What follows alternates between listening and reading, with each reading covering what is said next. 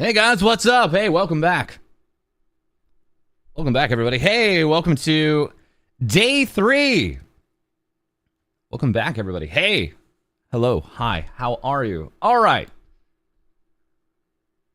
Got Twitch up. Let's go ahead and get YouTube chat up. There you go. Hey. I'm surrounded by my own chat. Hey guys, how's it going? Whew. This is rough. I'm hanging on by a thread already, and it's only day 3, dudes. My voice is like, what are you doing to me? Whoo! Gonna see how far we can go. Am I hydrating? I mean, does coffee work? I'll get some proper water later. Promise. Whew.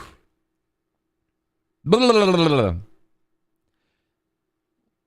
Welcome YouTube, welcome Twitch. Once again, this is day 3 of our multi-stream charity run.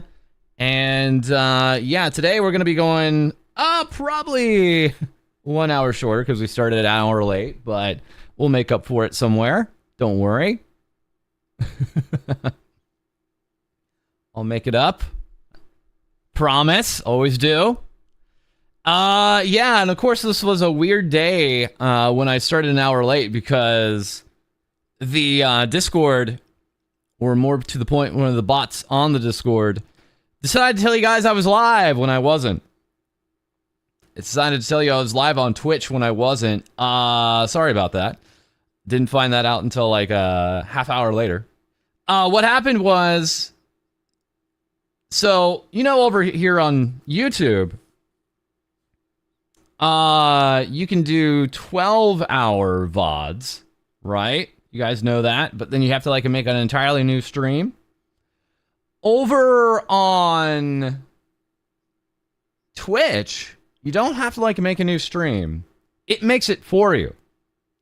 So after 48 hours, it will just make an entirely new VOD and act like you just went live all over again. And so whenever a bot sees that, it's like, hey, send out the pings. And that's what happened. So I know, hey, lessons learned. We know what's up now. More like 11 hours and 55 minutes. Yeah, YouTube is weird. Yeah, YouTube is weird, but hey. Hey, Peter. Hello. Whew. Yeah, my voice is already super shot, but we'll work through it. Okay. So let me firstly just pull up a little bit of our standard pieces here, right? Always should start off one of these streams with the important bits here. So, oh, can't see it. It'd be helpful if I actually shared my screen. Yeah, we're running a charity set of streams here. We're going to be running this all the way through Friday.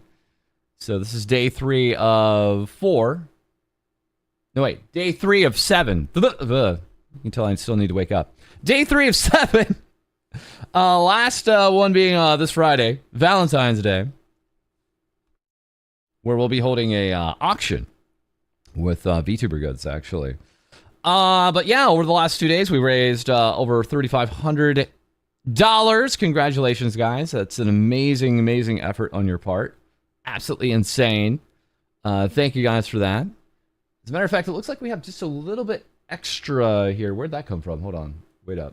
Hold up. Where's this from? Yeah, log me in. Toadify, get me in there. I'm hacking into the system. Okay.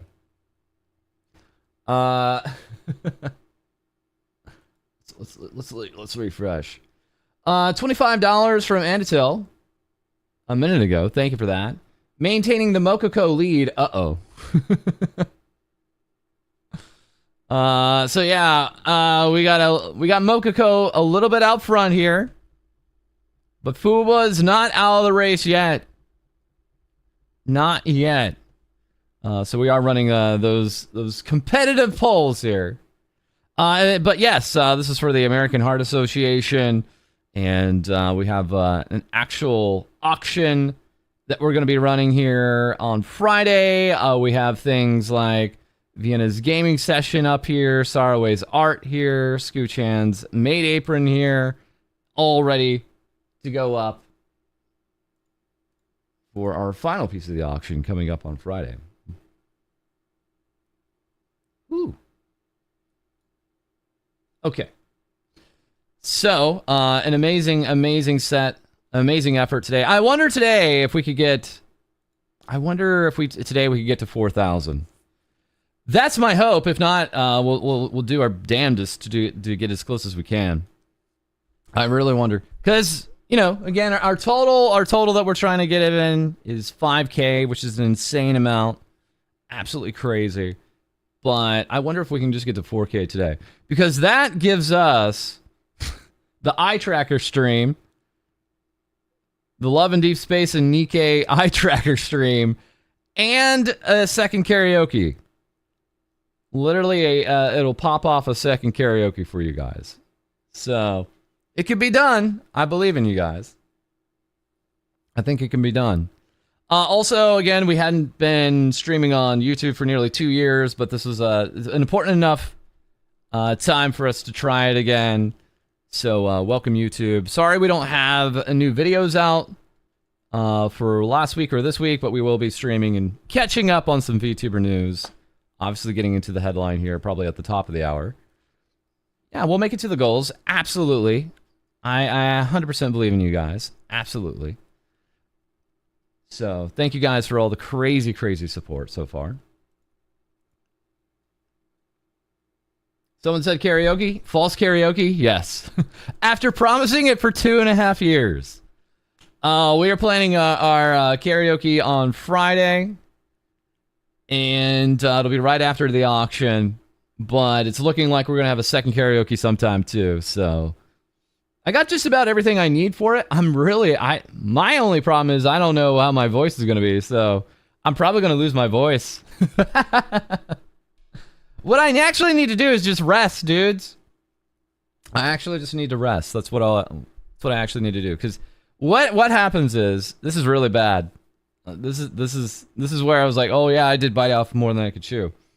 Is I end the stream with you guys for 2 nights now. But now I got to get up for my normal 9 to 5. So, but I'm also getting to bed like crazy late after these streams.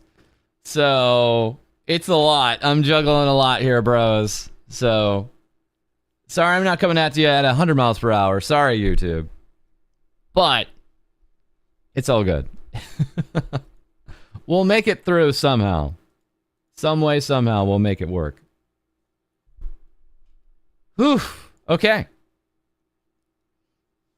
Make a text-to-speech type stream? Oh, no. I was expecting you not to do the 9 to 5 during this. Yeah, that's what a smart person would do. They would have gotten the time off. I'm an idiot, though, so... Lessons learned! Lessons learned, bros. Oh, man. Okay. You never need to apologize to YouTube. That's right, YouTube.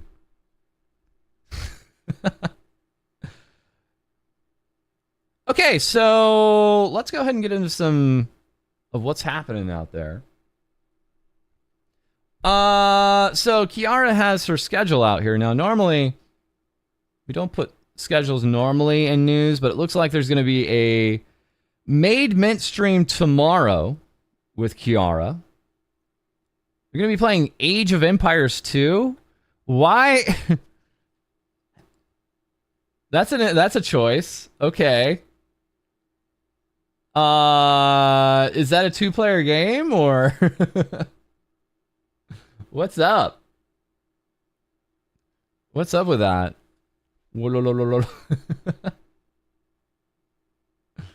So, also Valentine's karaoke.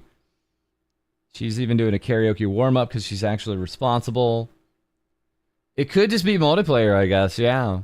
It has co-op. Oh, okay. That's cool. It has 2 right there in the title, idiot. Says Age of Empires 2, dummy. Of course you can have 2 players. And then she's going back to the Doom mines here on Saturday and Sunday. So. You need to suck on some cough drops. They're the life-changing for your voice. Actually, I'm doing a really good job of keeping the office hydrated here. By which I mean moisturized. Moist. We got humidifiers now running in here, which we didn't in the past winter times. It was all dry in here, and that's when I was like... Hydration is good too. Of course I got coffee. Coffee's hydrating, right? Thank you for the splash. Thank you for the hydration. If Kiara's collabing with Mint, does that mean Mume will collab with Doki? Yeah, dude, like... Come on! Let's do it! I feel like I'm losing my mind. It's a diuretic, yes. Is it phase coffee? It's not, because I want to try out some normal coffee and then get back on some phase coffee. I'm going to tell you guys, like, the phase coffee was way better. Because I got some, like, brand coffee. Some brand, like, coffee whole beans. You know, I'm grinding them up myself and using, like, an AeroPress. So it tastes fine. You know, it doesn't have any, like acidic quality to it or anything like that. It's got a full flavor. But I'm going to be honest, guys. Like, the phase coffee is blowing this out of the water. Even I'm surprised. I'm like, I thought the phase coffee legitimately was just going to be like normal coffee with anime girls on it. And then I had it and it was good. It was good. It's very good. And then now I'm back on like a normal regimen of coffee. I'm like, oh, phase coffee was way better. So, which phase coffee was I drinking? Let's see here. Oh, God. Chat, what did I have? I had the Uruka. I had the Leah. I think I had the Sheena. What was the fourth one? I even had this out on Twitter. Damn it. Tenma was sold out. And Tenma actually has the dark coffee that I really want to try out. So I'm going to try to get that next time. I think the Pippa was sold out too. So I couldn't get the Pippa, and that's fine. So I'll just get those the next time. NASA and Rooney are really good. Okay. I'll probably do that then. I'll probably do NASA, Rooney, Pippa, and Tenma if I can. So I like to get like 4 at a time if I can. So I think my favorite, if I had to play favorites, was the Leah coffee. That was pretty good. That was of the 4. Anyways, we'll have. I'll give you guys a better review sometime. Once I get another batch. Yeah. Oh, I'm an idiot. It's the one I was posting about all the time. I had the Ponko coffee. The Ponko coffee was good. Sheena coffee was good. The Leah coffee was very good.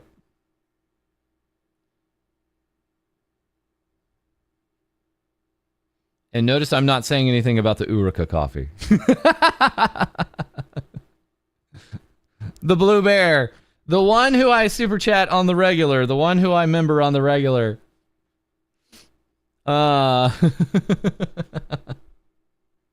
Okay. So yeah, it's looking like we're gonna have a Mint collab with Kiara. That's cool. I dig it. There's a new animated short. What the hell is this?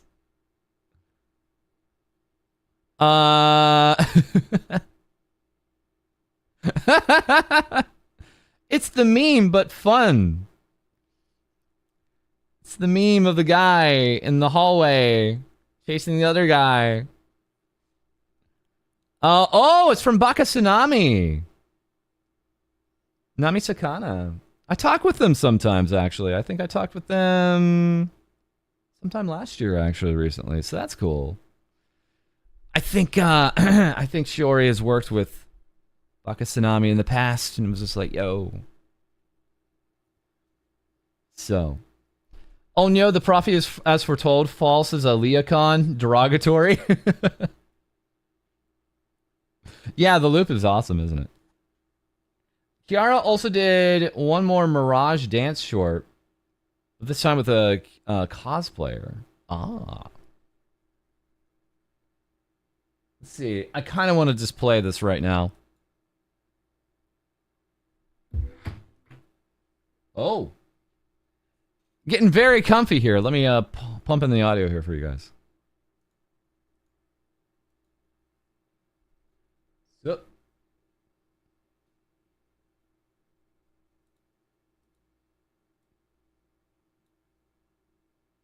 Are you gonna sleep with me tonight? No. She's cuddling closer. I'm scared. I'm just slowly closing the distance. Risa keeps staring at me. I'm trying to avoid eye contact. Why? But you're beautiful. Stop that. I love you. Thanks. Are you gonna sleep with me tonight? Dude! Notifications finally worked. I'm not shadow banned anymore. That's great to know. Thank you. I actually like hearing about that. Thank you for that update, actually. Thank you. Dude, this is so like Nama Sakami. This is so much like their old shorts, dude. Like for us old heads that used to see Nami's old shorts, this is like, it's like the editing, the way it's animated, it's just like one to one. It's like this was a blast from the past watching this short. What mic do I use? I use an SM7B. But I wouldn't recommend anybody just getting an SM7B. And me and all the co-hosts have SM7Bs and Go XLRs. I'd actually just recommend at this point just to pick up an MV7. Pick up a Shure MV7 because it basically sounds about the same. And it can use USB or XLR. So you have a lot of good options with it. But yeah, if you want to go all out, get an SM7B. Also, my voice is practically shot here, so anyways. All right. That was just a blast from the past watching that. That was like, wait a second. And yes, we do actually have music again. I brought back the music again over on Twitch. Sorry, YouTube. We'd love to play music for you guys over on YouTube. We'd love to give you guys some background music, but we use Spotify for our background music, and it'll just play whatever. And YouTube, of course, is not going to play with that, so it's all good.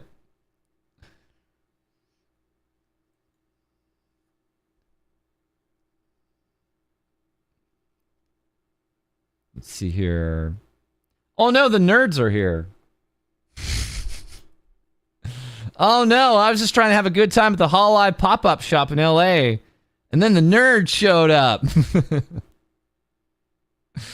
Hi. We out here. All of the Oro Crony fans here doing a small little meetup here, it looks like.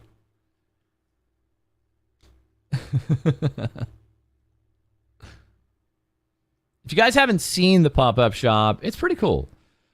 Crony saying, I had a lot of fun being able to see so many amazing and cute people who took the time to visit. Thank you so much. Oh, wait, so she actually did a meet and greet thing. I totally missed that. I saw this, but I thought this was like a thing playing on loop. Oh, okay. So it sounds like she was doing a little bit of a meet and greet there at the pop-up in LA. All right. And again, like we said last time, one of these things is not like the other. I don't remember the last time we saw Callie Feet, but surprise! Callie Feet is here.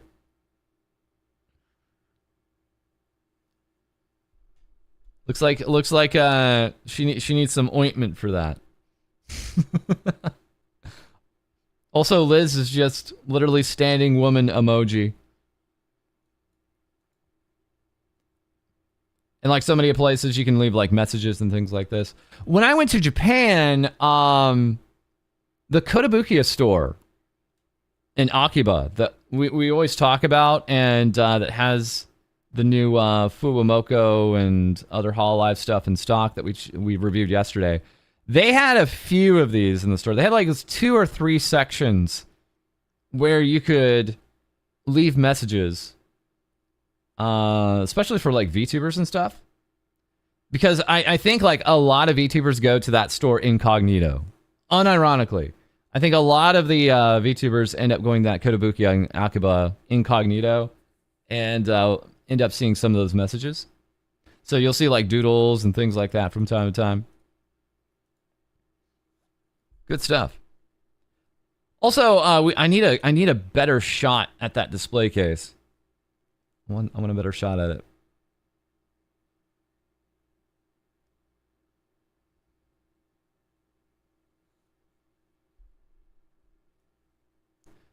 It's not a new outfit. She does have a new outfit coming. This is for her upcoming concert, Grimoire, coming up here in LA. So they instead of getting a kind of a normal Valentine's standee, this is actually for the event coming up for Cali. So this pop-up shop is working overtime. It's a Hololive pop-up shop. It's a Valentine's Hololive pop-up shop. And you can see there in the background, it's also a pop-up shop for the concert. So they just yesterday got in a bunch of new merch for the concert that you can pick up at the pop-up shop too.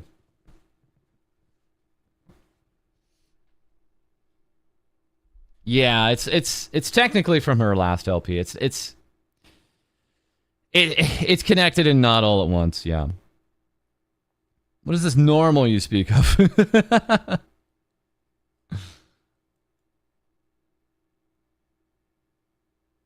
Yeah, I need like a 360 walkthrough of the pop-up shop, damn it. So yeah, so Crony was 100% actually there. Okay. Very cool. So yeah, but we covered a bunch of the Hololive stuff yesterday. Do you stream frequently? Yeah. So we normally stream over on Twitch. I'm not streamed on YouTube in like 2 years, but I've been streaming on Twitch for 4 years now. So over on Twitch, I normally stream Sundays and Wednesdays now. And then we get out an episode the next day on Mondays and Thursdays. So it's nice because we get to cover the weekend, what happened in the weekend. And then we get to cover what's coming up the next weekend, right? And we're not doing daily episodes or daily streams or anything like that. That's a bit much. Daily episodes, we were going to try for it. We were going to try for shorter daily episodes. And then like YouTube just got stupid and didn't understand how to handle like daily videos at all. It absolutely lost the plot. So for like not just 1 day, but 2 days, it would just keep on sending out notices and sending out videos from like a day or 2 before. And it would just ignore like new videos we were making. So we were like, okay, well, I guess daily videos are out the door. And we're just going to give some space between our uploads. Yeah. The plan was to actually have some episodes out last week, but we had so much to prepare for this whole stream week. It just wasn't working. But I do want to show you guys the Cody and Lady segments that we couldn't get in. So we might look at that today or tomorrow.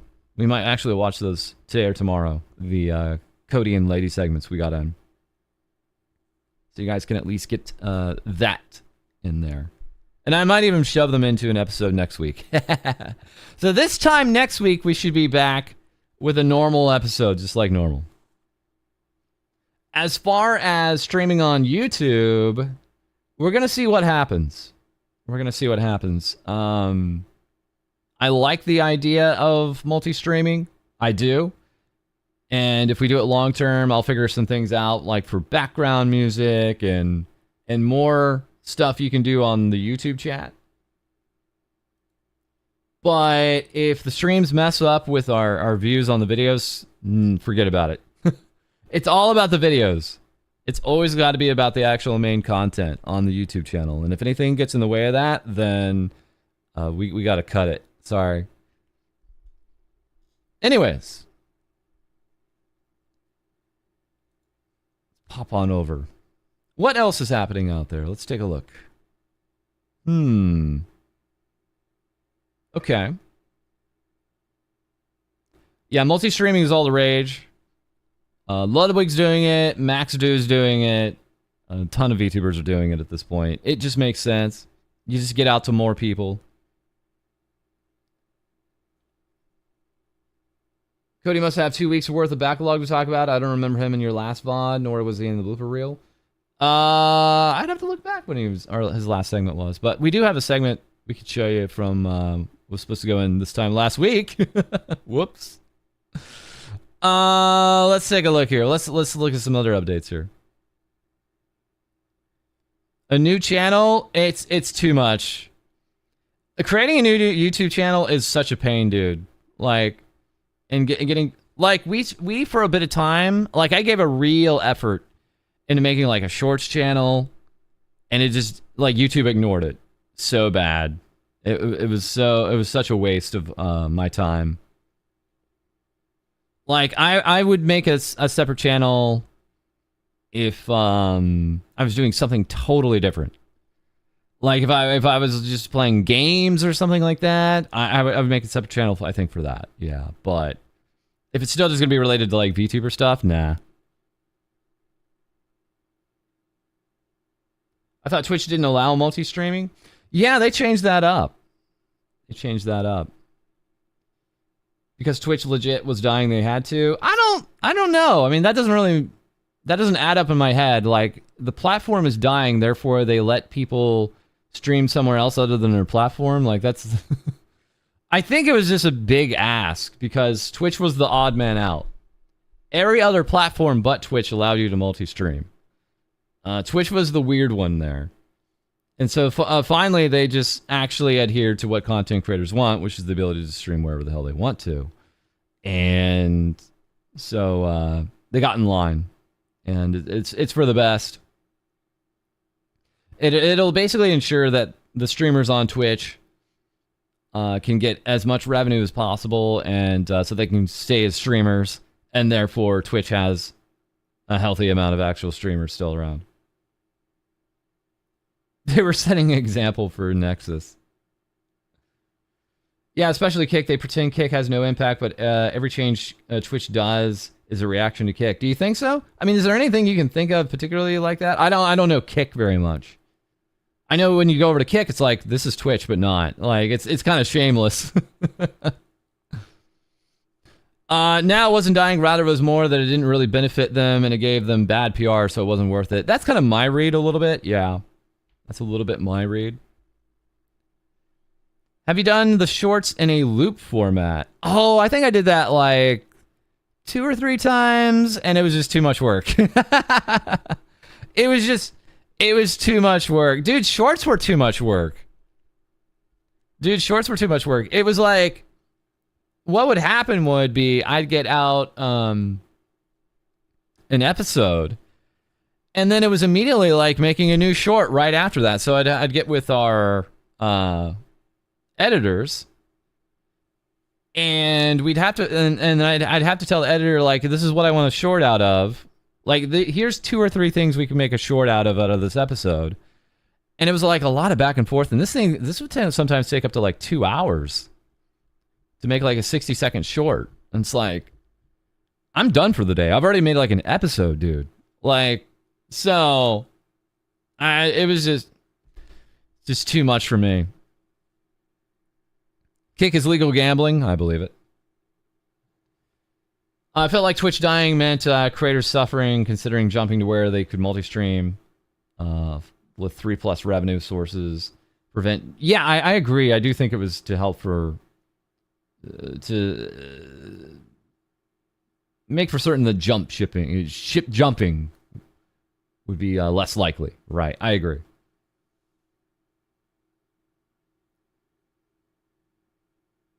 You don't get random copyright strikes on Kick. Just give it time. Just give it time. Once these brands start getting wise, they get in. It happened to YouTube, happened to Twitch. Just give it time. It'll happen to Kick too. Once these brands, once it's big enough. For now though, they can kind of go under the radar on a lot of that stuff. Would be good if there's an AI that you can just ask to clip for you. I bet there's stuff like that. But I'm so particular, I don't think I would be very impressed by it. I mean, I'm like really particular on, because like think about it, like, you know, doing a clip of like a game clip or something like that. Who cares? Like it's just you messing around in something like Marvel Rivals, right? But you clip something out of my episode and you leave out very important context, then things go south. Not to sound important, but I'm kind of an important kind of guy. Every once in a while we talk about important things that just I'd be scared just to leave up to AI. That's all. Like some of that context could be missed. To be honest, YouTube and Twitch have a ton of illegal S. Kick isn't that much worse.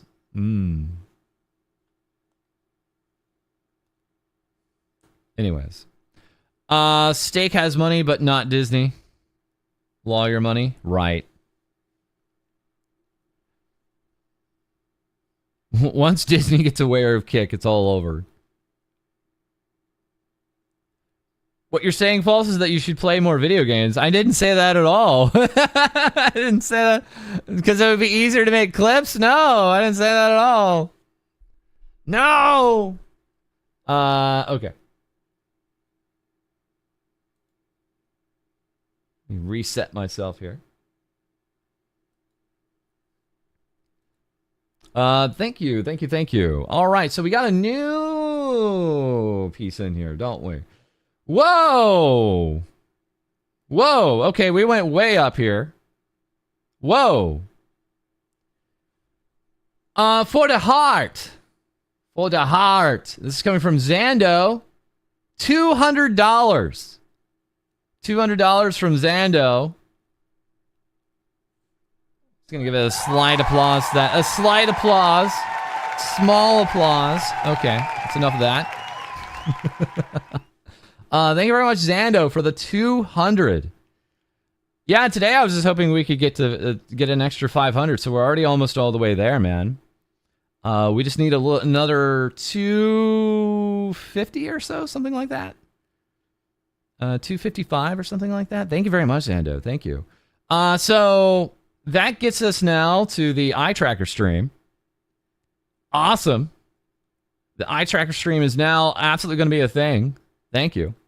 Like I said, I reached out to some VTuber associates. I would never assume they're my friends, but associates. And so a few VTubers are like, yeah, I got a heart monitor. Yeah, I got a eye tracker. And another one even said I have an ASMR mic. So let's see if we can get up to 4,000 for that second karaoke. Let's see if we can get up to that, guys. And then maybe we talk about ASMR options. Then maybe we get a little crazy and think up some ASMR options. How about that? As a milestone.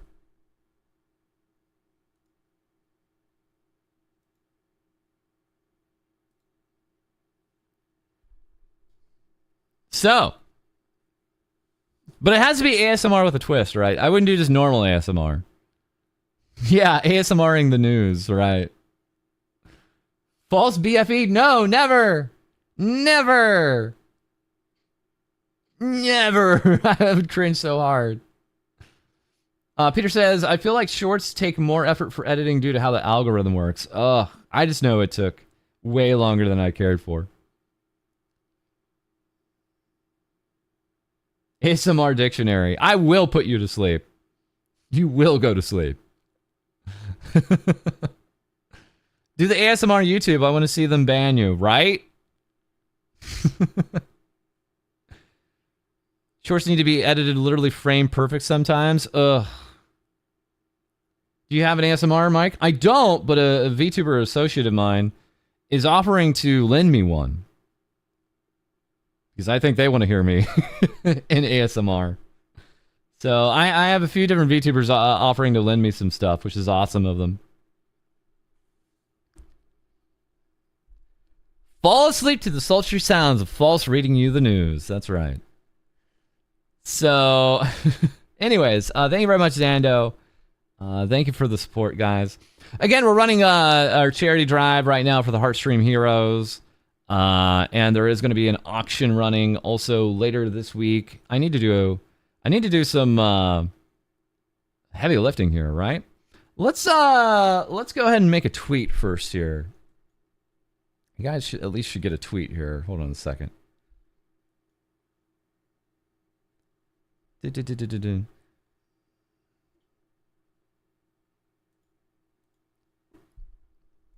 the tweeters know I'm live.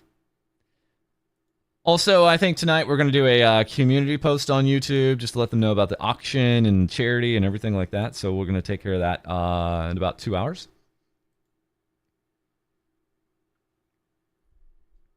So let me go ahead and set that up.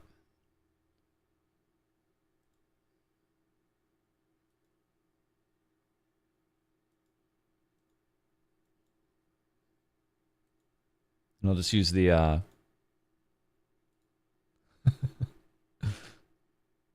same one. Okay.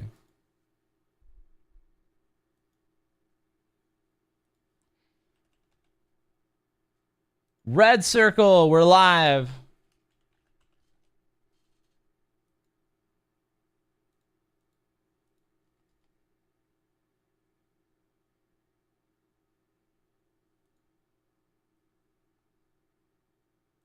All right, let me get the links from the announcements.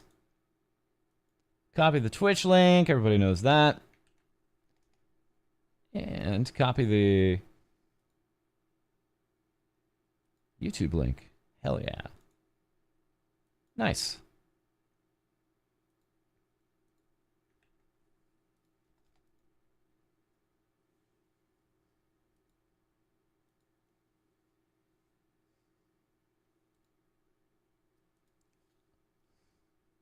I'm going to put an angry face on this tweet.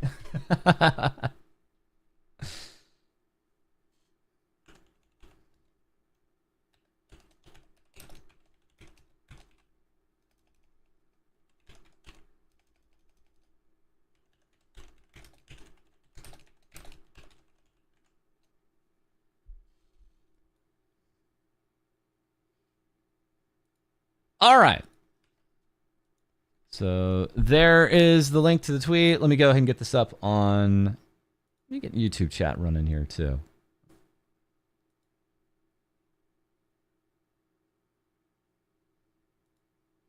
Let's go ahead and take care of that. Let me get you up here, chat.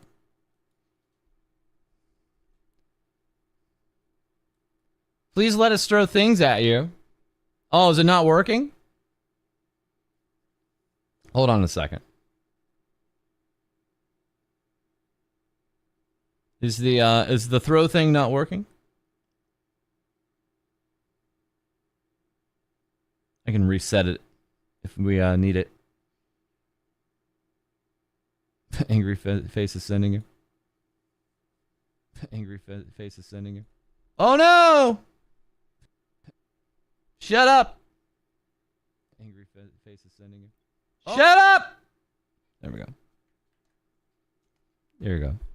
There you go, YouTube chat. Yeah, let me reset this. Hold on a second, guys. Whoop.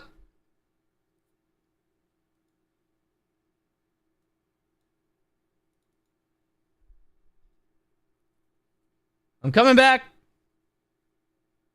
I'm almost back. Yo, look how much of the bar we got filled up here. That's actually crazy impressive. The one problem is this program starts in a crazy stupid high like 4K res. Yeah, there we go. There we go. So it always starts like really like choppy. There we go. What? Whoa! What? I'll stick with this. This is a good wide.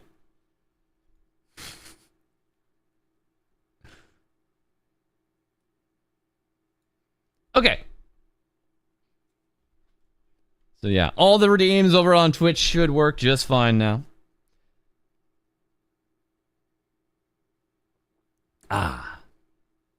Feel free to give that tweet a like and retweet, just to let people know we're live. Thank you.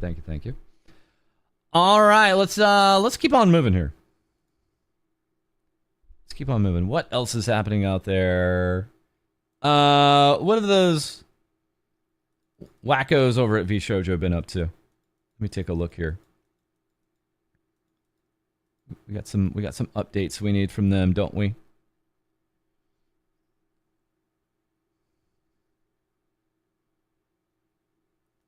More of the absolute insanity here. Over on Twitch, Iron Mouse is running roughshod on everybody as normal. Zen is now number 3, pretty comfortably. Michi is number 4. This is at the end of January, so it's kind of VShojo town over there. They've also updated the website. All right, well, let's go ahead and take a look. Let's take a look.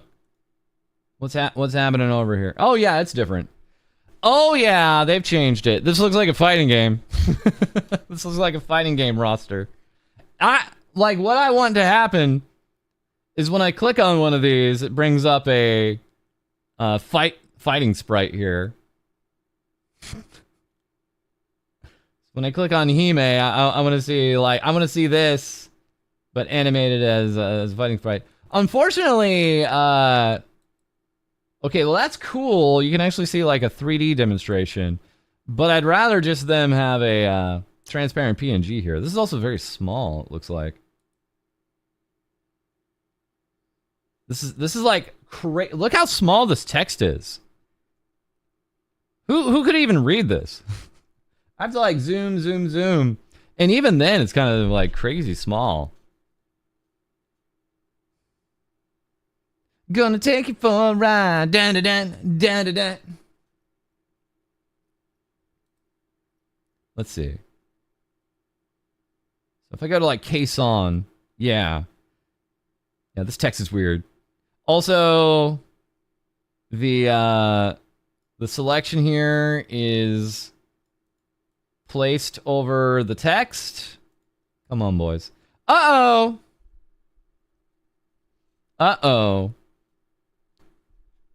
We got the grammar in here. Uh-oh. Yeah, so if you guys didn't know, lady had a tweet about this. I am Gremlin Mama. So you can see some of her gremlin models that she did for VShojo out there. It renders in Firefox, but I'm using the only browser that matters, Chrome. The only browser that'll ever matter, Chromium. I wonder if it's because... Hold on a second, guys. Yeah, Firefox is actually my daily driver. Yep. It's just looking weird in Chrome. Damn. Oh well. I literally use Chrome during streams because I don't actually normally use it. Chromium does not equal Chrome, you wish. And other lies we tell ourselves. I literally use Chrome as the browser I use on stream because I don't normally ever use it outside of the stream, meaning it has none of my personal information in it. It's literally the browser I choose not to use for anything that I normally would use a browser for.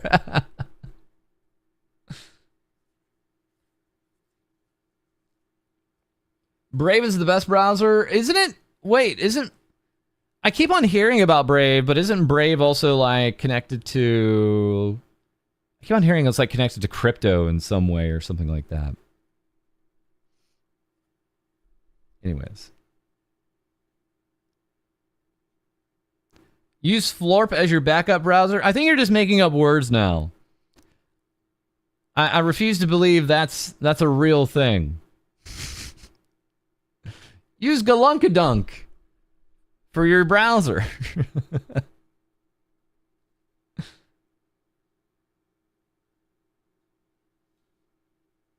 Why is false wider? That's just because I can be. Whoa.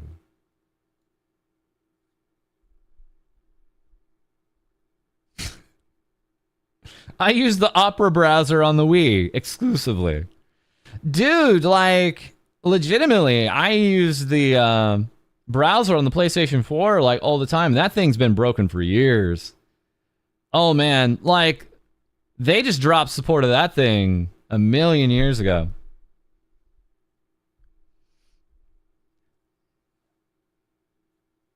False is wide maxing? That's right. Okay. What else is happening out there in VShojo Town? Let's see. Have some updates to the site.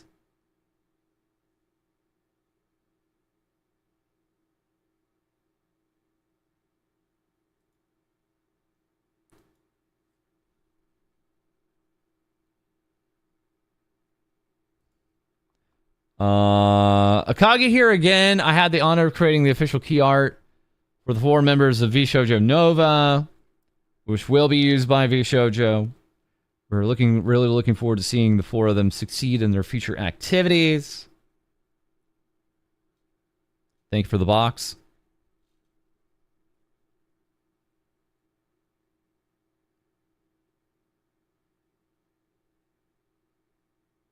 Looks like we have some Kason Let's Go Amioji collaboration goods. Okay. Yeah, I feel like this has been around for a little while. 1.5 edition pre-orders. Okay.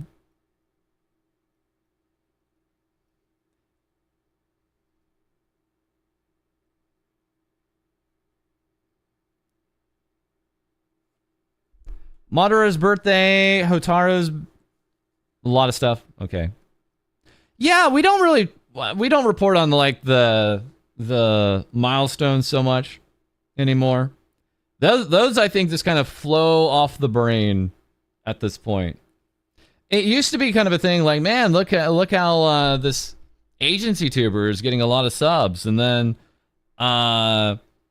it was like, wow, look at this indie tuber getting a lot of subs and things like that. And now it's just kind of like par for the course. Followers and subs and things like that. It all just like kind of turns into like a gray muck when you throw like, now this person is at 20K. Now this person's at 30K. And it's like anti-news to a point.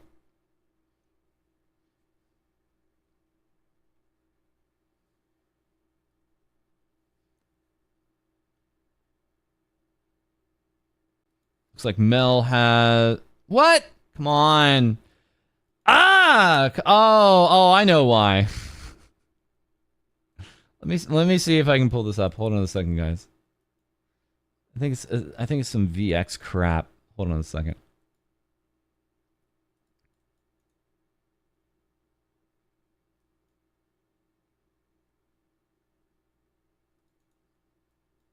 Well, I'm just going off of what we have in the news channel. I don't need summaries in the chat. Yeah, can't pull up Kevin's. That dude's unhinged. I'm surprised V Shoujo is still up with this dude. Kevin X. Like, dude is so unhinged. That dude is becoming like more unhinged by the day too.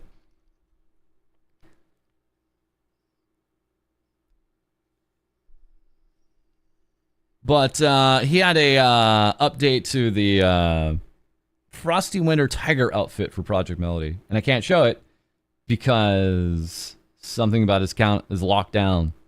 Things that make you go,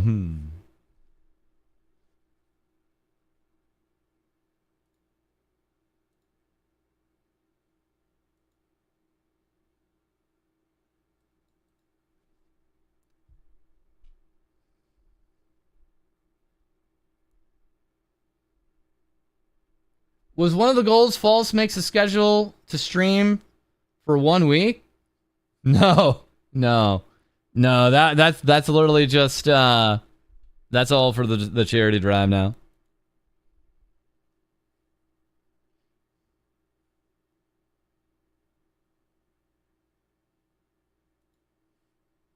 V Shoujo returning to the Nijijin Expo. Hooray. Hooray.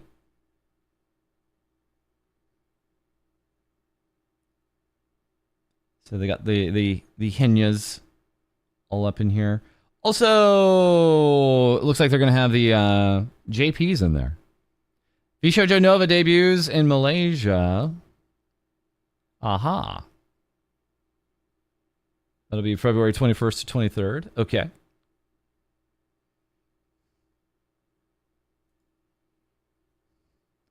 Brand new wave of VTuber superstars.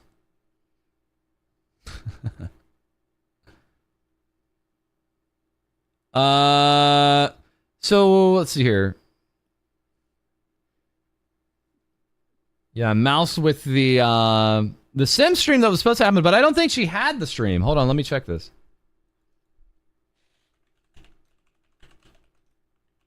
I think this was the sponsor stream. She might have had to have.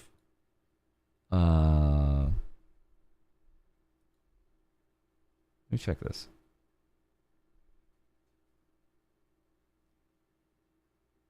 It was on the Sims channel. Oh. That's a choice. That's a choice and a half. Okay. I've heard things up and down about this Sims release they had, right? Like I think they re-released like Sims 1 and 2 or something like that. Was what I heard. So they re-released that and it's going for like $40 or something like that. YouTube chat was atrocious. Oh wait, so yeah, only on the Sims YouTube, TikTok, and Twitch channels. Well, when you run on YouTube, firstly, you got to have like 1 billion filters, just like Twitch. But the other thing that's you want to at least try to do is set it up for sub-only mode. So over there, you guys see like sub-only mode. It's only for like a minute right now. But that cleans up so much on YouTube, it's hilarious. It's actually comical. Like even it just keeping like any of the bots out from throwing junk into your YouTube chat. Literally just set it for sub-only mode for just even a minute. And it like makes a night and day difference. It's comical. But you can also set up it for like 5 minutes or longer. You have a lot of controls there. Doja Cat was headliner for the event, so it was a bunch of normies pissed at a VTuber. Okay. I'm kind of interested in seeing this now.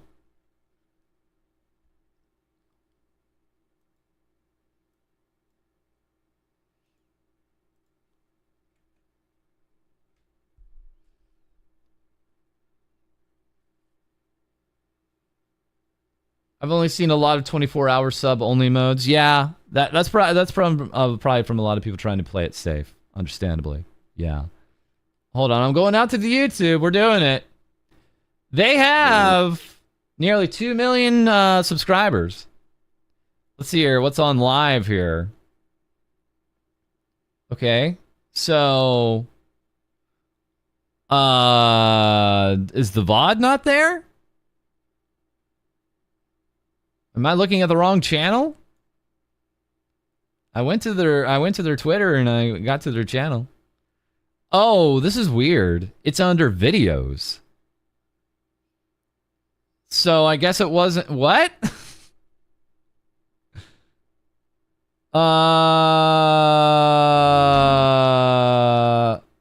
There's no chat here. There's really no chat because it's not even a. Yeah, and Mouse like nearly kicked it off. She came in like an hour 30 into this 24-hour event. So there's no chat at all. They literally just took the VOD and put it up as a video, I guess. Doing it like that lets them get rid of evidence, right? Because they don't have chat on stream as far as I can see. And Iron Mouse went from like 1:30 to 2:30. They just had her for an hour. That was it. No, I don't think they didn't edit the VOD, guys. I don't think you understand. This is under the videos. There's literally no chat. See, above me, there would be like chat is disabled if it was a normal VOD, right? What they did was, if this is actually a live event on the channel, it's not there under the live tab. They took that and then they like re-uploaded it as like its own like 12-hour video here. So they really did scrub all the evidence. We were saying it in VShojo chat how bad it was. Twitch chat was quite better, but it's still somewhat bad.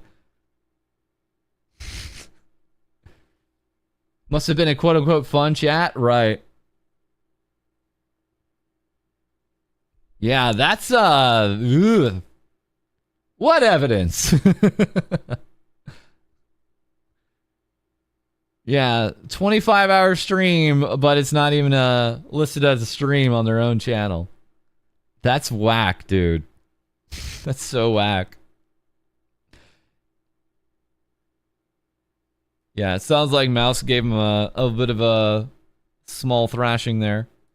Moderate Khan had her birthday. She is no longer a hag. She is now a senior. She is now a senior, as we've come to learn. Birth. Please, Momo. Momos, don't run away. I need to eat. She has all these Momos bagged up. Must have been similar to Fillian's recent public VR chat stream with Pippa. I mean, what were they thinking? What were they thinking? What were they actually thinking with that one? Unless they wanted that to happen. Any streamer going on public chat should see that coming a mile away. They should see what happened on that particular stream coming a billion miles away. That was a mess? Of course it was. I don't think anybody got banned, no.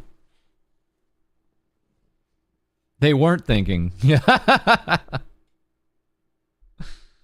What happened? Well, Fillian and Pippa had a stream together, and it was like literally just like looking at, I can't remember it was a good stream idea, but then at some point apparently they went into like public VR chat somehow, totally separate from the stream topic.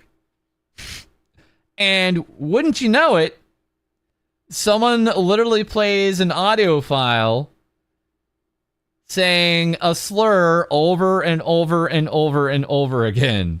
Yeah, that VOD got nuked. Surprise. Like,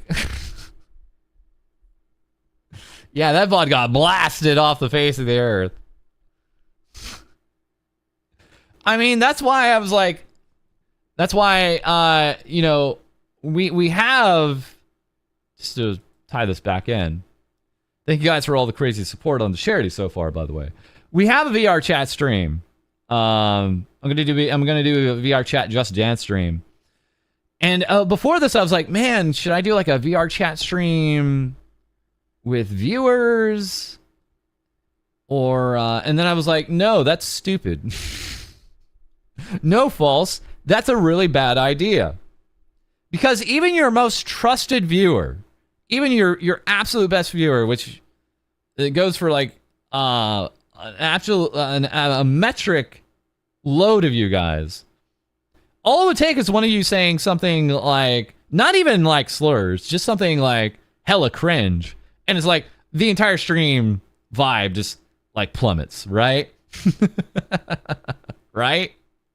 It's a bad idea. I think it's a bad idea just to even do like community VR chat streams, in my opinion. In my opinion. Just my opinion. Now, doing VR chat community stuff outside of streams, that I'd still be game for. I'd absolutely still be I'd be down for that. Yeah.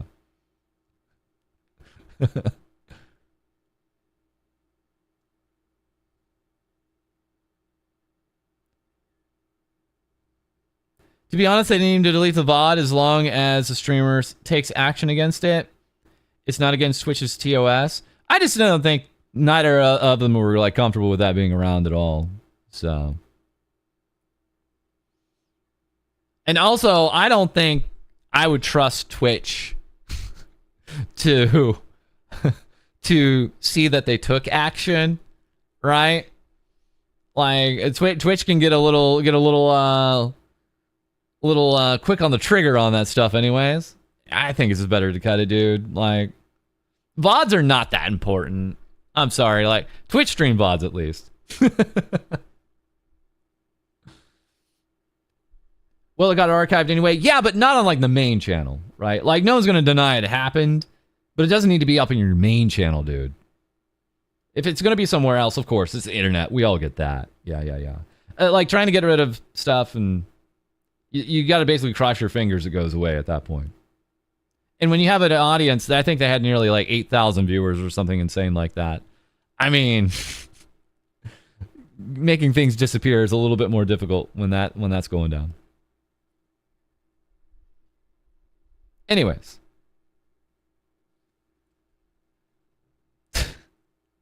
What were they thinking? What were they thinking?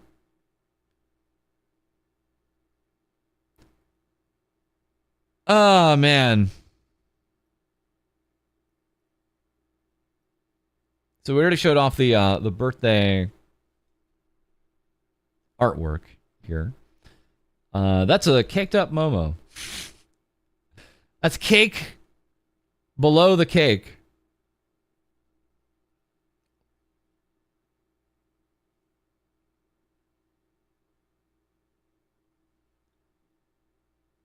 Madara had her birthday bash.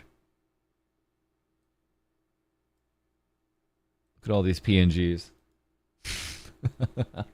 Mario Kart 8 Deluxe.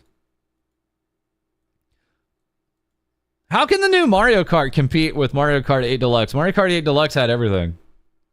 How can they compete? What are they going to do for it?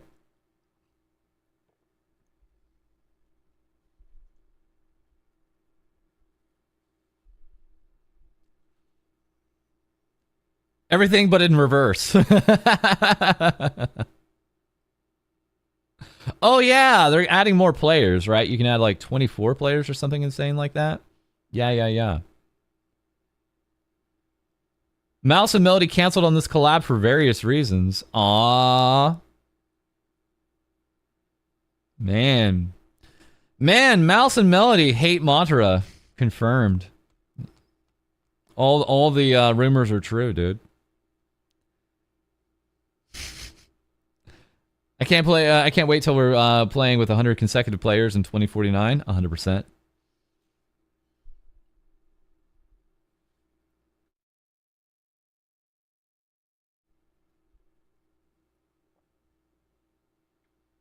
Pull a DK Racing and give us boats and planes. They kind of almost halfway did that.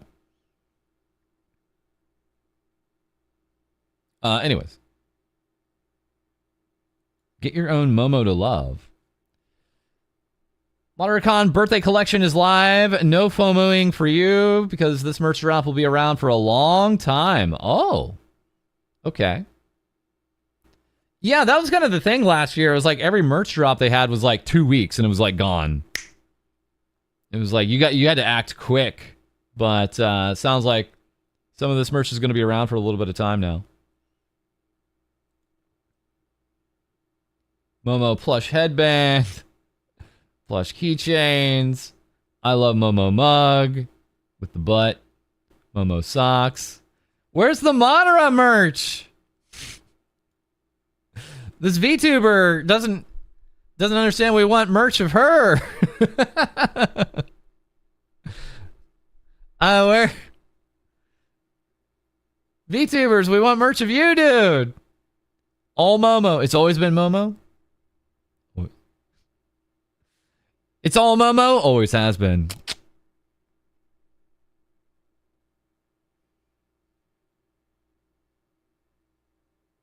And of course we had the Zentreya Nindo.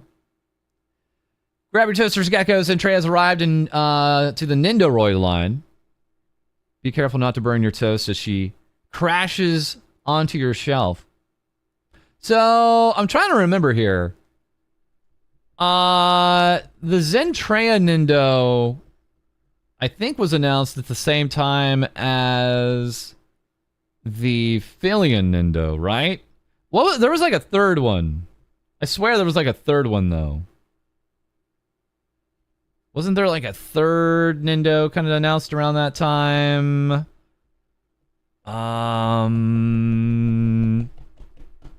Chat, help me out here. Chat. Am I crazy? Well, the Kiara one's been in the works for like 2+ years. That'd have been in the works. That'd have been announced a long time ago. Oh, so it was Doki. It was Doki. So they announced the Doki one at the same time. Because the Doki one and the Zen one are basically releasing at the same time. Q1 2026. Okay. So yeah, I guess it was Doki. I guess it was Philion. And I guess it was Zen here. Okay. Got it. Doki was announced around the time of Philion. Okay, thank you guys. All right. That makes sense. Yeah. Man, just waiting for that Philion Nindo. Can't wait to get my hands on that sucker. Oh man, I just whew. The wait is real, but it's going to happen, boys. I can feel it. I can feel it in my bones. It's got to happen. Yeah, we looked at the pre-order bonuses on our last stream for the Zen stuff. Dokibird has very similar pre-order bonuses all on the Good Smile website. And speaking of which, top female streamers of 2025. We got Iron Mouse at 1, Zen at 7.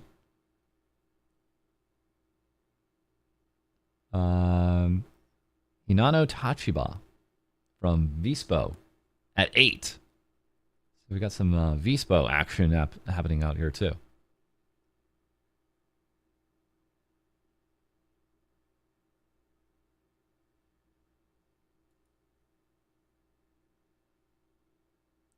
Also celebrating a birthday here on the 6th. That was really close.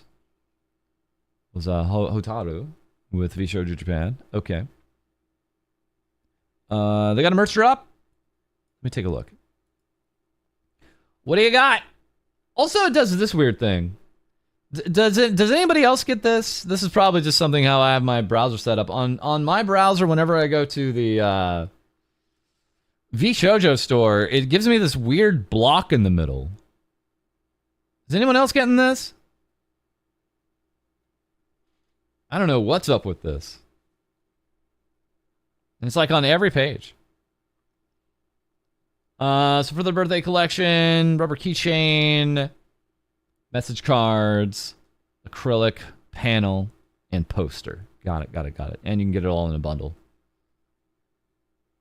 Yeah, I do have dark mode on. Of course I have dark mode on. Of course I do. Of course. Of course, you have to. VShojo's site doesn't have dark mode. Yeah, well, I kind of noticed that on the piece here, but this is a... I noticed that on the new VTuber pages. Because it would be like white background with their model, and it was like, oh, that's for light mode.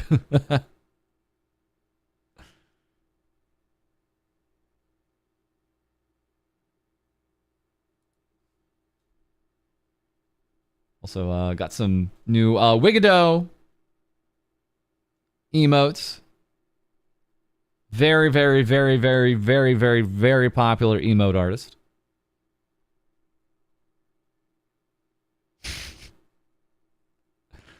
I don't think we have them 100% in 3D yet, but... Oh, okay. So Seafoam Boy helped out on this. Explored the world with the Firefly model by Seafoam Boy. Ah, so Seafoam Boy was always the person that Ame had worked with, and a bunch of others like Hask, for the VR chat, like models and worlds and things like that. So, we've talked about Seafoam Boy like a billion times at this point, because of everything that Ame did. If I ever get held hostage, yeah, you could absolutely tell because I'll be using light mode. That's the giveaway.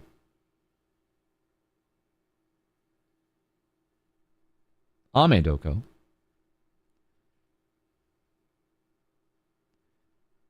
This is the 3D chibi she won by beating the other Nova members in a Mahjong tournament. Oh! Oh, VShojo. Oh, no. Pitting their VTubers against each other. This is a recipe for disaster. This is a recipe for disaster.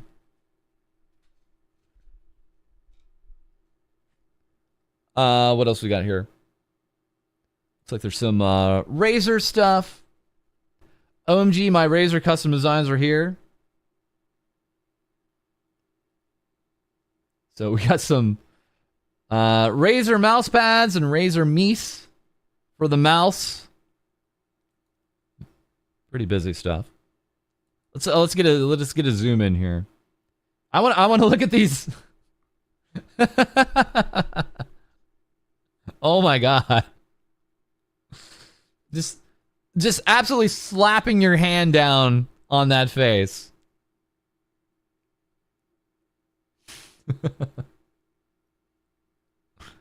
Iron Meese.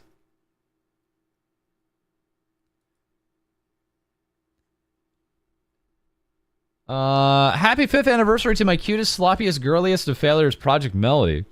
Thank you for streaming on the moon and being the secret CEO of VShojo. I mean... there is some truth to that. Project Melody did actually found VShojo and is basically going to be her retirement plan. Big kisses, big loves to 50 more years. Oh my god. Why 50? Why 50? So February 7th is when... why was I thinking March?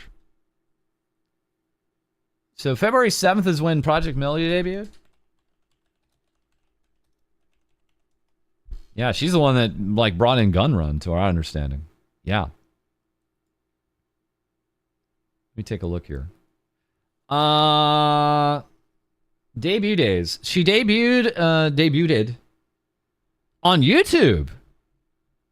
December 27th, 2019. Okay. And then on Slatter Boat. I'm not going to say that out loud. On the 8th. And then over on Twitch. I remember the Twitch one. I didn't know about Mel until the Twitch debut, March 7th, 2020. I didn't know about her at all. And again, that was when she got banned. I think, if I recall, she got banned on her very first stream on Twitch. And it was just because she had some items kind of around in the background where Twitch was like, yeah, you can't have that. You can't have that. You can't have that. So she was back soon enough, but it definitely got some attention.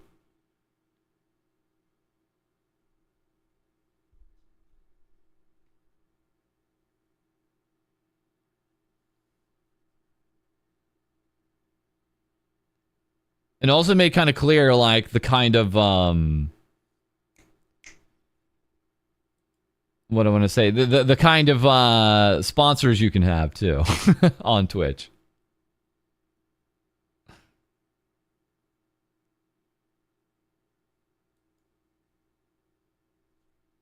You actually missed both the best and worst with that 1 month. Her streams were great, but the hate spam was vile. Wait, do you mean over on YouTube or where at?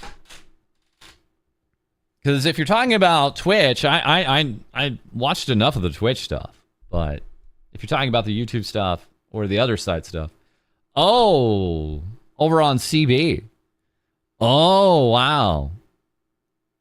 Her streams were great, but the hate spam was vile. Well, that whole thing was, the big thing was with Project Melody was she hit the scene, and then, like, you know, dozens of cam girls basically lost their heads, right? Like, and it was just, it was comical. It was actually comical. It was like, they couldn't take the competition, basically.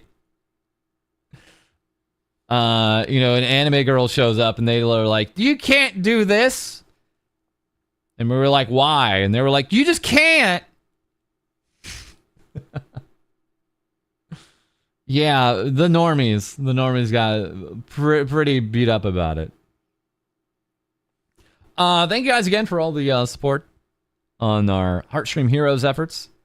We are on our way to our next goal here. 4,000, that guarantees the second karaoke. I wonder if we can get that done tonight.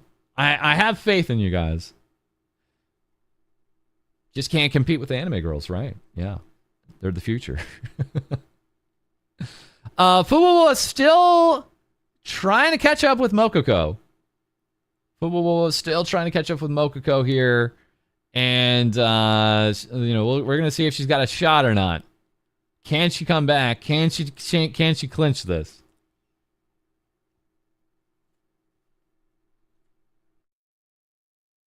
They haven't seen JP VTubing in the early days. Some of the earlier ASMR VTubers did cam stuff. Wow! Holy.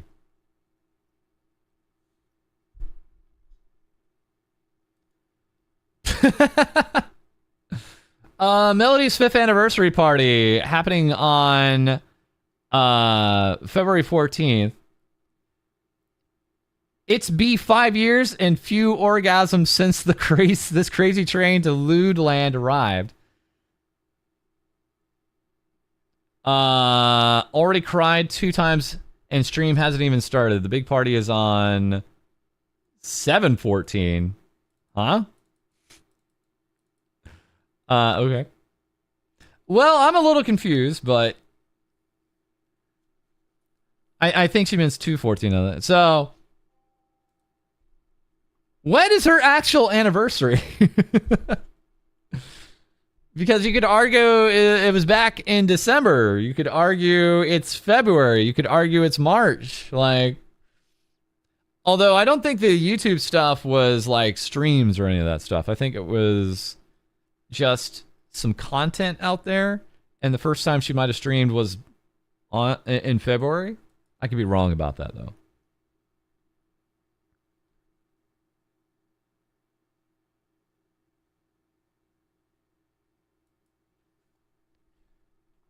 Original song remix, Time to Feast by Iron Mouse. Music video is out. Nice, nice, nice.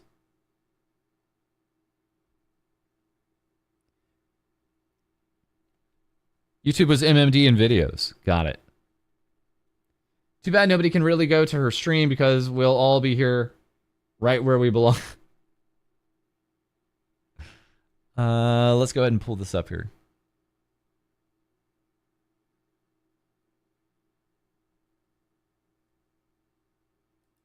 Mouse also showing up for Pixel Expo. Man, that's kind of far out, though. That's all the way out in September.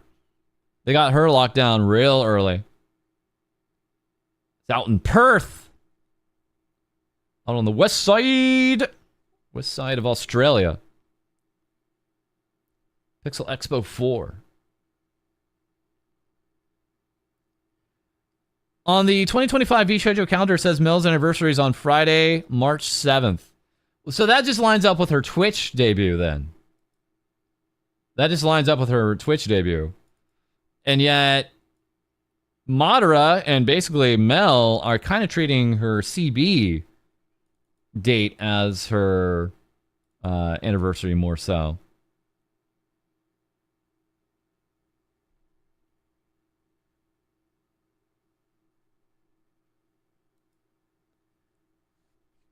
Shiro Beats here. Cry For Me hit 1 million on Spotify. Very nice. Got released back in December. So just 2 months ago. 1 million streams.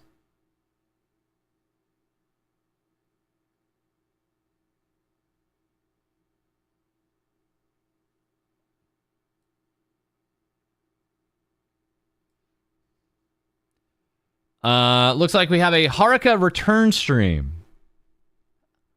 How long's she been out of the picture here? Let's take a quick look back. Haruka Caribou. When's your last streams been, girl? Oh yeah, she's been gone. Oof, yeah, she's been gone. Last stream before this was in November, and the one before that, she was streaming in July and June. Yeah, so, whoa. Basically, half a year. Yeah. A little over half a year, basically. Woo! She have anything interesting to say? Did she just show up and start streaming? I'm curious.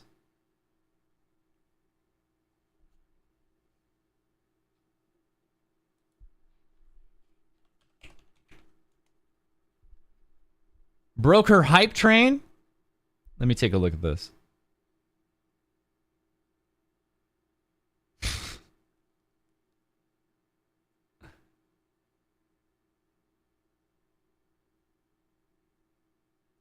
We maybe hit level 30?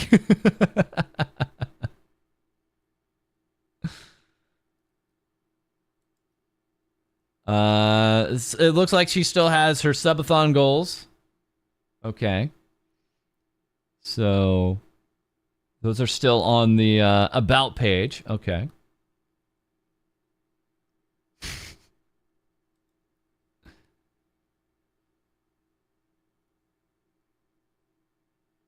This is not a drill.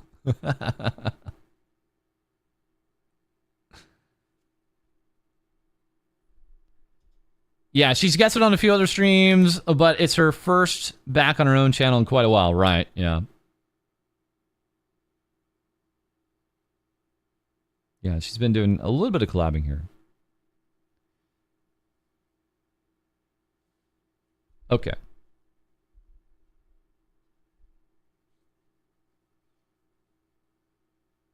I think that that does me for now for the VShojo stuff. I'm feeling pretty good about our coverage there. Let's go ahead and get into just what we were talking about here with the stream titles, shall we? So, I know it was posted in Indie News. I think it actually belongs more in group news, but I went ahead and put this instead into the chat. Group chat. So let's see here. So we had Zoe. Zoe. It's Zoe. Might be a bit out there. Uh-oh. Might be a bit out there, but if you're auditioning for an agency and they ask you for personal details, please make sure that either, number one, the details they ask for and that they give can't dox you if leaked. And that you give. That it can't dox you if it leaks. Number two, the company is reputable and has a good track record of data security. That's already asking too much. That is across the board already asking too much. If you guys don't know, Zoe's a VTuber manager. Currently, right now, she manages like Ren Penrose and also Limu. And I swear she had like a third talent. So she starts with this, and it's kind of out of the blue. Exclusively British? Yeah. Well, she hangs out with VTubers from time to time if they show up IRL.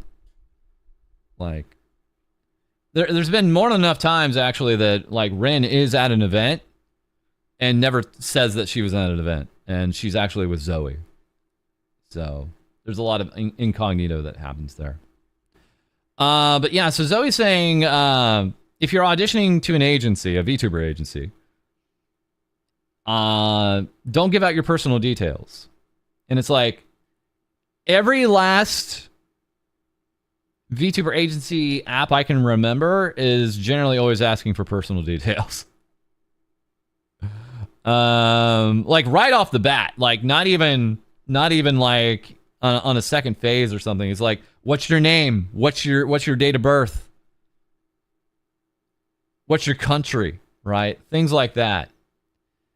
So they can just immediately filter.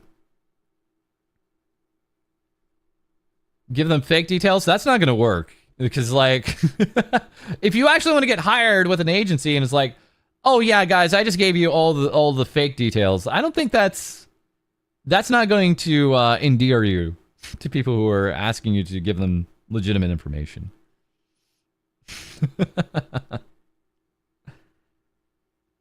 It's definitely to the point where you're about to sign a contract, a serious thing. Every once in a blue moon, I'll see an agency only ask for, like, socials and things like that. And then on a second round, ask for more personal details. Yeah. So I think when we ran our stuff, like, I wasn't interested in your first name and last name. And I don't even think I was asking for a date of birth. Because it was just clear that it was 18 and up when I was looking for co-hosts. And then when I got the co-host, we did a webcam stream where I would have them present their photo ID. So, or no, I'd have them send in their photo ID and then we do a webcam stream. So I could actually see, like, that's you on the photo. I'm talking with the person in the photo.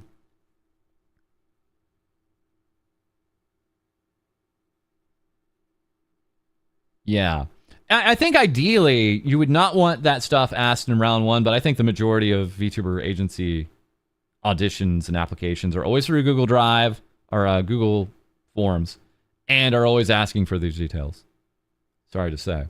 And then saying number two, the company is reputable and has a good track record of data security. Sometimes you don't know. And so this is why we're talking about this tonight, because we have a second and third tweet to this. Zoe saying further, there is at least one agency with auditions currently open that I know for a fact has an awful understanding of data security. I know this because they gave me access to the full audition responses from their initial audition wave, which had over 1,000 responses. There's a lot to unpack here. Nightmare fuel. There's a lot to unpack here. So, not naming names, which... One agency with auditions currently open that I know for a fact has awful understanding of data security. And they gave Zoe access to the responses for their initial audition wave, which had over 1,000 responses. So I assume, talking about what came before, this probably had information that could dox these people, right? Glad you're not applying. Big yikes. That doesn't narrow it down and it's scary. I think it might, but it doesn't all at once, yeah.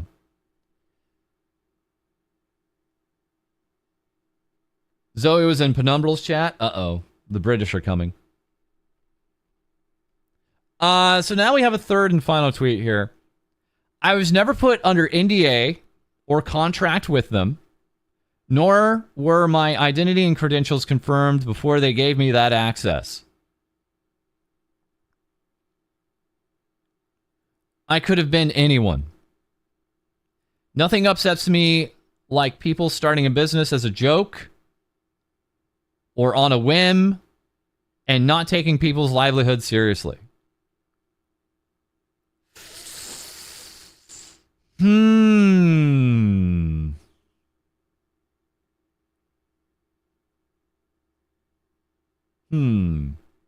Okay. So immediately I'm like, who? Who? Who? Who currently has applications open right now? Who would have gotten 1,000 responses? And do they fall under this? Starting a business as a joke or on a whim? Or is that just unrelated? Or is that just unrelated? Oh no. No. Oh no. Oof. Who? Aware. Yeah, there are some there's some likely some likely candidates here out of all this here. And again, I as someone who's ran something kind of similar like this at least twice when I was looking for co-host twice, it's all there. Google Forms keeps all these in like a numerical order, and you literally just flip through them, right? So if they just and that's really the only way to access it. So they may have just either opened up access to that or just given a link to Zoe here. And yeah, she could have just flipped through 1,000 pages of the stuff.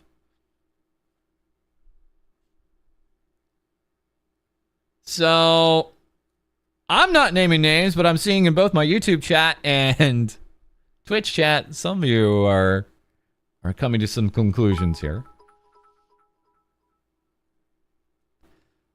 Barbarous, thank you very much for the 5. People thought that VLR would fail. It's still here. Nexus, meanwhile. Well, the question was, did people actually think Nexus was going to stay around? I personally didn't put much stock in Nexus, so we didn't really talk about it very much, to be honest. But we talked plenty about VLR.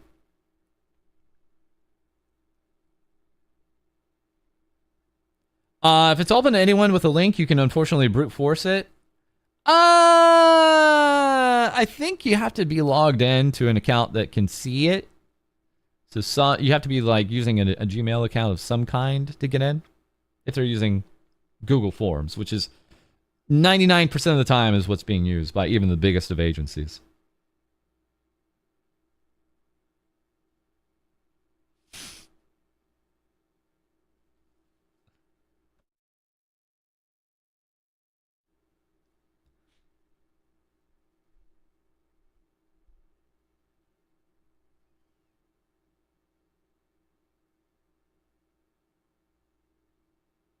All right.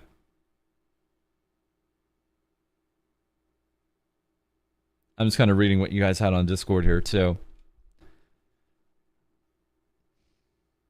There's certainly other candidates.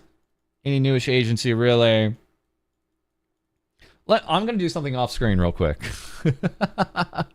Let me try something off screen real quick. I need to see something real quick. I'm curious. If I go to a certain agency Twitter here.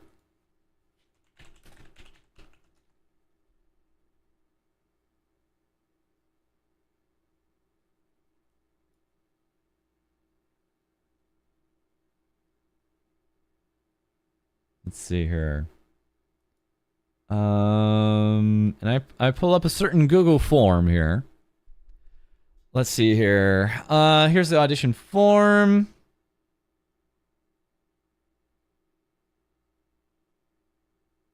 What's it asking for?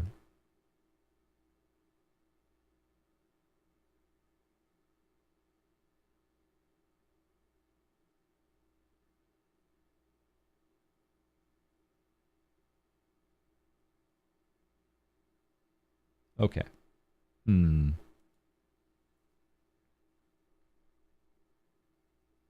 Specifically. Okay. Yeah. It's arguable. Anyways. I'm not here to point fingers, and that's why I'm not saying anything in particular, because this could be any number of agencies. We'd love to hear. Zoe's not under any NDA. And ideally, Zoe has hopefully told this particular agency that they don't feel like how they went about this was on the up and up, right? So hopefully they're aware of that and have made changes already.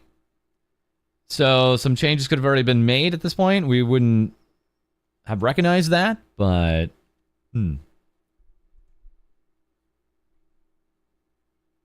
Nexus got 400 applicants. Yeah, that's actually a great point. Yeah. Let me put it this way. Again, just running the applications I've had in the past.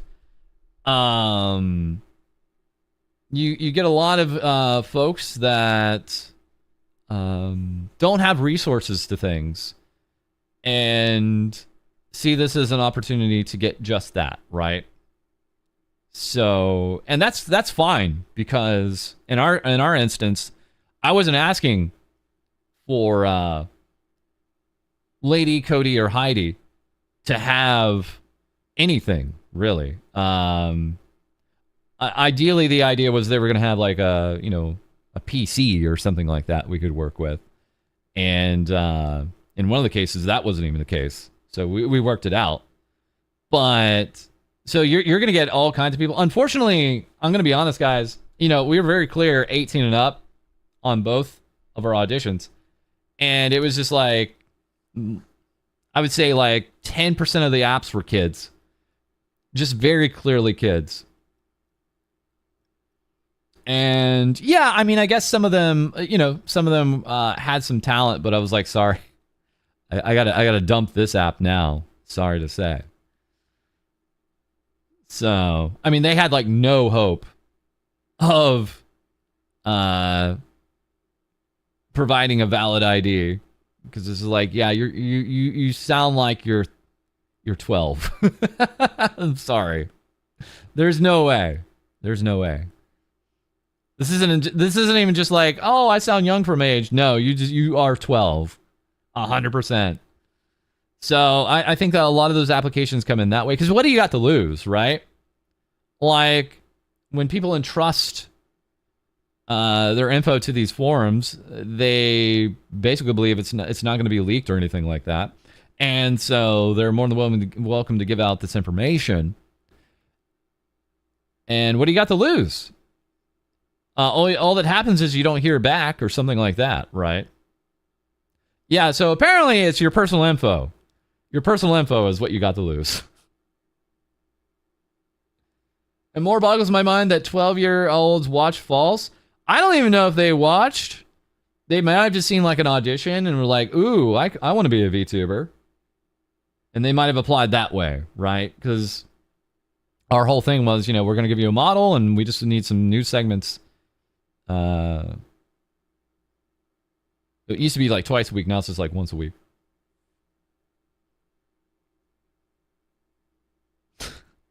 So that's how minors keep ending up in VTuber agencies. Well, every time that we end up finding out about that, it's like the big honcho CEO finds out and tries to like make it work out. You know, like every time.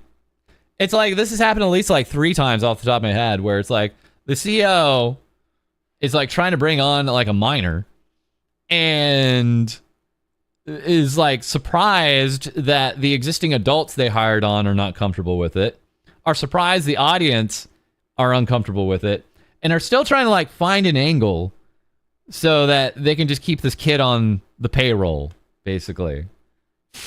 It's like, why are you bending over backwards for this stuff, dudes? Yeah, yeet the child, please. You know, you don't have to hurt their feelings. You can just be like, hey, thanks for trying, kid, but we can't move on with your application. Better luck when you're of majority age, as it's known. Worldwide, it's known as majority age, which is basically 18.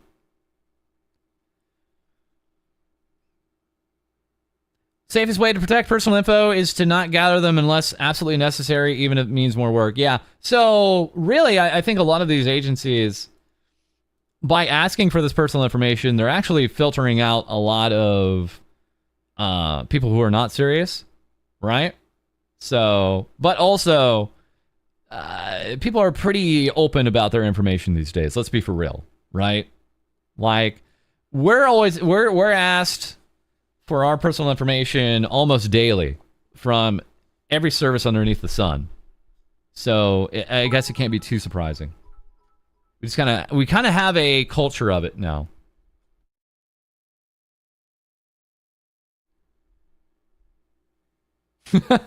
Yeah, Jason should have been a lesson. I agree. Thank you very much, Barbara, for the 2. Thank you. And thank you guys again for all the support today with our charity and for the previous 2 days. Subs, bits, super chats, unfortunately do not go to the Heartstream Heroes drive. What you want to do is actually use the link below in the profile and the description on YouTube. Or you can use !heart in the Twitch chat, and you guys can get that Tiltify link. False. Anyway, we can see what the polls are. Yeah, so I'll just scroll down. Fuwa 516, Moco at 735. So Fuwa is not out of the race just yet. Not just yet. This is actually a bit closer than I was expecting. This is a little bit closer than I was expecting. So, but who will come out on top? Because this is going to be running all the way until the end. Can't let up. Can't get complacent now. Can't just expect it to go one way or the other. There's too many CEOs that should be learning this lesson as these CEOs refuse to learn. I mean, time and time again, it just feels like a lot of these VTuber CEOs start up a VTuber agency just because they like the idea of VTubers. They're not even like VTuber fans themselves. They're like, I like the idea of VTubers. I'll start a VTuber agency. And it's like, what the hell? They're not really great with talents. And this is true for like years ago, dude.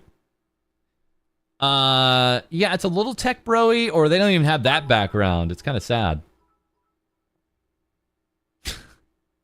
And daily reminder that cocaine is very addictive. It's true. Cocaine. Want some money?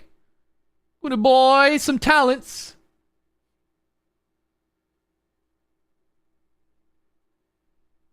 Oh, if you got money, why not? Yeah, if you got money, why not start up a VTuber agency? And my pushback against that is very simple. Because you're dealing with people's dreams. Now, that sounds corny. But even in the instance of something like Nexus, some of these people signed up thinking they were going to start out a streamer career out of this stuff. And so they put real time behind it. And they went through all the hoops. The auditions and giving out info and figuring out what their character was going to be and all that. You're not just playing around with money. You're playing around with people's dreams. So you got to be super clear about this kind of stuff, right? Like what your goal is as an agency, what you want to accomplish, right? And how you're going to do it. Why do the CEOs operate like generative AI, only hearing a concept and pooping out garbage while poisoning the actual industry? Whew. It's a little more accurate than is comfortable.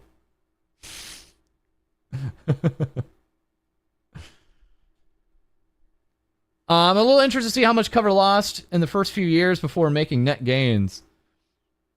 Yeah. I don't know, because they didn't go public until more recently. But I guess the question was, were they ever really losing money? But they had investor money, right? They had vested money. So yeah.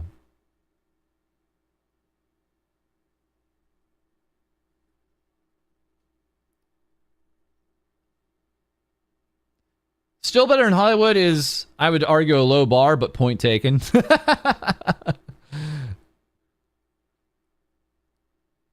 And I don't know if I 100% agree with that, so. Got to spend money to make money? Yeah, sometimes it's true. Yeah. Cover was a tech company. Cover, of course, also did hire on both, I think Shion and Hachimo were 16 at the time of when they were hired. And people are kind of quick to talk about that, but also ignore the fact that Cover doesn't hire minors anymore, right? Like, it's just not a practice they have anymore, and I think that's more telling than what they did in the past. It's like, what are they currently doing? I think that's kind of more informative.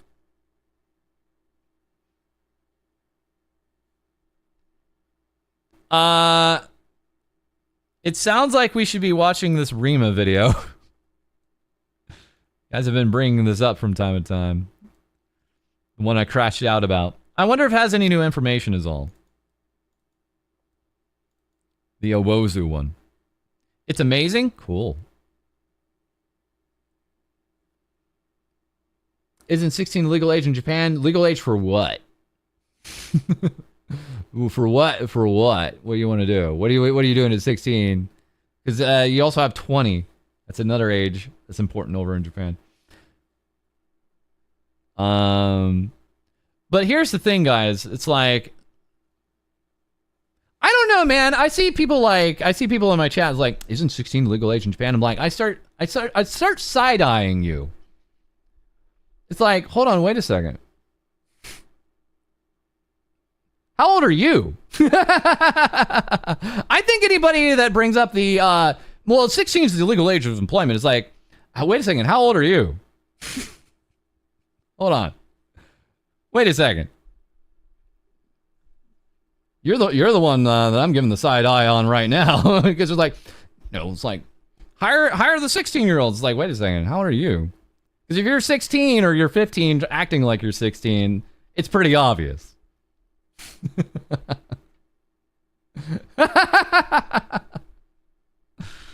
Oh man, I will tell that story. I will tell that story, don't worry. Anyways. Yeah, we have a hell of a story coming up. At least before the end of this month. I've been meaning to get to it for a while. About more trouble with minors and agencies. And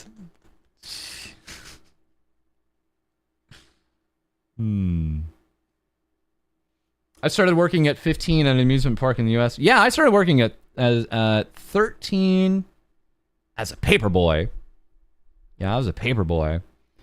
And then I got like a real like part-time job at 16. Yeah. But again, the simple argument is I wasn't expected to be quasi parasocial with randos on the internet. I knew it was a little different.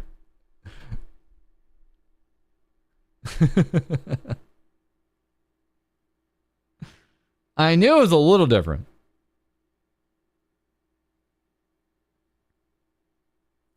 Newsman's first job was a paperboy. It makes too much sense.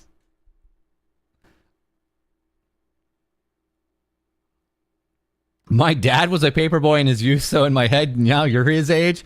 Let me put it this way. When I was a paperboy, they were on their way out. The writing was on the wall that newspapers were not going to be a thing for much longer at all. Let me underscore and underline that much. Delivering news as a kid. Yep.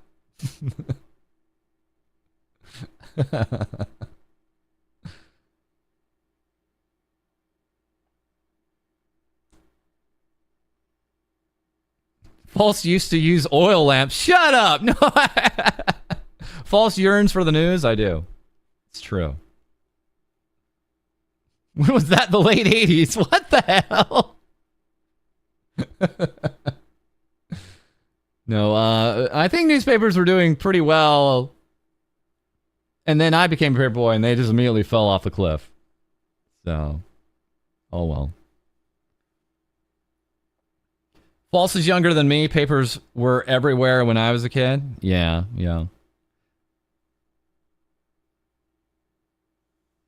Anyways.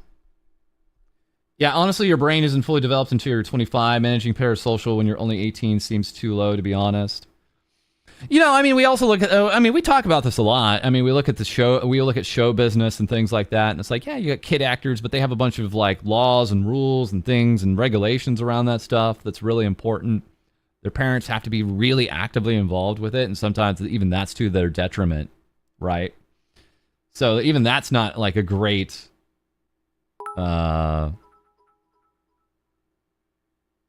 yardstick, in my opinion. False is a damn youngin'. Thank you for the 2. Thank you for the 2. False, when you were alive, I was like, why is that past tense? False, when you were alive, how did you feel when they released the Model T?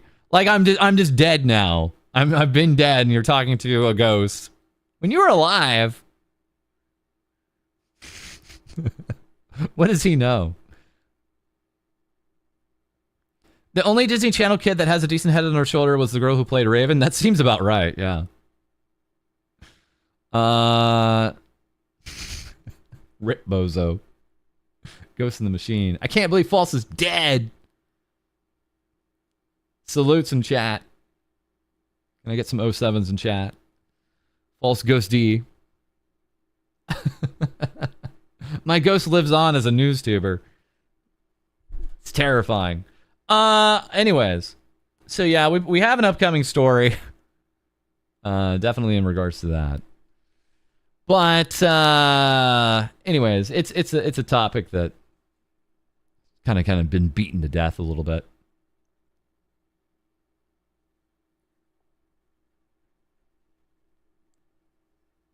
I mean, now having had co-hosts, I won't even hire anyone until they're out of college.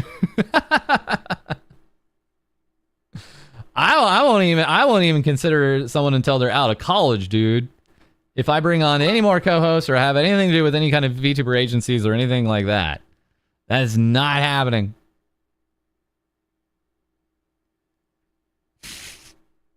I am not that ancient. Thank you for the 5 barbers. Thank you. False's face is said to be in the microwave radiation background from the Hubble telescope. It's not true, but thank you for the 5.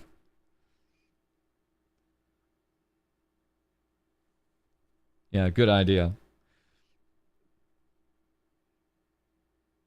Okay. Let's go ahead and pull up some other stuff here. Probably pull up some group news here. I'm having fun getting through this. And then maybe we can watch the Rima video that I crashed out about yesterday. So what you're saying is no college interns? No thanks. College is a conflict of interest. I want pictures of Spider-Man, exactly. Turns out college students are actually really busy. As it turns out, college students are actually busy in life. And so they come every once in a while. And it's like, false, I have finals. And I'm like, I don't care. Get me VTuber news. False, there's a really important ceremony I need to go to. I don't care. VTuber news. Tired of all this whining from these college students.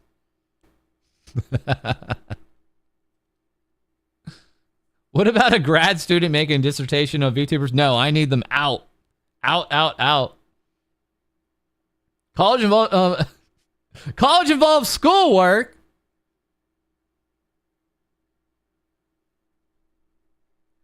All right, what else have we got out there? Let's see here. Yeah, we definitely had that already. Let me catch up.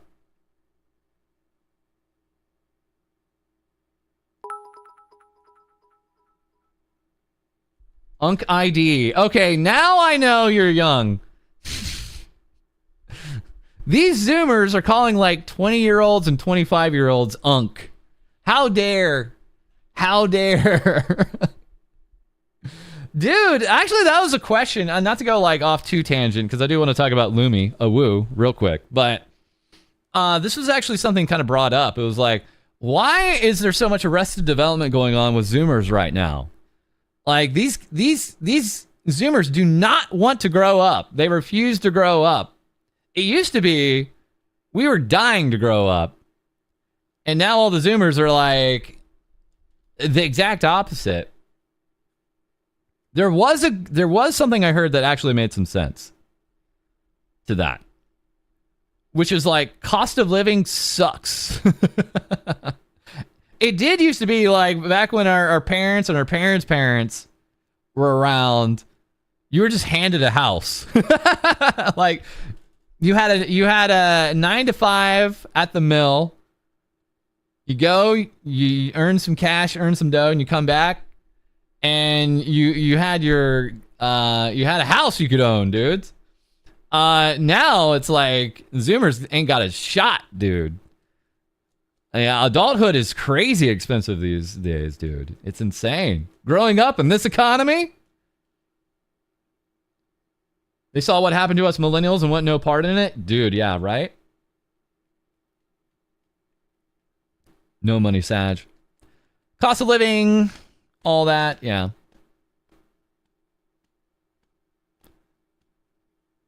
It's all a part of the uwu agenda. In 1976, a brand new Corvette was $6,500. What is that inflated? I need me a Corvette. Zoomers have every right to be angry. My dad used to nag me about taking so long to get a house. I had to point out to him the dramatic difference in cost. Right? Yeah. It's insane. Built your own home, life hack based. I'd rather stay goo goo gaga. You're 36 years old. Oh, it's 42K. That's still kind of expensive, but whatever. I don't even know what a Corvette goes for now. It's probably twice that or 3 times that. Wait, no. Okay. Just be born rich, duh. Idiots. 36,000, thank you. Yeah, that's far more affordable.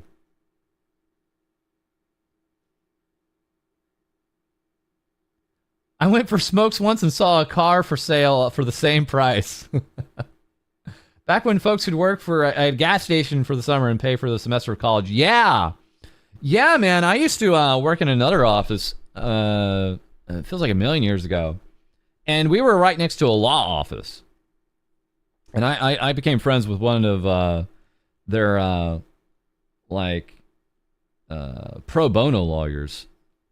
And this dude had like life just handed to him on a platter, and he was like super clear about it. He was like, "Yeah, man, when I went to college, no one was going to college, and it wasn't competitive at all. Like I paid nothing for law school." And I was like, "What?" it was like listening to an alien talk to me. It was like listening to an alien describe what life was on another planet.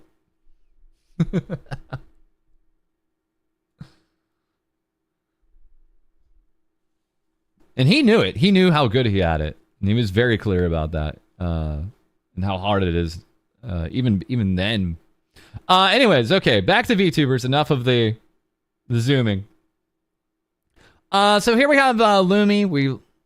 Big fans of Lumi. Lumi is the VTuber I always point to. When people ask what's a VTuber, I just point to Lumi. I always point to Lumi. Lumi's my go-to. Is like, what's a VTuber? That's a VTuber right there. Right there. Thank for my for coming to my silly little debut.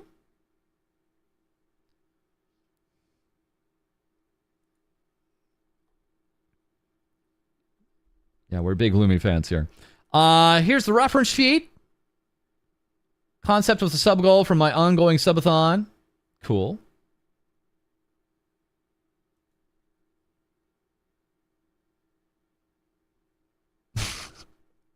New goals. Lumi draws Astroline as furries. No!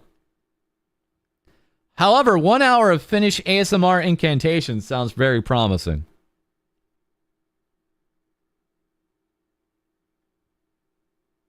Also, Lumi makes a Finnish metal cover song. Sounds very promising.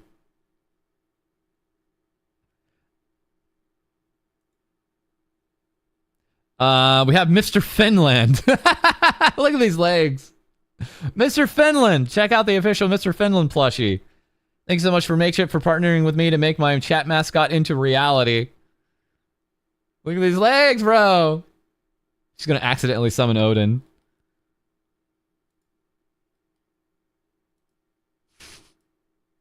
It's getting there. It's getting funded. Legs for days.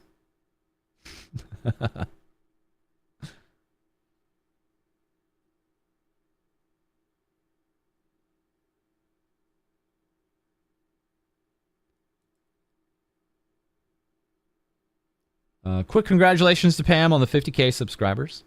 Long overdue. Long overdue.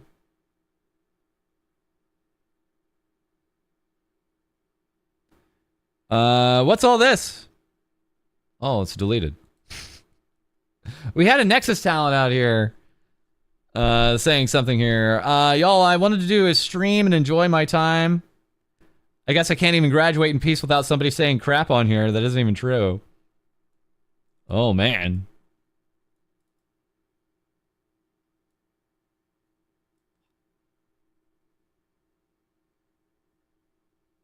Been catching up on her Nikkei videos. Wait! Does Lumi play Nikkei? Or are we talking about someone else? Wait. I heard Nikkei. Hold on, wait. Wait, I know what I'm watching. Oh, just Pam? Just Pam. I already know she plays Nikkei. Nikkei does like whole chapter streams, dude. It's insane. Pam plays entire chapters on stream and like voices the whole thing. It's nuts. It's absolutely crazy the amount of Nikkei you get on her channel. Okay. What's this? Tomoe Amari with Videre. So she's now in a group, no longer indie.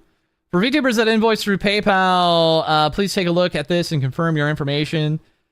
This change will be rolling out February 1st and is important to ensure that your address as well as other personal information will not be visible. This has been the case, I thought, for a long time.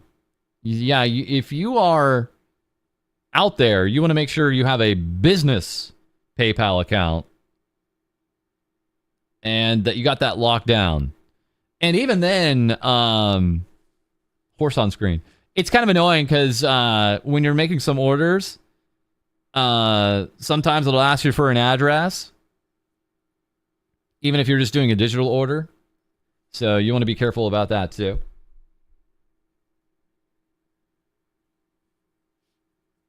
Yeah, Booty Warriors absolutely love Nikkei. All right. I am going to catch up here to at least the beginning of February with the group news stuff. We are behind, but I am going to catch up.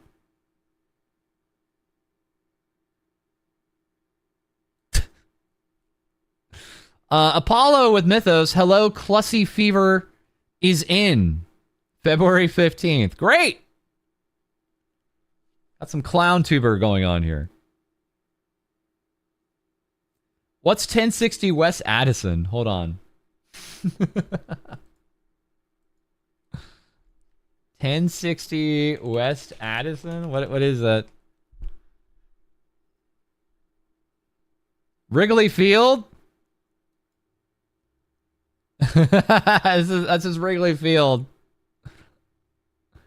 That's just a baseball stadium in Chicago. Chicago.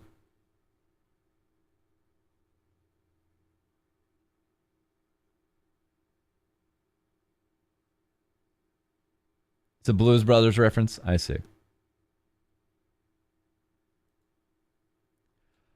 Icho. Again, celebrating Twitch affiliate. I think we already talked about this, but good stuff. I think, was hit with some...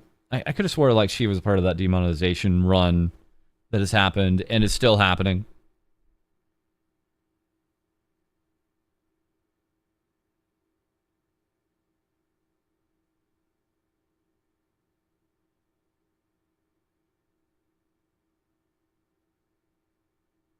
Ostubers, Gaming Con. Okay, we're pretty caught up here. Let me just get all the way up to the first at least.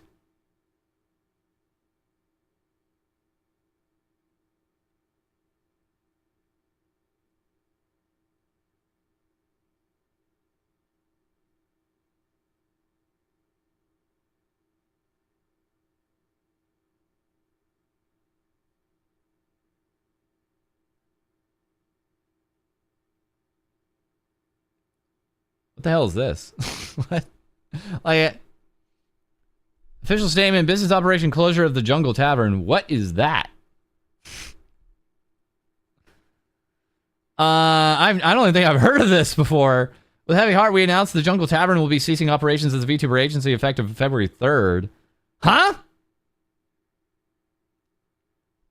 Yeah, every once in a while you trip on like an agency you never even heard of until they like close, right? That's happened to me at least a few dozen times at this point.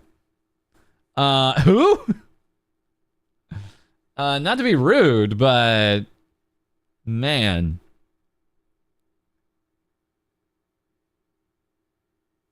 Did they even have VTubers? Yeah, let me take a look. Because I swear like half the time these quote-unquote agencies are actually just a friend group. There's no business filings. There's no business plans. They just are LARPing as a quote-unquote agency. And cease operations February 5th. Okay.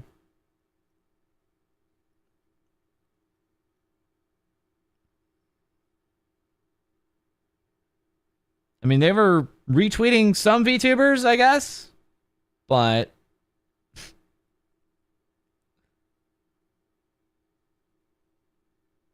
yeah, it was a few days ago, yeah. I think they had about 3 VTubers, from what I can see.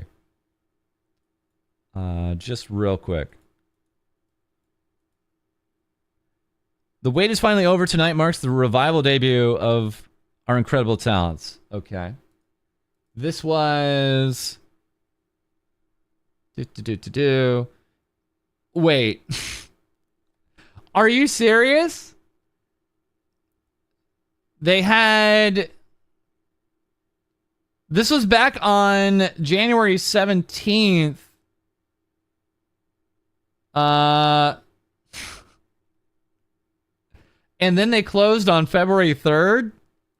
No wonder I didn't hear about them. They weren't even around for a month, bro. Bro.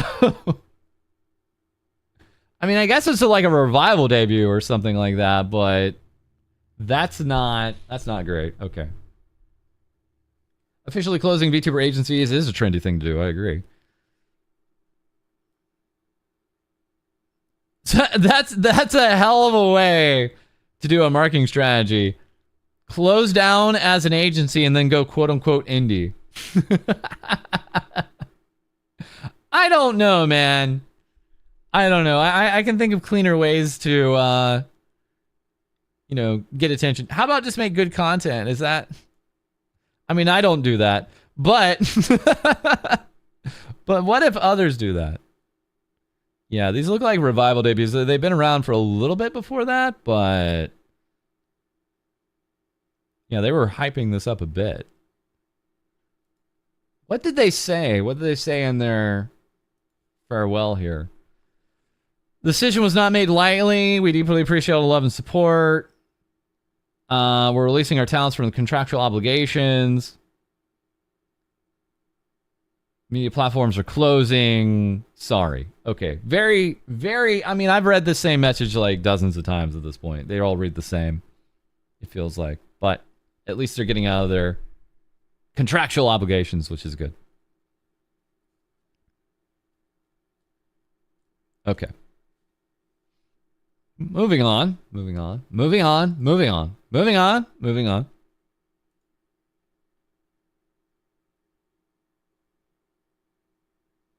All right. So I'm up to date with that. Let's go ahead and check out this video. Rima! Back with Rima again.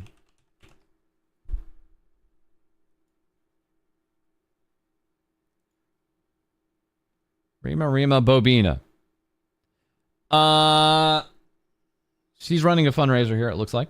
5.37 million subs lost. Grooming, lies, and hijacked accounts. Spanish VTuber agency loses all talents overnight. Now, we talked about this when it fell apart. And it was a big deal because these were very big VTubers. But this is like an hour and 5 minutes, so I am crossing my fingers. There's going to be some relevant newer information here. So we're going to take our time with this one, just a second. This group's name is Owozu. If you hadn't heard of them before, we had reported on them. The Haunts, right? And very quickly before we get into that, again, thank you guys for the support. Once again, we are on our way to the 4,000 mark. Wondering if we can get to that today. But thank you for all the crazy, crazy support here. We have now confirmed we'll be doing the eye tracker stream. So thank you for that. They tried to take down for showing their low... yeah, they were pulling some weird stuff. Okay. Let me do a quick look here. Let me look back at my logs. When did we talk about them?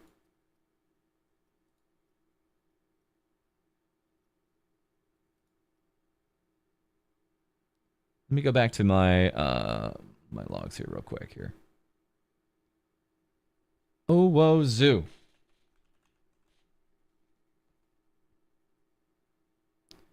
Oh, it was like this time last year. It was February 3rd. Whoa, that was just before everything kicked off with Niji. That was right before it. On our February 3rd episode, before everything like blew up in Niji's face, on our February 3rd episode from last year, we had our episode, Agency Blocks VTubers from Accounts and Stops Pay. Let me go ahead and watch that first. Let's go ahead and watch our video first, and then let's watch Rima's after and see what's new, okay? Because our section here is probably not that long.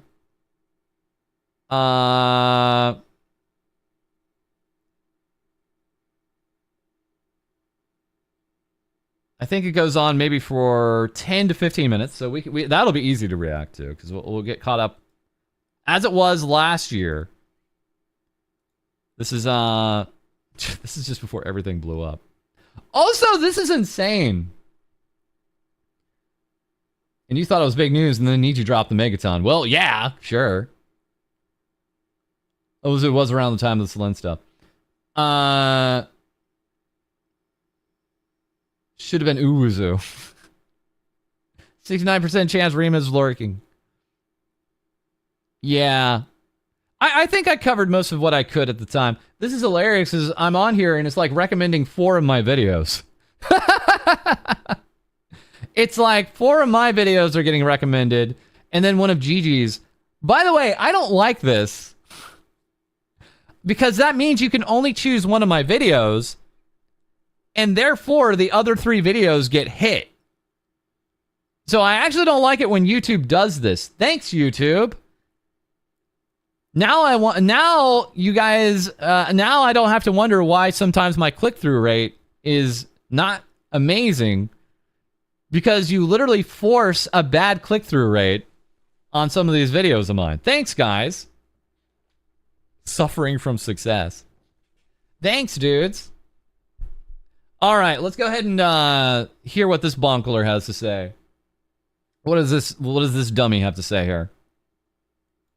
It's all coming to an end. As today we look at the biggest Spanish-speaking VTuber agencies. Walker now having lost all of their specialized Spanish-speaking VTubers. Sedai 1 having disbanded late last year. And that now just leaving Owozu, who has arguably been the biggest of those agencies. Supporting numerous VTubers, such as Heto, the 16th most subscribed VTuber on YouTube, alongside other talents like Raccoon, their main YouTube channel with 1.33 million subscribers, alongside a successful reaction channel, a highlights channel, and lastly, a cover song channel. This talent in the past week now stating that of their 4 YouTube channels, this cover song channel is the only YouTube channel that they have access to.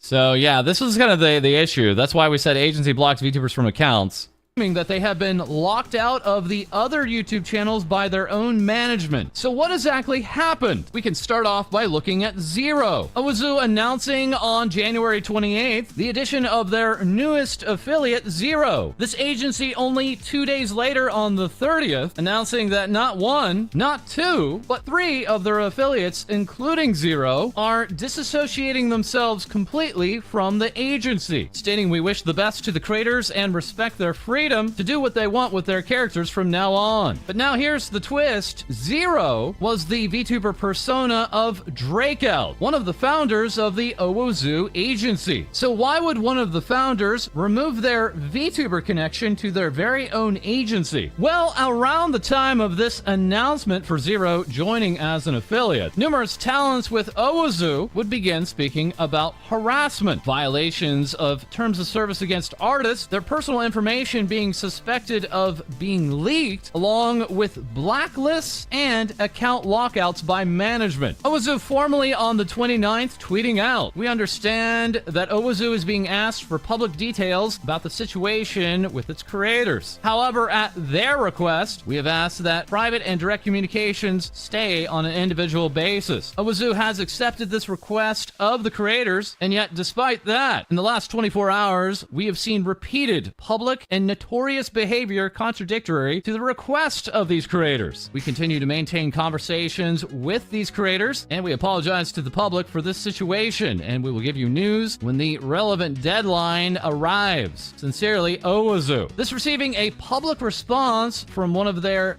biggest creators, that being Raccoon, saying here, "Don't be liars. The complaints of constant labor mistreatment towards all of us were always presented in a group way, and you have insistently wanted to handle us individually when our complaints, I repeat, were always in a group. You have not given us any signs of intentions of presenting solutions beyond copying and pasting messages as if you were bots. Thank you very much for all of the support from our dear community and colleagues. Yours faithfully, the girls of Owozu. 1 is a problem, 2 is a coincidence, 3 raises doubt, but 9, we can't be crazy." That referring to the main 9 talents of Owozu, and bringing us over to another Owozu talent, Pandora. That talent having graduated from the agency a year ago, and dude, like, juggling all this stuff and trying to make sense of it, you literally have to just try to approach it in like a chronological order. Otherwise, it's impossible to follow.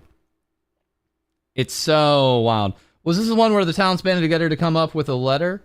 I mean, That's happened a few times. And now, under the name of Gift, reacting to the Zero affiliate announcement originally, saying, I've tried contacting all of my female friends within Owazoo, but they don't answer. And instead, they've put Drake out as their new male VTuber. Something strange is happening. And then reacting to that notice from Owazoo, saying, it doesn't even seem like the talents have had control of their accounts in the last 24 hours. It is glaringly obvious that there is something weird going on here. That is, we switch over to Eon Studios Nymphaea. You're now confirming the rumors about a blacklist. This talent being with a different agency and stating, Drakeout had me blacklisted from Owazoo. Because of his tantrums, I lost contacts and friendships, but I kept quiet because I didn't want to hurt Owazoo's talents, since they were never to blame for anything. I knew that he was a lousy person and I preferred to keep it to myself. This talent going on to describe, no, just tell people.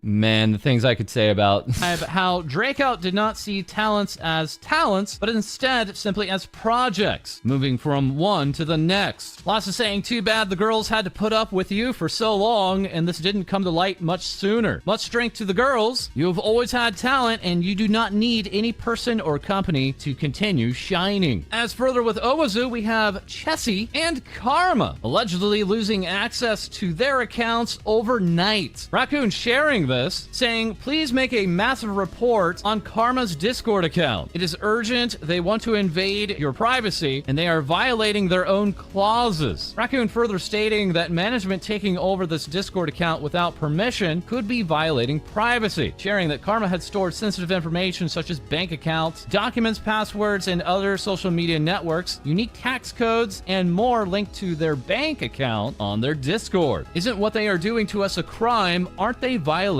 our civil rights? Raccoon then tweeting out directly to Discord in English, my friend. Hey, welcome. Thank you very much for the... What do we call this on YouTube? Raids? Kana, thank you very much for the raid. Thank you very much. Hi, everybody. I'm FalseEyeD. You guys know me. I talk about VTubers. Hey, welcome.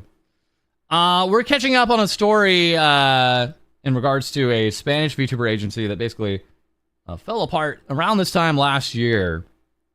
And so we're watching our old coverage. And just as a quick update, essentially a bunch of these Spanish VTubers who had like tons of subscribers, like these were big VTubers, got locked out of their accounts, and it's looking like it's been done by their management here. Yeah, I just say raid. Redirect is such a boring way to call it. Sorry. Thank you for the redirect. Been a whoops. Thank you very much for 17 months. So yeah, we're going to watch this and then we're going to see what a new video, like an hour and 5-minute video from Rima has here. And in work partner Karma VT was hacked on her email and Discord, and now she can't log back in without her email. She wants to get back her Discord, proving to you that she was the original owner of the account, like with her phone number or older passwords, or deleting the account now to protect her private information. That then leading to the talent Karma to talk through her alternate account. That being Nene, saying here, I can't believe all the support I've received so soon. I appreciate it so much. I don't want to be emotional, but damn, I love you guys. You've made me cry from happiness. Nene taking to Twitch to share what they have experienced, stating that all of the girls in the agency who were pitted against one another by management for competition purposes had then started talking with one another, and what they found was really messed up. This talent, along with others referring to the agency Owazoo as either McDonald's or the Pink Agency, as these talents are still under non-disclosure agreements. We also have another Owazoo talent not seen here changing around their name on their account to Deva, saying, I am touched by all the support that everyone is giving me and the girls. We are all very grateful. We feel very protected and loved by the community and our creator friends. Thank you very much, Kana. Hi, False Timing. This is amazing. Espanol VTuber rating while you talk about Owazoo. Right. I mean, it's good timing. Thank you very much for the redirect. Yeah. Apparently, maybe something news happened here. We'll see what's up. I'm interested. This is a video from a year ago. This is from February 3rd, by the way. So we're just kind of catching up with what happened then, and then we're gonna see what Rima has on her like hour-long video. saying further, we will be back one way or another, and we are going to meet again. Confirming, don't worry, only I have access to this Twitter account. And further sharing, hi guys, I haven't been able to sleep a wink. I'm very worried about my situation and that of my brand not. If something happens, I would like you to follow me here at Dava_VT. Thanks in advance for everything. It's very nice to feel supported by so many nice people. This town also taking to stream and asking not to donate or sub to Funa, aka Funabi, confirming that this Owazu talent is not in charge of their account anymore either. Further talk on this blacklist would come out. This blacklist from Drakeout being fairly unprofessional in their eyes. Not so much being a list, but more so word of mouth from the management, who allegedly would even insult their friends and other VTubers when the talents would request collaborations. Further discussions about the Owazu contracts would also come out, stating that they were simply templates downloaded from the internet, these contracts being barely recognized as talent contracts at all. Next up, we had artist and designer Azza very quickly showing this example about how Owazu management recolored this commission they made of Karma to then use in another talent's thumbnails, that being the talent of Siri, this artist not receiving payment for this work. And now once again, we check back in with Raccoon, responding to a report that this agency is removing videos addressing this topic on YouTube. Raccoon offering up this tip, don't put the logos of the pink agency because that is what they are using for copyright takedowns. This VTuber also saying, well, as I said, by the way, I think putting like a logo in a thumbnail doesn't lead to a lot of attention in the first place. So I just recommend not doing that anyways. But yeah, technically they could pull what, unfortunately, Niji Sanji pulled on our channel, which is, oh, that's our IP, and I'm going to DMCA claim it. I'm going to DMCA claim your video because you used our IP in your thumbnail. Now, that hasn't been anything that anyone, to my knowledge, has actually taken all the way to a court case. But it actually plays into why, like, it's just basically my face on thumbnails for 99% of our videos now. Because I was like, I'm not dealing with that anymore. No way. Rima's video is really well made, and she did a great job researching the topic. In my opinion, she didn't miss any details. Kick ass. All right. Very nice.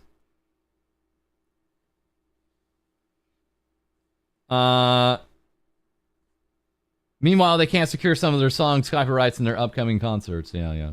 Okay. False IP.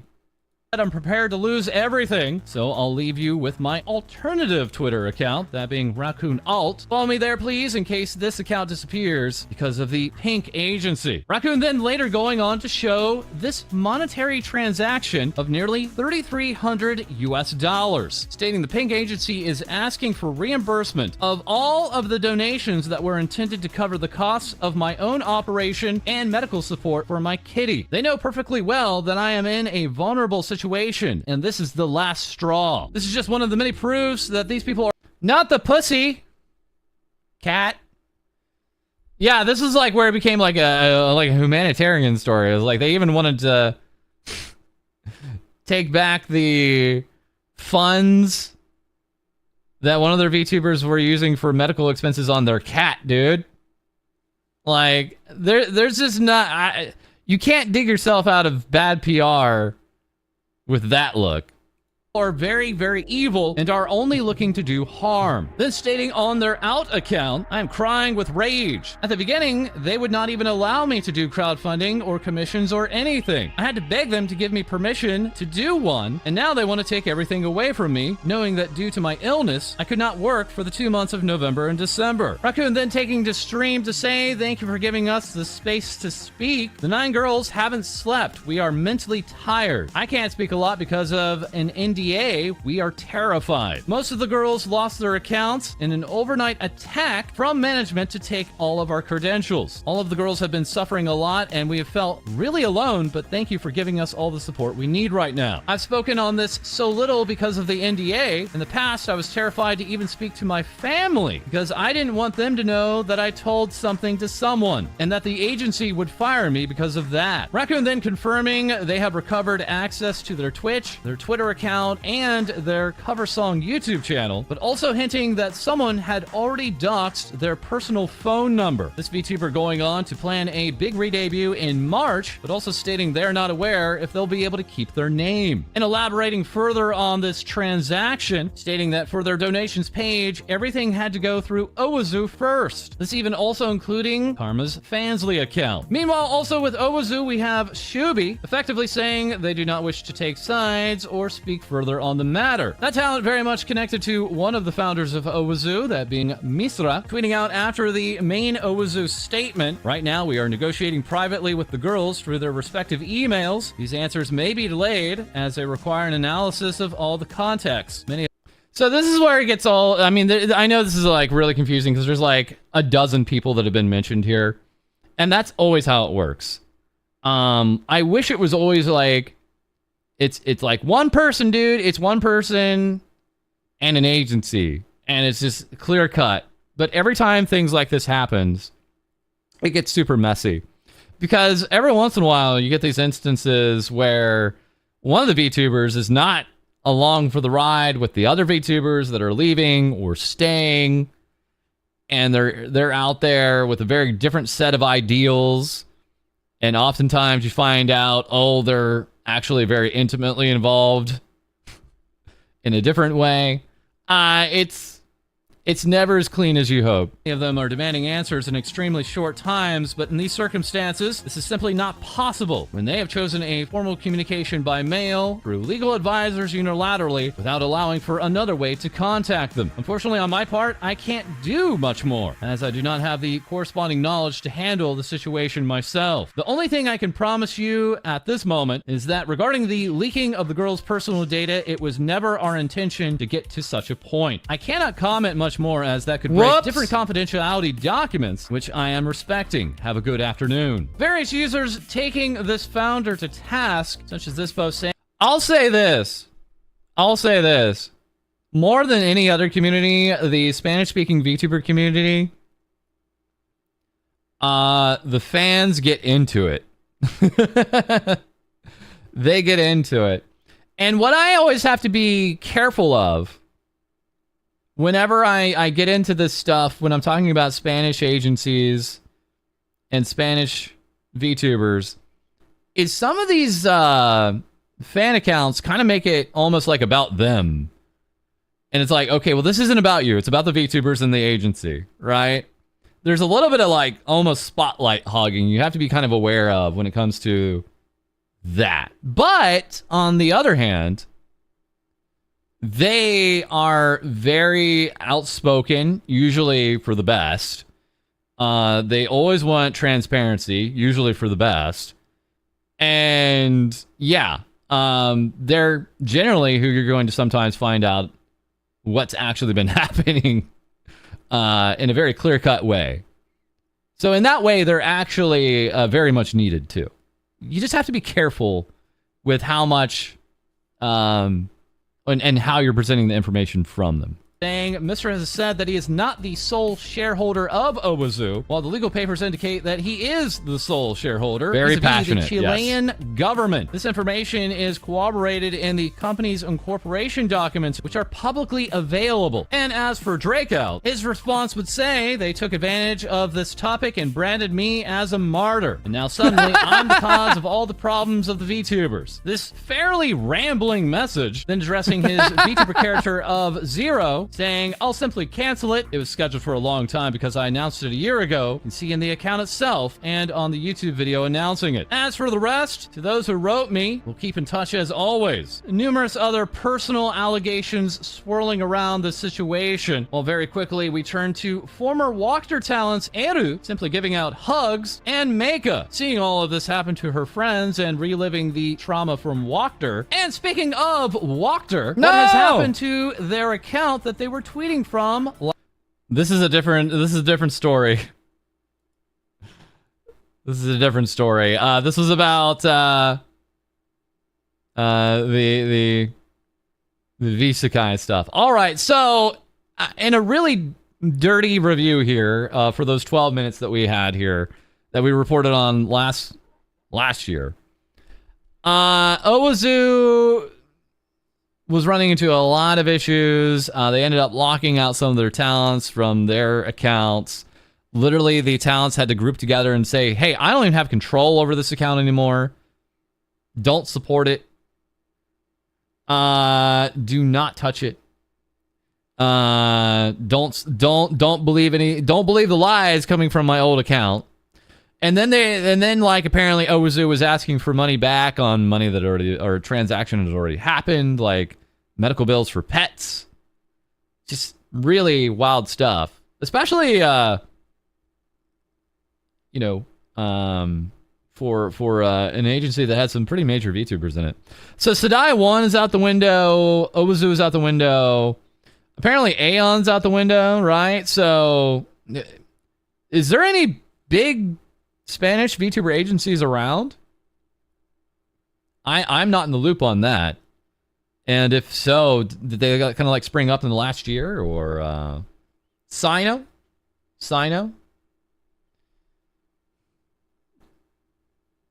LaFolk?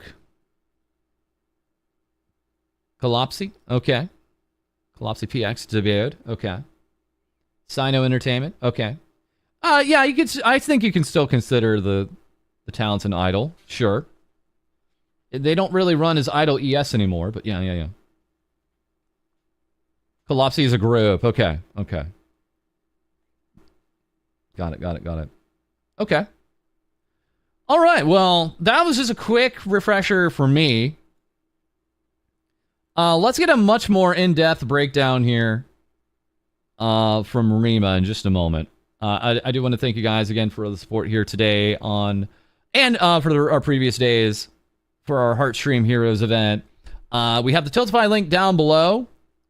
And once again, we are on our way to $4,000 here for a second karaoke here. And then we have, of course, our poll options here. I have a huge list of shutdown Spanish agencies. QVax, Eon, Sunny Live, Kuda Live, Visual Media, Yada, Maho Live, Dazzlecore, Mochi Live, Citrus Project. Dude. Yeah, that's the reality of it.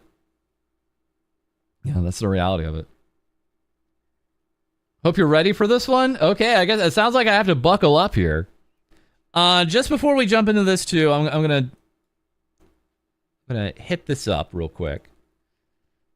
If you guys would be so kind to give our tweet a little bit of a like and a retweet, that would be very helpful. Thank you. Go ahead and get this in both our chats here. Feel free to give that a like. Feel free to give that a retweet. Thank you so much. Just letting people know we're live. And we probably also want to make a community post. I'll make that tomorrow. Probably in the morning. Uzo was a LATAM agency fostering some of the biggest Spanish-speaking VTubers in the entire world. And you know me, I love my LATAM audience. So, of course, I had to make a video on this topic. In fact, I basically identify spiritually as a Spanish speaker.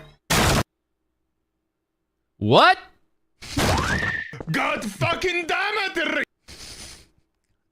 How many times have My goddamn No. show.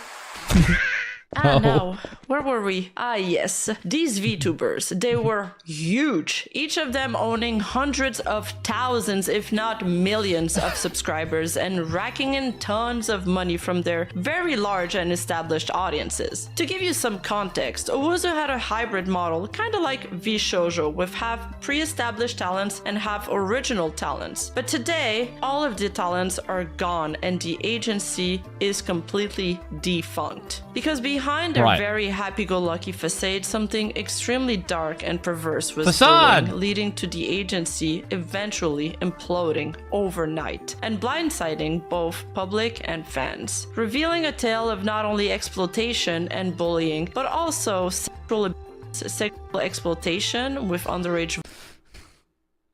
That's why. Okay, all right.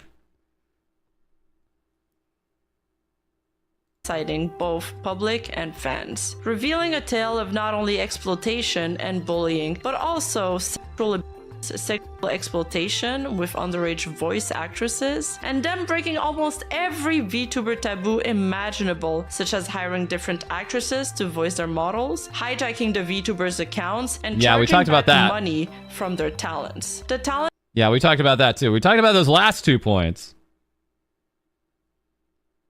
And company are still locked in legal battle to this day. And based on these allegations, Owuzu seems to be competing for the title of the truest black company. But before we don't play that.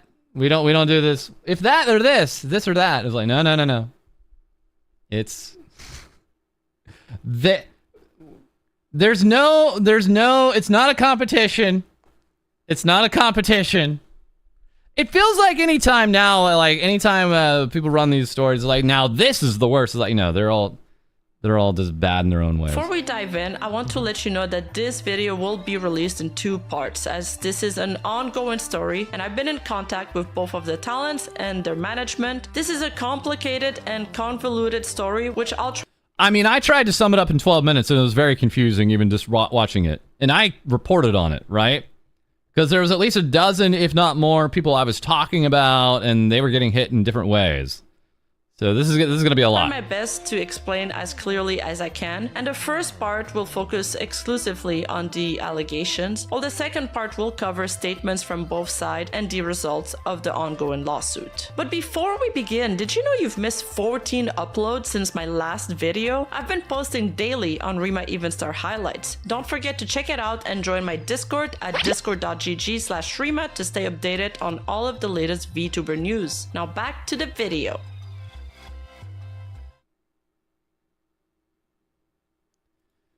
There's a disclaimer here.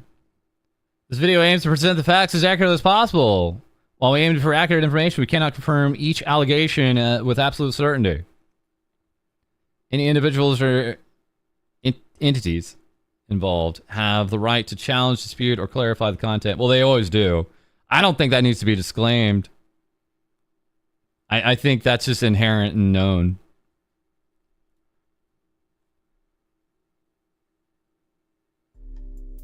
Signs of trouble brewing started when on January 29th, one of the biggest talent in the agency, Raccoon, stopped following the agency on Twitter. Fans took immediate notice. The Raccoon fan accounts wondered what is going on. Meanwhile, the agency Discord servers was imploding. All of the members' icons had changed to a black and white version, and they changed the Discord PFP to a no. Additionally, staff was noted to either be mysteriously fired or kicked from the server immediately, allegedly from the company in response to the server protest. Fans tried to piece clues together and find out that the only thing that happened previous to these events was the announcement of a new male VTuber named Zero joining the company. Could it be that this was the catalyst that initiated this sequence of events? A few friends of the VTubers and other content creators tweeted out in concerns. Don't you have the feeling that something very bad is about to happen? Just remember to support support the people we're supporting, and there are things to talk about. There's also another VTuber talent agency sensing the downfall of Owuzu that attempted to poach its talent, tweeting, "Hey girls, do you have a manager?" Not only that, but none of the talents had streamed for several days. 2 days prior, Karma, one of Owuzu's VTubers, made an announcement in her Discord server claiming that she wasn't feeling good and wasn't able to stream the way she wanted, so she was going to stream on that day or the day after, but it wasn't guaranteed. Karma then called her VTuber friend Nara in tears. However, Nara was streaming at the time with a guest and accidentally forgot to mute her mic. Seeing her distraught, fans started to panic and starts to demand answers, so Owuzu is for to release a statement. We understand that Owuzu is being asked for public details about the creator's situation. However, at their request, they have requested to maintain private and direct communication individually. Owuzu accepted the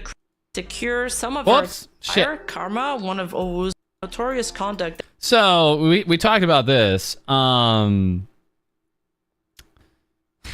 this gets immediately thrown back in Owuzu's face. I think later by Raccoon, where it's like, no, we've been talking as a group, not individually. That contradicts the request of most of them. We are continuing to hold discussions with them. We apologize to the public for this situation and we will update you when the relevant deadline has passed. Sincerely, Owuzu. To which one of their former talent that used to go by the name of Pandora, now called Gifts under her new identity, replied, "Petition? What petition? Attitude? What attitude? They don't even seem to have control of the account for at least 24 hours. It is obvious and noticeable that there is something very weird here." But finally, we get the first major response by one of the girls, Raccoon, who tweets, "Don't be liars. Yeah, we talked about this. Of constant mistreatment at work towards everyone were always presented as a group, and you have been insistent on trying to handle us individually when our complaint, I repeat, was always as a group complaint. You have not given us any indication of convenient and pertinent solutions beyond copying and pasting messages as if you were bots. Thank you very much for all the support from our dear community and colleagues. Sincerely, the girls of Owuzu." Ending the tweet with, 1 is a problem, 2 is a coincidence, 3 raises doubt, but 9, we can't all be crazy. I mean, maybe you can be. Yeah, so we covered this. And that is like that's like practically a point of no return.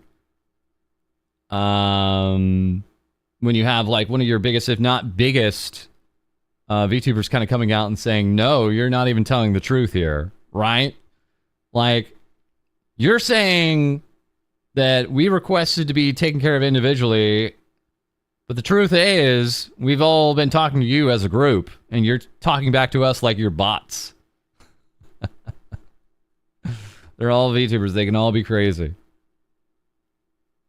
At this point, Misra, the founder of Owuzu, responds. Right now we are negotiating privately with the girls via their respective emails. These responses will take some time as they require an analysis of all the context. Many demands response in extremely short times, but in these circumstances it is simply not possible when they chose formal communication via email through legal advisors, unilaterally and by part of many without requesting another means of contact. Unfortunately, there is not much more I can do on my part as I do not have the relevant knowledge to handle the situation myself. The only thing I can promise you for now is that this will not turn into a W, meaning Wactor, in the face of leaking the girl's personal data. It was never our intention to reach a point of that nature. I cannot comment much more as that would imply breaking different confidentiality documents, which at least I am respecting. Have a nice afternoon. Well, at least I'm respecting the confidentiality agreements. Okay. So, we said this in our coverage, but it bears repeating. The talents have apparently chosen formal communications by way of, like, emails through their lawyer. Or lawyers, is kind of how this individual is classifying it. Yeah, the Rima-isms. It's the special spice. By the way, I do want to highlight Rima is also a part of the Heartstream Heroes push here. And as you can see, her channel has raised over 1,040. Congrats to her. Once again, we're running here with 3,724. Every little bit helps. $2, $5, $10. And you too can, in the scourge of Moco, you too can bring Best Girl Fuwu up to the top where she belongs. You have the power, chat. It's in your hands. But I do want to thank again all the wonderful support that we've had today and the day before and the day before. Thank you. And thank you to Rima for being a part of this effort here. Okay. But Misra isn't the only owner of the agency. In fact, there are several. He's just the main one, and to give a little context on Misra, he is a 300,000 subscribers YouTuber that used to be a League of Legends pro player. Ew, he's a Gangplank player. Well, it all makes sense now. Misra originally used his earnings to kickstart the agency after being defrauded by one of his partners who took off with some of their team's earning. Although he was a victim in this previous case, it seems he had a pattern of hanging out with unsavory people. In his response, he claims the situation is now in the hands of legal representatives and assures— Yeah, he was hanging out with League streamers, dude. I love that we funded a League stream and canceled a League stream all at once. that the agency won't follow in Wachter's footsteps. He also promises that the girl's personal information will remain secure, and so far, he gets the benefit of the doubt. But moving on. The allegations against the agency are numerous, with several former talents coming forward to share their claims. To summarize a few, the girls allege that they were promised support in exchange for the company taking a cut of their earnings. By the way, let me go ahead and give you guys the link to this video in case you got to, if you want to watch it some other time or you want to watch it and then watch our reaction. There's the link. There's the link to Rima's video.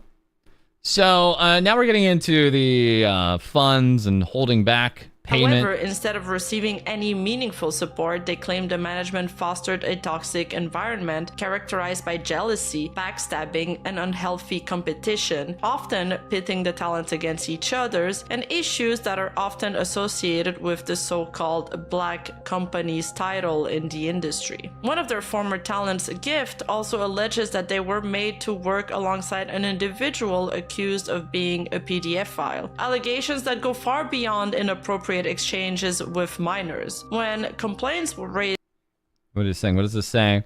For personal reasons, because getting tired of working all alone with the editor, being treated as stupid constantly, being forced to believe that you have to compete against instead of working together, and also making you work with a guy who is funked. Huh? About this or other issues, it's claimed that the company responded with threats of legal actions and often citing NDAs or other legal measures to quiet them. But what's even more shocking, according to these claims— Funked is a mistranslation. Finar means to cancel. Oh, so they got canceled for that. That's kind of wild. That was all going down on the 29th. That was January 29th when those tweets were being made. Fernando is like canceled. Thank you. Is that the NDA in question was discovered to be a direct copy of a free online template, raising questions about its validity. Regardless, it's important to note that while NDAs are designed to protect sensitive information or trade secrets, they cannot legally prevent someone from reporting workplace abuse, harassment, or criminal activity. Unfortunately, many VTuber agencies seem to exploit the inexperience of young talents and rely on their lack of knowledge about their rights. But by spreading awareness about these issues, we can hopefully prevent others from falling into similar situation and empower VTubers to stand up for themselves. Later that day, the former talent Hiro Doge corroborates a few of these accusations. When I asked questions, they didn't answer me. They never helped me with my content, and I had to figure it out myself. When it came to editing, it didn't last long. In the streams I made and videos I sent, only 2 came out. Drakeout is an incredible case. While I was asking questions for content, how to do things, and editing, he wouldn't answer me and only spoke with Heto, ignoring me completely. I never had any contact with Roldir. The only time I had contact with him was when I had to give him the idea of reviving Hirudosh for El Dia de los Inocentes. For reference, this is called the Day of the Innocents, and it's like an April Fool's, but on the 28th of December. Sometimes he didn't answer, and when he did, he wouldn't tell me anything, only that we were going to do it. Recently, for the day proceedings to El Dia de los Inocentes, is when I had an idea of what to do, and I couldn't prepare anything with Siri. We had to improvise with the base idea that Roldir gave us. I had given the comment to Roldir about this on December 4th. We could have planned it better. It was nothing to do with coordination and always having to get the ideas through the higher ups, and if it wasn't approved, your idea was shit. You couldn't even have collabs with who you want. You were limited to a yes or no from the higher ups. I'm simply asking. Yeah, so we again heard about that very quickly in the coverage that I had, where there was kind of this like impromptu blacklist. There was no actually like written down list. It just meant like all these collabs would just get shot down from time to time, and it was like very confusing to these VTubers as part of this agency. It was like, why? And it was just kind of like Drakeout apparently just didn't like them for some reason. It's like, that's it. And it gets kind of shot down, and it's like it left a lot of the talents kind of scratching their heads when it just kind of happened time and time again.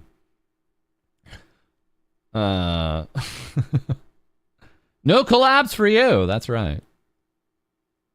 Spanish speakers have to deal with 2 April Fools? Oh, hell. Oh, no.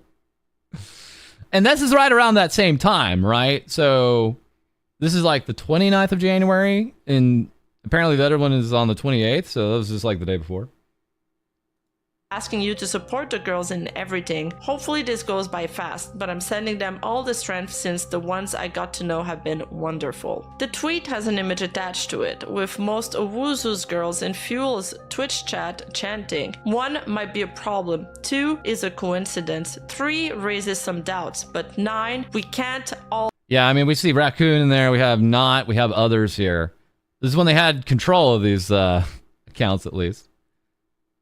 Be delusional. But while we're on the topic of Fuel is another recurring character in the story and is basically a Spanish VTuber Keemstar that was live doing a stream on Owuzu at the time. However, the way she presented the information was fairly neutral to Owuzu, which is odd considering the public backlash they were going through. But let's put a pin in this and we'll get back to it later. It's also alleged that the company, like many VTuber agencies, maintained a blacklist. However, their blacklist was reportedly made up mostly of individuals who had refused to join the agency or work with one of the managers, Drakeout. If true, it paints a picture of extreme pettiness. One such case involves Ninfea, a VTuber who was in... Yeah, so this is why we're in the allegations section of the video.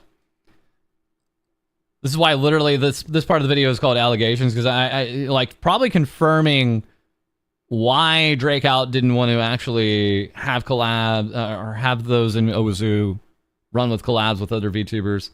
You can come to conclusions like, oh, you know, like they didn't want to join Owuzu. Well, then screw them, right? Like you could jump to conclusions that way, but it's still an allegation.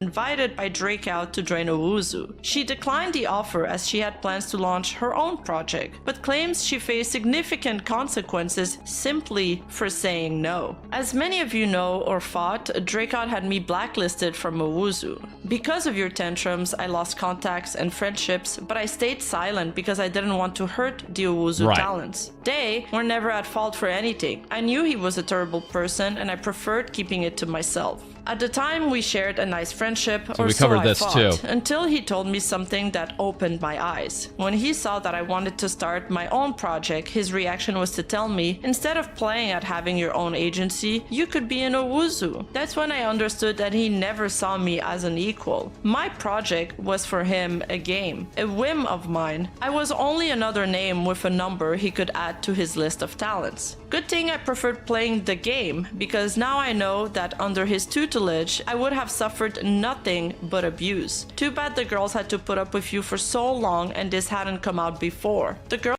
This is all happening on January 29th. I mean, like, every tweet that we've seen is basically from this single day. It's insane. have so much strength, you always had talent, you do not need someone or a company to keep shining. You don't know how much peace I feel in my heart for being able to say something in the end. Secondly, as I mentioned before, Owuzu had sometimes recast the voice actresses for a VTuber model with another one. In this case, Murchie was formerly Heto's first voice actress. She breaks down her experience with Owuzu in a series of tweets and Twitter space. Her voice laced with both anger and resignation. Oigan, estuve leyendo más sobre el tema ahorita de Wozu. Oigan, ¿no se les hace raro? Es como... No lo sé. Está media rara la cosa, ¿no? ¿Por dónde quieren que comience? La verdad es que no me importa ya. Tipo, todas las oportunidades que he tenido me las han quitado. Absolutamente todas. Así que ya no me importa, la neta voy a hablar. ¿Quieren que comencemos con el inicio de Wozu? Como yo, Mirra y Draco empezamos con esto y cómo dañamos a Dixis? Digo, ¿qué? First, she exposed the existence of the after-noted blacklist, a system that effectively shuts out creators deemed a threat to the agency. Murchie herself explains how she was blacklisted and unable to monetize her YouTube channel, even though she was the creator of Heto. When she left the agency, Owuzu decided to DMCA her and brand her as a copycat, and ultimately also prevented her from joining any VTuber agency. She claims this was due to anonymous threats against the agency she wanted to join, alleging that Owuzu threatened to cut off any opportunities for all of their talents if they allowed Murchie to debut with them. The blacklist also extended beyond agency involvement, according to her. When Murchie was finally able to join another agency, Drakeout, a manager of Owuzu, personally intervened to convince other creators to distance themselves from her, spreading rumors that she was a liar. Eventually, this agency also kicked her out. Murchie ends her tweet. Damn, what was the agency? What was that? Well, unless you are in Mexico, the rest of Latin America doesn't care about April Fools. Oh, okay. I used to think Fuel was cool, not after seeing this video. Okay. Tweets expressing her love for these individuals, but ultimately feels betrayed by their actions. At this point, the situation... So they were around for the founding of Owuzu, and then they get blacklisted by Owuzu. Had started to spiral into a full-blown revolt. The talents were outraged, and even the editors managing the talents' channels had joined into the protest. In fact, the editors released official statements declaring they would no longer upload content as a form of protest against Owuzu. From the team's support, we announced that we are in complete disapproval of all the actions that Owuzu had taken against its talents. So what was the camel that broke the camel's back? What broke the camel's back here? What was the inciting incident? That's kind of what I don't understand. Because it's just kind of like, from the outside looking in, it was just like, Raccoon started talking about this, and then others formally with them, or, you know, it was like, what happened on like the 28th or 29th, where it's just like all the talents came together and it was like, not anymore. Usually there's like an inciting incident. And that's the one thing I'm kind of missing from this, and I don't know. The camel that broke the straw man's back. What's the back that broke the camel? Announcement of Zero joining Owuzu. I guess so. Yeah. That's interesting. That something that still you would think would be Ignatius. Who blew out the camel's back. Why did I read that out loud? Anyways. I guess so. I guess it really was the Drakeout. Drakeout basically like, hey, I'm gonna be a VTuber with the rest of you guys now. It was like somehow I'm Zero now. Somehow that was like the bridge too far and just let everything like crumble here. We withdraw from the R reaction channel, grateful of you and all of the love that you have given us, and above all to Chessie during this journey. Hopefully our paths cross again in another lifetime. Sincerely, Team Support. And Karma's Clippers channel also sent their supports to the talents and insults to Owuzu. Like a snowball effect, everybody starts coming out with their own story. Kendo Murph is another ex-Owuzu employee and decides to share his thoughts as well. I am glad that my friends are finally speaking out against all of the mistreatment of Owuzu, where even I had a bad experience because they wanted to defame me. Girls, you are not alone. You have all of my support in this. Whatever you need, I am here. Your black. Fun fact, Kendo uses the same model as Fillion. Oh man, let me get on the phone with Fillion. Fillion, you need to sue Kendo. They're using your model, Fillion. Fillion, that model that you own exclusively. We need to get her taken to court here. We need to. Oh man, I swear. Uses the blonde version. I legitimately am still crossing my fingers that Fillion has worked it out where they can get some merch. Otherwise, 100% they need to be focused on getting their own model. I mean, I've told Fillion that. Like, I've literally said, "Girl, get your own model." I think there was plans for that. I'm going off on a tangent about Fillion. I'm sorry, but. I think that day will come. I think that day will come.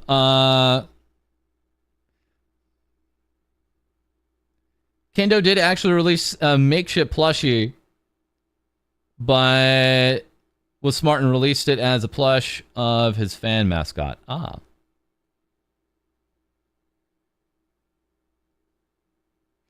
Did you read the latest Novel Horizons blog post? They said they're resuming the Fillion model after checking with all parties. Ooh, that is a development. That is quite a development. That's a major development. Okay. Now the thing is with the, I know this is a tangent on a tangent. We'll get back to this video, I swear. The Novel Horizons one though was not, I think, based on. I'm trying to remember. It was kind of a different iteration. It wasn't like a one-to-one, right? It was like a different iteration. Anyways, that is fascinating. Yeah, it's kind of based on the VTuber Awards design, but then again, you could argue that's based on another design, right? And on top of that, still side-eyeing Novel Horizons because. Novel Horizons, I almost want to give get them in the clear, but the problem is like I don't understand, who this other like Horizons merch, what their listing is under. I've asked them and they have not responded. I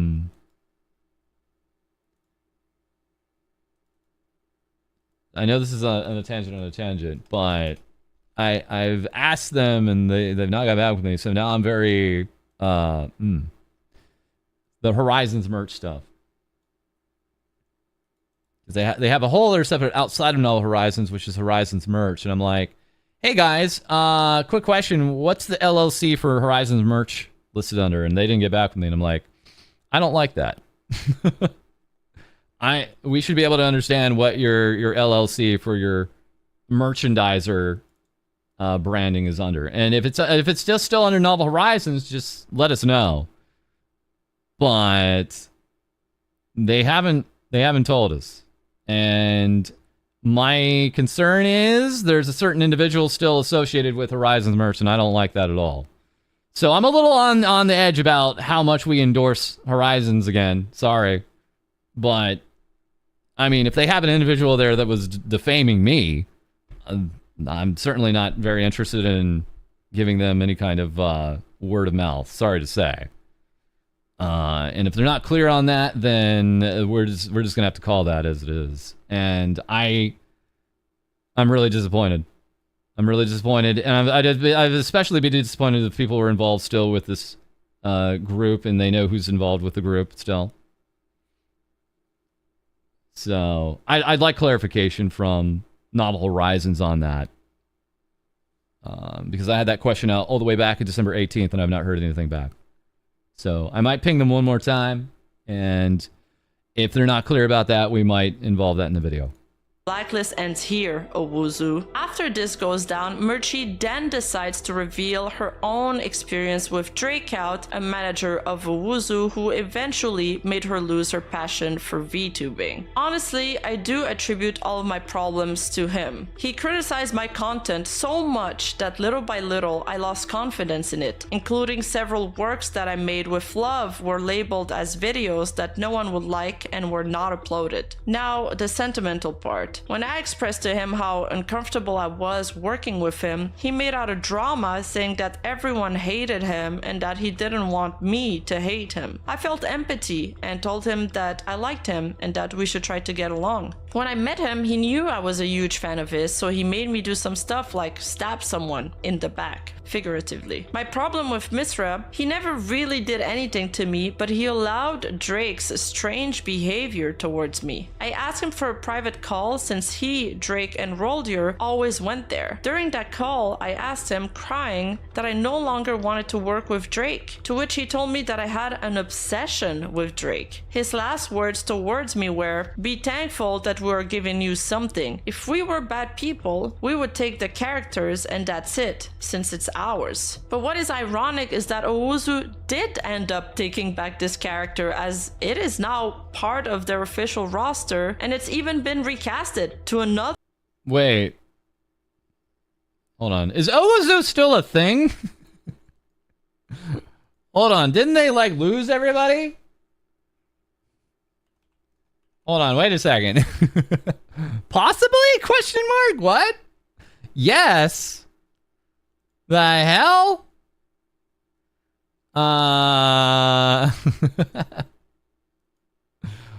Wait a second.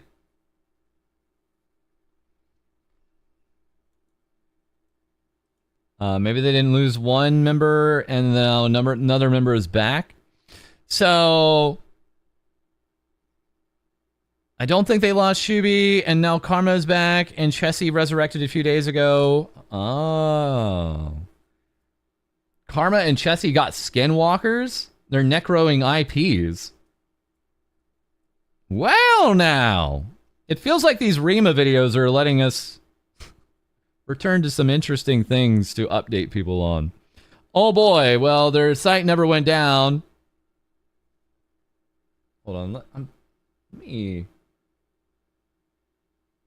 me do something here, because I know I'm looking in the wrong way sometimes here. Let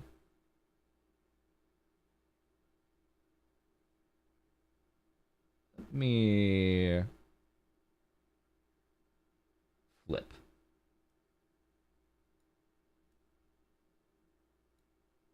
And now let me mirror myself. There we go. Okay. I just want to make sure I'm looking the right direction here.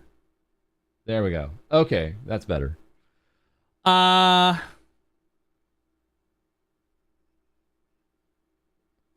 Probably pulling a walker and hiring replacements without telling the replacements.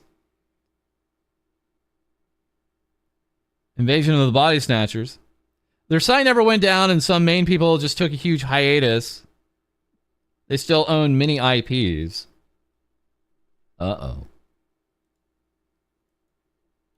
Other voice actress. She goes on to say, "They stressed to me how useless Heto was, and that was why they were graduating her, and that they would possibly not use her anymore. When I started the project with them, they made it clear to me that the day I no longer gave my voice to Heto, the three of us would have a meeting to find out what would happen with Heto, and if the three of us agreed to let someone else give Heto a voice, I would get a commission. They knew it was all lies, and I only talked about the tip of the iceberg." In a separate interview that came out later with the YouTuber Lax, Murchie, now under her PL handle The Mero, recalls the emotional toll of her experience with Owuzu. She shared how devastating she felt after leaving the agency, describing it as though she she had wasted 2 years of her life for nothing. Murchie admitted that after everything, she no longer wanted to create content and felt scared to turn to her relatives for support, as pursuing this career path had been against their initial wishes. Murchie also revealed a particularly bizarre incident involving Owuzu's owner, Misra, which she believes marked the beginning of the downward spiral. She recounted, "Misra asked me if I would tell him the 1 million YouTube play button I got, and I told him no because I wanted to keep it. He told me I should thank him for leaving me with the 100,000 one, saying they were the only ones who should have it. Then he kept on joking like, wow, I've never had a 1 million play button. Give it to me, no? Or sell it to me. But I didn't want to." Can't you just buy another one? Also, it has their name on it. This whole play button stuff when it comes to these weird agencies, dude. What is with this?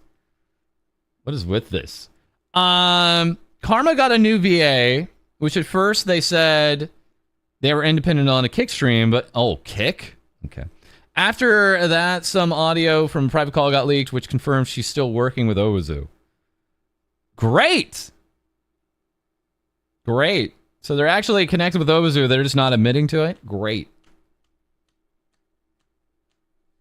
There's some stuff we got, but it's going into part 2. Oh yeah, this is it's wild. This is part 1, and it's actually an hour-long video.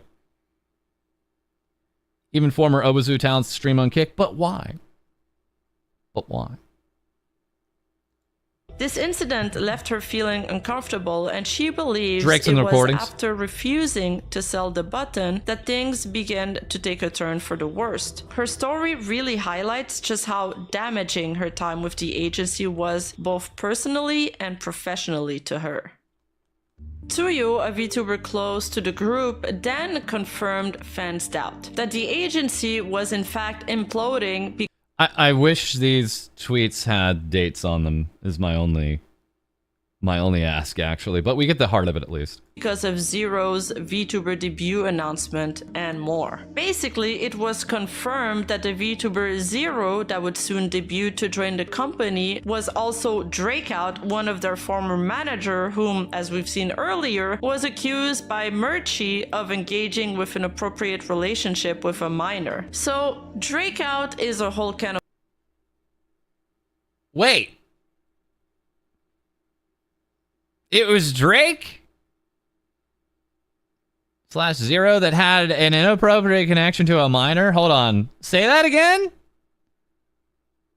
that would soon debut to join the company was also Drakeout, one of their former manager, whom, as we've seen earlier, was accused by Murchie of engaging with an inappropriate relationship with a minor. Really? I didn't know this about him. This is news to me. Trying to strike a chord. A minor. What are the odds? What are the odds we have another Drake? Points to the conspiracy board. It's all there. Really? Maybe it just comes with the name. It's just... Oh, no. Oh, no, no, no, no. No, no, no, no, no. No, you guys don't understand. This is... We can't have this. We can't have this. One of the Nikes is named Drake. I gotta ask her now. I have to ask her now. How you know, what history do you have with some of the younger Nike? Drake. You saw that coming a million miles away. Really? Okay. Drake and Nike is the perfect villain, agreed. The triple decker of the oh no. She even has sus eyes. Not sure if they're also confusing with Riglock, Owuzu's old editor and friends of them, as there's a lot of history with them and Riglock, if not mistaken. Yeah, I just like to be clear on this, because that's a major connection I was not aware of. And even when it was mentioned earlier in the video, I thought it was about someone else, not Drake. But if it's about Drake, whoa. So, Drakeout is a whole can of worms by himself. Because of these accusations, the girls begged the company to not work with him anymore. So you can understand their anger when the company's response was instead to turn him into an Owuzu VTuber, which would essentially make him even closer to the girls. Wait, I am lost here. Which would essentially Wait, I'm getting really lost because I knew he was gonna debut as Zero. Who the hell is this? Is this what they were running as before? I'm so lost. Is this their other account outside of Owozu? I didn't see this. She'll explain soon. Okay. Huh? So we have Zero, and this is Drakeout's first model. Okay. Okay. I swear I'm trying not to be confused here. That would explain why Zero's debut announcement sparked all this a little bit. Make him even closer to the girls. So why has Drakeout faced criticism? Some allegations have surfaced online that paint a concerning picture of his past behavior. Specifically, during an interview with the popular YouTuber Belshi, a woman named Callie came forward to share her experience of dating Drakeout when she was only 17 and he was allegedly 22. She presented evidence suggesting they dated while she was underage and described him as being manipulative and verbally abusive during their relationship. Callie also claimed that Drakeout would become upset if she toned down sexual topics, despite him previously claiming to be asexual. Drakeout has since denied these allegations, stating that the footage shared online was misleadingly edited. He also disputes Age illegal. Why? Male VTubers never never living down the accusations, bros.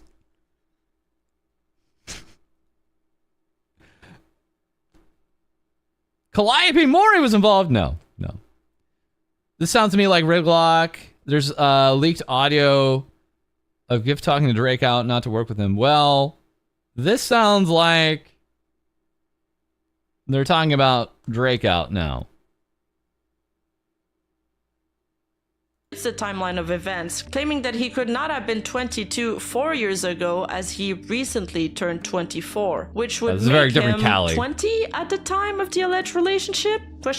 He further suggested that the footage in question simply shows them role-playing in Minecraft and is being taken out of context. As of now, the situation remains one of conflicting accounts, with both parties presenting different sides of the story. In addition to the previous allegations, Drakeout has also faced accusations of manipulation. According to claims, Drakeout and Callie co-founded a YouTuber group called Nozomu. However, issues reportedly arose because Drakeout was not the leader of the group. Another talent, Sui, held that position instead. Allegedly, Drakeout couldn't handle not being in charge and sought to dismantle the group by creating conflict. It's said that he achieved this by lying to individual members and pitting them against each other.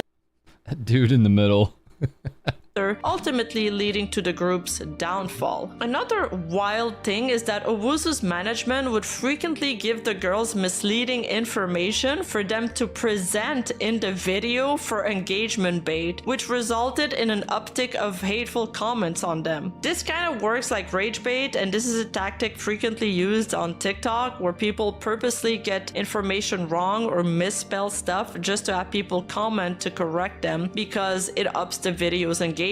But at the same time, this sucks if you're trying to build a brand as someone credible. Drakeout fue uno de los encargados de destruir Nozomu. Fue quien destruyó Nozomu desde cero, desde adentro, creando conflictos en las personas que estaban dentro del grupo. Decían, por ejemplo, le decía a tal persona, no, porque X está hablando mal de Y y vos tenés que ayudar a Y a que no se sienta mal porque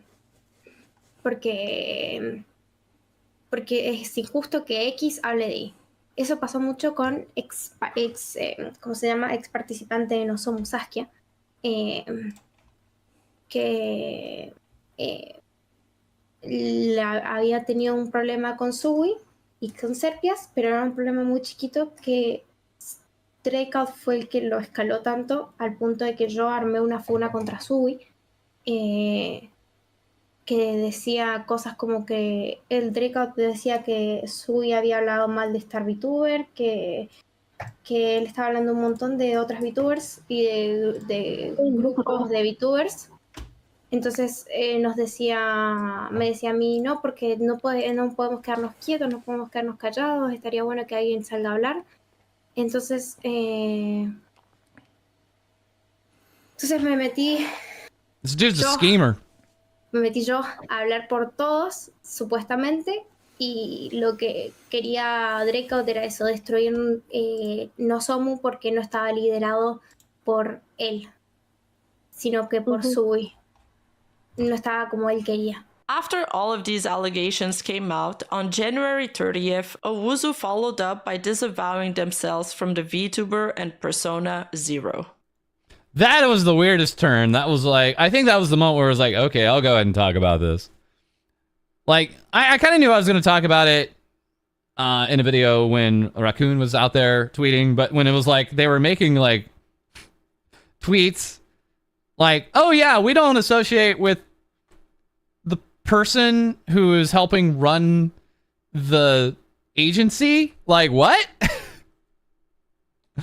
Faced with all these terrible accusations, Drakeout responds by releasing a statement. He writes, this is I couldn't make very much heads or tails of this, so I'm looking forward to a better understanding of what the hell Drakeout was saying. This is like rambling to me when I tried to understand it. They took advantage of the issues and they labeled me a martyr with other people's things. Now I'm suddenly the cause of all the VTubers' problems, XD. Well, it's easy to say and tell that I talked with people that I don't even know and you attribute your fights with someone else to me. That said, I've been talking yesterday and I received some apologies because at no point they want to blame me and even less for random things. I understand, but I'm letting you know that it will not affect me because my social media are turned off and I do not live off of them. I only use them to distract myself and I disconnect often for months for study matters. So I will remain calm and will take advantage of this to finally stop reading social media so much. And since I am actually an outsider, time will show that nothing can get to me. And with the other issue, when I fulfill the term of confidentiality and the rest of the agreements, everything will be known and that's it. Meaning I don't have and cannot do anything about it. That's right, I will no longer help people grow without charging. And then they start saying all kinds of things about me when I don't even earn money, XD. Basically, here Drakeout claims he hasn't made any money during his 2 years tenure at Owuzu, which seems like a cop-out, saying, oh, they should be glad I manage for free. And it's also doubtful that one would dedicate so much time to a job with no income, unless it came with other perks, such as status, which could have been the case. However, yeah, so, okay, so for that interpretation, it's like, yeah, exactly. You can't hurt me. I'm turning off my social media. And no, I won't give out any more free help. It's like, pity twit longer. I mean, that's kind of what I read it as, like, you know, how, you know, I was giving out help out of the goodness of my heart, but now I've learned to charge for it, is all I got out of that one, man. That's all I got out of that. That was a really rambling message. However, users in the replies were not convinced, and to one user who refuted this idea that he wasn't getting paid, Drakeout responds that there are such things as a promise contract, which means that the income payoff would come later once the company is profitable. He continues his post by saying, about the new debut and return to my socials, I will simply cancel it. It had been scheduled for some time because I announced it a year ago. You can see it on the account itself and in the YouTube video announcing it. For the rest, to those who wrote to me, we remain in contact as always. It was good having a talk with creators yesterday and it was entertaining. For the rest, we will simply see you later. Of course, He also received a wave of backlash for his response, to which he responded, "Since it's a hobby, I can continue to have it, and the truth is I should go to the psychologist, because the mental burden of being accused of things and after 4 months they come saying that they want to work with you again and that they made up is undoubtedly strong." Is it just me, or is this guy right weird? This feels like a rambling stream of consciousness that is like... This doesn't feel very thought out, at least. I'll say that much. So one of the VTubers affiliated with a... It didn't translate it right. It didn't translate the swearing. The swearing is imperative here. Wuzu was named Nori. Nori was an IP created by Shira, a VTuber that would get involved with Riglock, one of the higher-up managers. Okay, so now we're talking about Riglock, one of the quote-unquote higher-up managers here. Yeah, he should go for a sauna. He should just chill out at a sauna for 5 hours. He should just chill out at a sauna for 5 hours. That's what every good leader should do.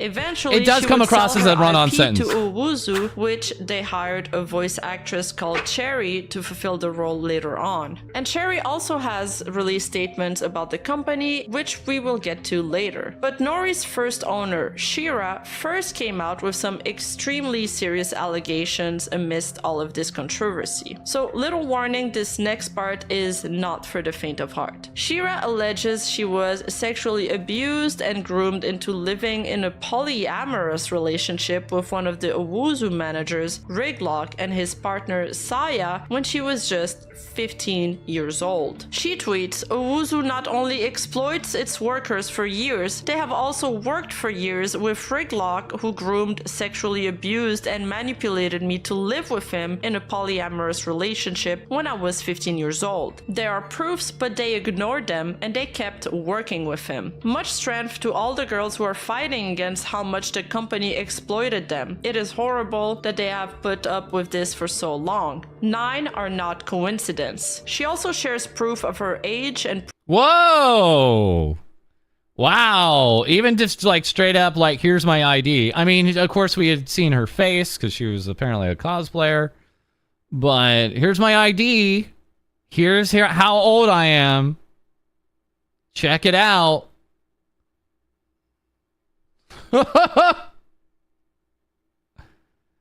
Cannot emphasize enough. Ooh, right? Let me take just a quick look here. I am assuming their date of birth is November 26, 2004? Question mark? Question mark? Question mark?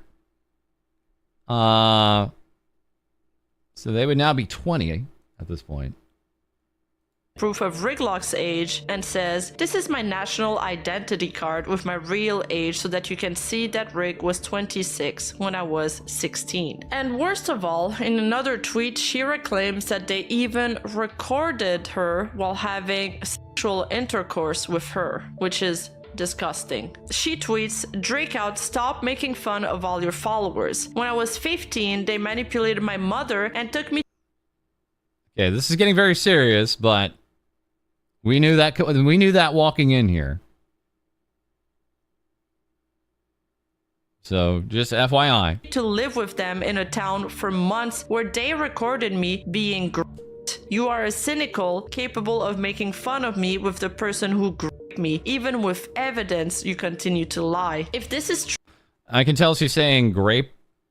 And she's wisely still editing that out. "True, then this is disgusting behavior. As for proof whether the relationship actually happened, well, it's actually all over the internet because it was broadcasted. The entire situation was frequently flaunted on Saya's channel, who, by the way, is the third person in this relationship, and according to allegations, yet another PD file. At this point, I've lost track of how many there are in this story. Saya is basically a... Technically 3 at least. Funny enough, there was proof and even video evidence that she was living with him and Her supposedly GF of some old live streams. Only a clip survived of that time. Yeah, I think we're looking into some of that here. Where's Interpol? Yeah. Streamer and had old tweets unnerved in which she openly claimed, "I said 1,000 times that I am polyamorous and that Rick and I have an open relationship. Besides, the young man with red hair is with both of us." And for context, the young man mentioned here is Shira, who, by the way, isn't even a man. This entire situation just keeps getting messier the deeper you dig. Anyways, there are countless of videos online circulating showcasing the alleged evidence of this relationship. Among the most concerning are inappropriate DMs exchanged between Riglock and Shira, where Riglock is reportedly asking for nudes. It's important to note that in these screenshots, Shira is referred to as Kiro, as she used to go by that name back then. These screenshots were actually provided by one of Saya's friends, who confirms Saya's age and the nature of the relationship. According to the screenshots, the relationship did involve sexual activities, further corroborating the allegation. I'm just reading this, but I don't want to read it out loud. Okay. Oh, so they're explaining some of this. Okay. Riglock has also been implicated in other inappropriate conduct involving minors. One notable instance Officially, what is Riglock's actual role with Ozu? I need to know now. Is there a listing somewhere? Is there like a listing to understand like Drakeout's role? Because I think I saw earlier in the video here, like it looked like a listing of multiple people that were kind of involved with running the show. So he was an editor and a manager. Okay. Because I'm hearing editor. Apparently everyone knew him as an editor, but apparently he had some management status here too, in some capacity. It sounds like. Includes him allegedly requesting not safe for work fan art from the YouTuber The Cypher Show, who was just 16 years old at the time. Scyther, in his testimony, talks about his experience with both Riglock and Saya, his polyamorous girlfriend, saying, "Saya is a scumbag that I have personally met who has her boyfriend on a leash, and her boyfriend is a groomer who has no qualms about making jokes with and on minors." And adds, "Do you know that Saya bragged about having nudes of 16 years old when she was already of age? The reason why I shared this with my best friend and not publicly is because they genuinely scare me. They have so many contacts with so many people around the world that they could up everything I've been working on for years. And sadly, I'm still stuck on YouTube for a living. Being on bad terms with them would be like automatically screwing up my relationship with half of the world in YouTube who I've known since 2016. They have a lot of control with their surrounding and it scares me." Saya and Riglock were also accused of stealing a character design created by a 13-year-old artist. Allegedly, they even sent their audience after her, launching a massive harassment campaign against someone with virtually no platform to defend herself. They point out the irony of this, given that Riglock has often publicly portrayed himself as a supporter of artists. There is also more accusation, but this entire story is yet another deep rabbit hole that I won't fully dive into in this video, as there's only so much information I can cover.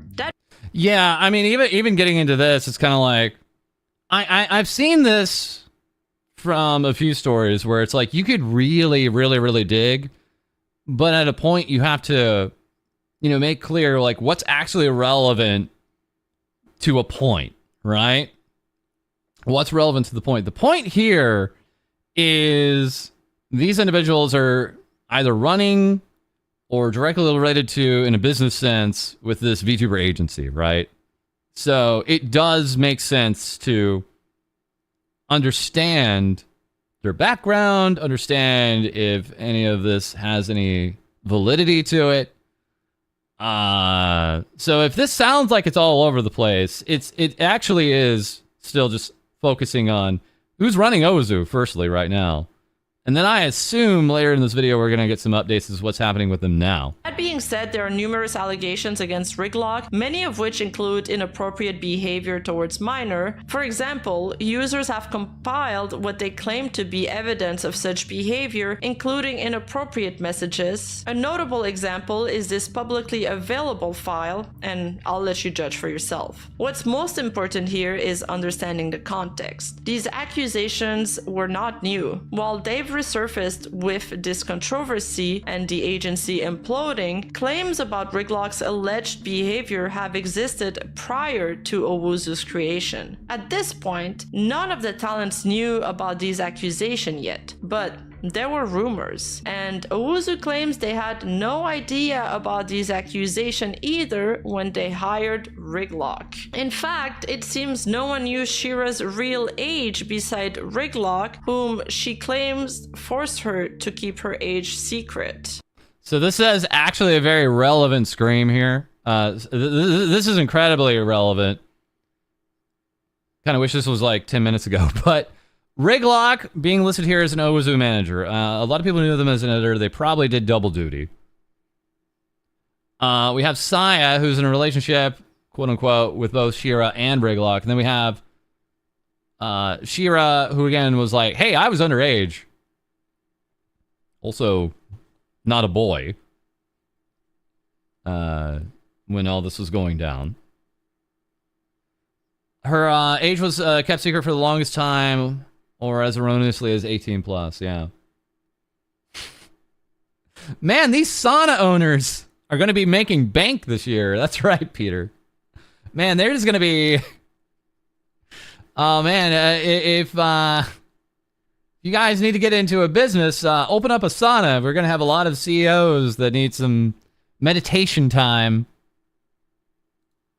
In most places, statutory laws work under something called strict liability. This means that if an adult has sexual or exploitative contact with a minor, someone under the age of consent, they are committing a crime, no matter if the minor lied about their age or looked older. The law puts the responsibility on the adult to make sure the person they're interacting with is actually an adult. Without this rule, it would be nearly impossible to hold anyone accountable because they could always just have the convenient excuse of, I didn't know her age. Now, on to Cherrycraft's story.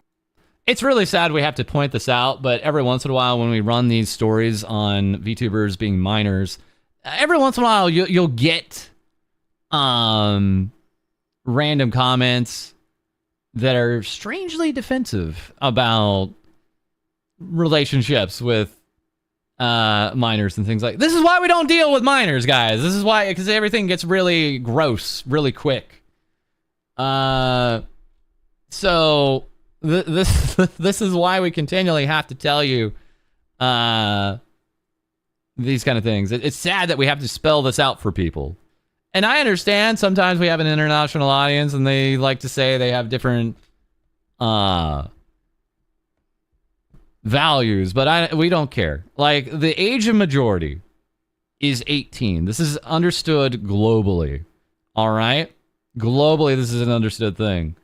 And because of that, when you're dealing with individuals underneath that age, everything gets immediately complicated. Very complicated. Sad to have to dance around it, yeah.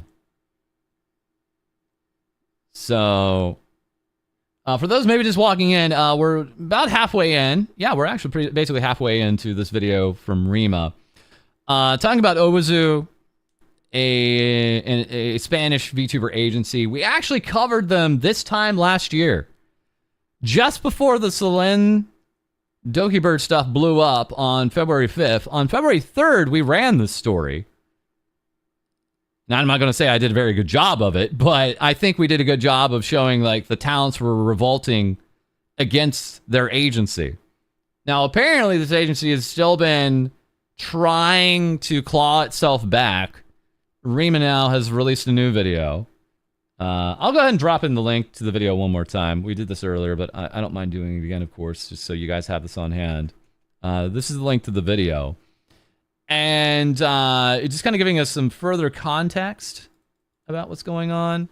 Also, here's the the link to our tweet about today's stream. Feel free to like that. Feel free to retweet that. So, serious subjects, of course, here. Cherry Craft was the second voice actress behind the Nori character. She was brought in to fulfill.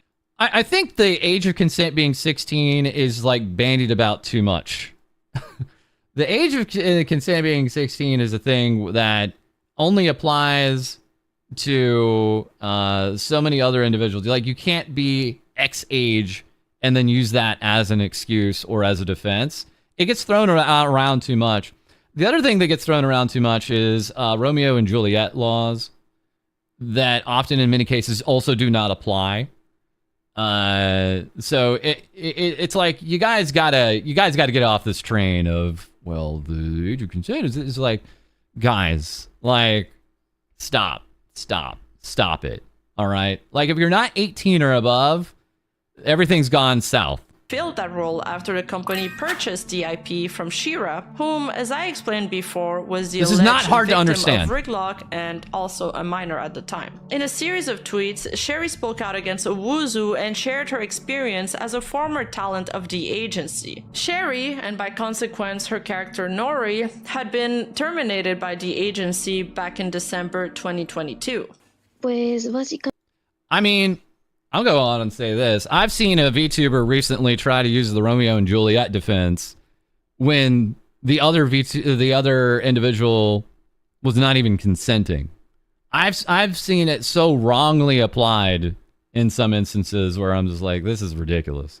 Básicamente la historia va tal que así. Yo era una persona que sufrió mucho en la vida, no voy a dar muchos detalles, pero cuando entré a este trabajo, entré porque estaba a punto de terminarlo con todo. Recuerdo que le hablé a Draco ese día en el que estaba muy, muy mal, porque yo sufrí de muchas cosas en mi vida y estaba en ese momento muy mal. Es decir, no quería nada de vivir, por así decirlo. Y Draco me dice, oye, ¿podrías hacer un cambio de personaje? Y fue cuando me ofreció hacer el papel de cierto personaje. Y desde ahí las cosas fueron a mal. I'm gonna have to watch that again, because if I read this right, this is a little weird. I remember I talked to Drake out that day. I was feeling pretty bad. Muy, muy mal, porque yo sufrí de muchas cosas en mi vida. I was suffering in life. En ese momento muy mal. I was in a bad spot. No. I didn't want to live anymore. I did not want to live anymore, so to speak. Underscore. Quería nada de vivir. So Drakeout's response. Y Draco me dice, oye, ¿podrías hacer un cambio de personaje? Y fue cuando me ofreció. You could just change your character, and you can here you can just take over another character. This is Drake's brilliant reply to someone having a horrible don't want to be here day. Hacer el papel de cierto personaje y desde ahí las cosas fueron a mal. O sea, ya empezamos fuerte, supongo. Vale, o sea vale. que él tiene un patrón de atacar principalmente o reclutar chicas en situación de vulnerabilidad, sea por cualquier cuestión. So Sherry has alleged that Owuzu was operating as a shell company and did not pay taxes. She also claimed that the company would frequently use legal threats to intimidate the talents. For instance, she mentioned that Owuzu would threaten the girls with fines, such as a 2,500 penalty, which caused significant fear among the talents. However, Sherry stated that her lawyer clarified that these threats were baseless, as fines like this would need to be determined and enforced by a court, not arbitrarily imposed by the company. She concludes by saying that she doesn't have anything to gain from speaking up, only that justice would be done. Here she tweets, "Now, aside from joking around, there is something I would like to talk about. Recently, many people think that I have some benefit for talking as much as I do. The truth is, yes, I do. I can see justice for my friends and the people I care about, and that our voices won't be ignored and forgotten. And I don't care about fame. In fact, all of them them, I am the only one who has gotten the least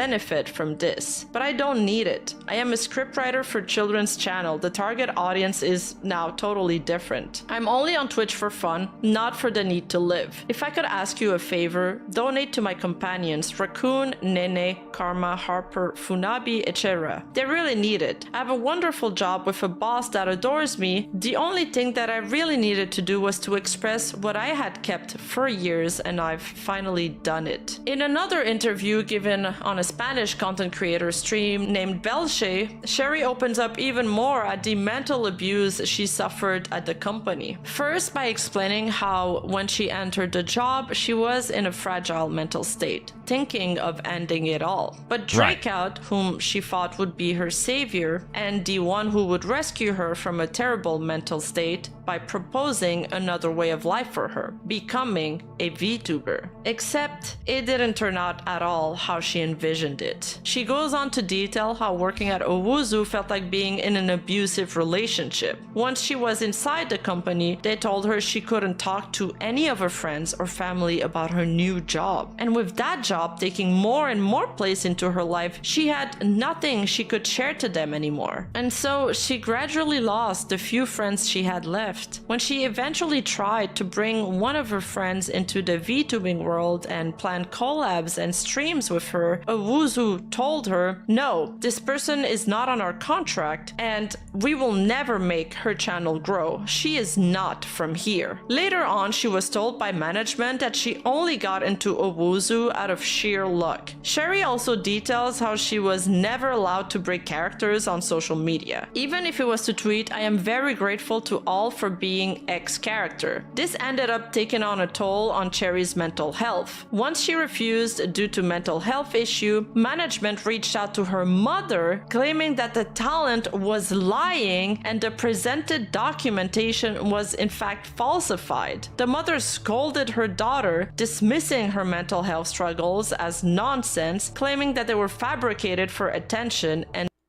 Okay, I'm a little lost right here. What documentation? I'm lost about where the documentation is coming from. sympathy. In hindsight, all of this explains a lot more why she parted way with Owuzu's back in 2022. Yeah, that was from December of 2022. This communication here about the Nori character. So, Talon's mother failed her from the day she was born. Okay.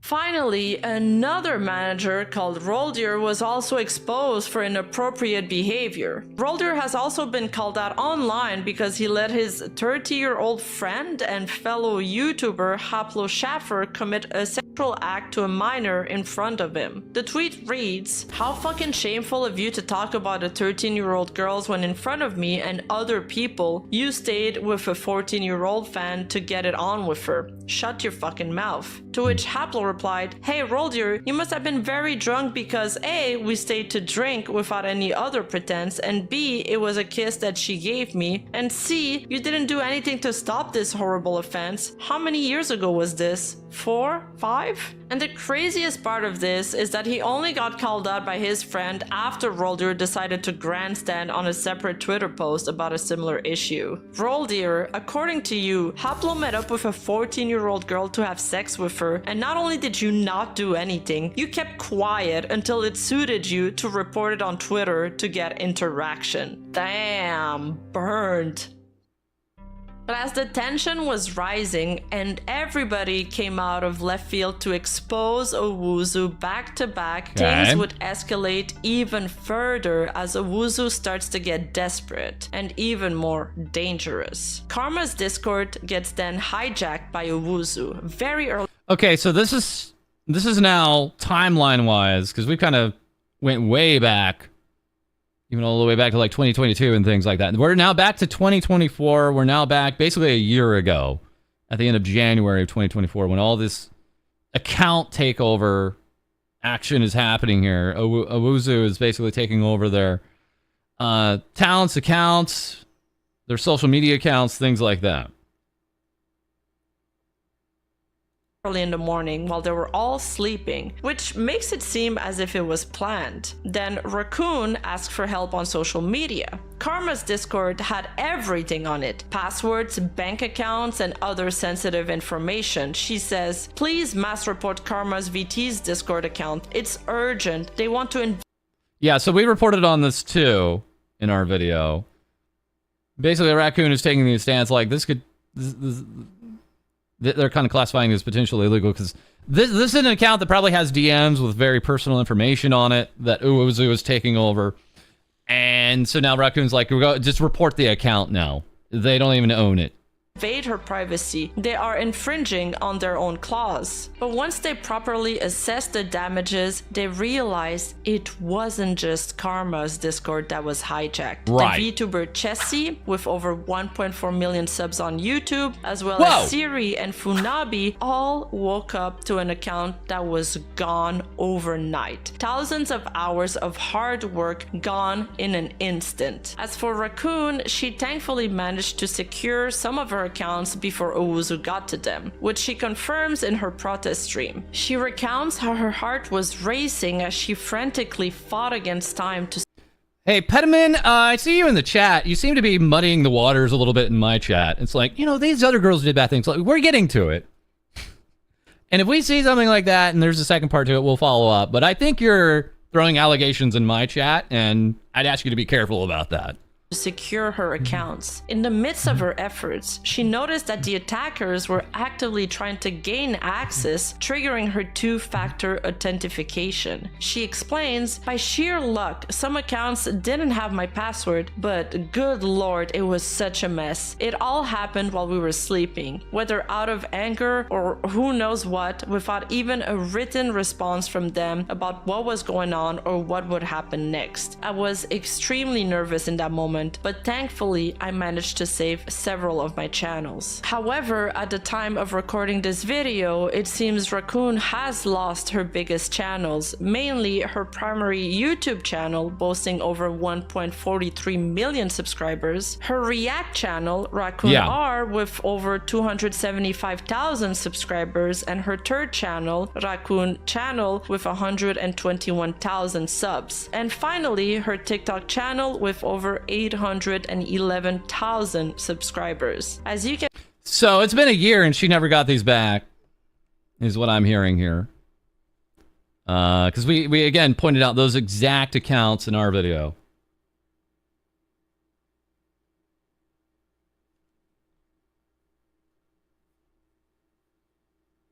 Very popular. Most of these channels have remained inactive for about a year now. Not, another victim of Owuzu and former talent, reveals the agency won't let her keep her IP. A devastating blow for creators who depend on their virtual personas for income and support their families, but says that she won't stop fighting for it. As of today, the status of Naught's IP is unknown. The last update we got was her trying to negotiate it back, but in the meantime, she had to commission a new model and IP, which she revealed on social media. Karma, on the other hand, allegedly dropped out of university at Drakeout's urging, only to find herself struggling financially, using her earnings to pay for her father's medical bills. If this is true, the damage inflicted by Owuzu on these VTubers goes beyond the direct abuse they suffered. It extends to the shattered dreams, the broken promises, and closed doors that Owuzu forced upon them in exchange for their trust and dedication. But the situation gets even more complicated.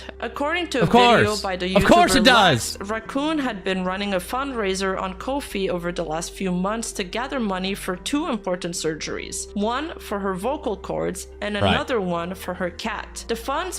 Yeah, so we talked about this too in our video.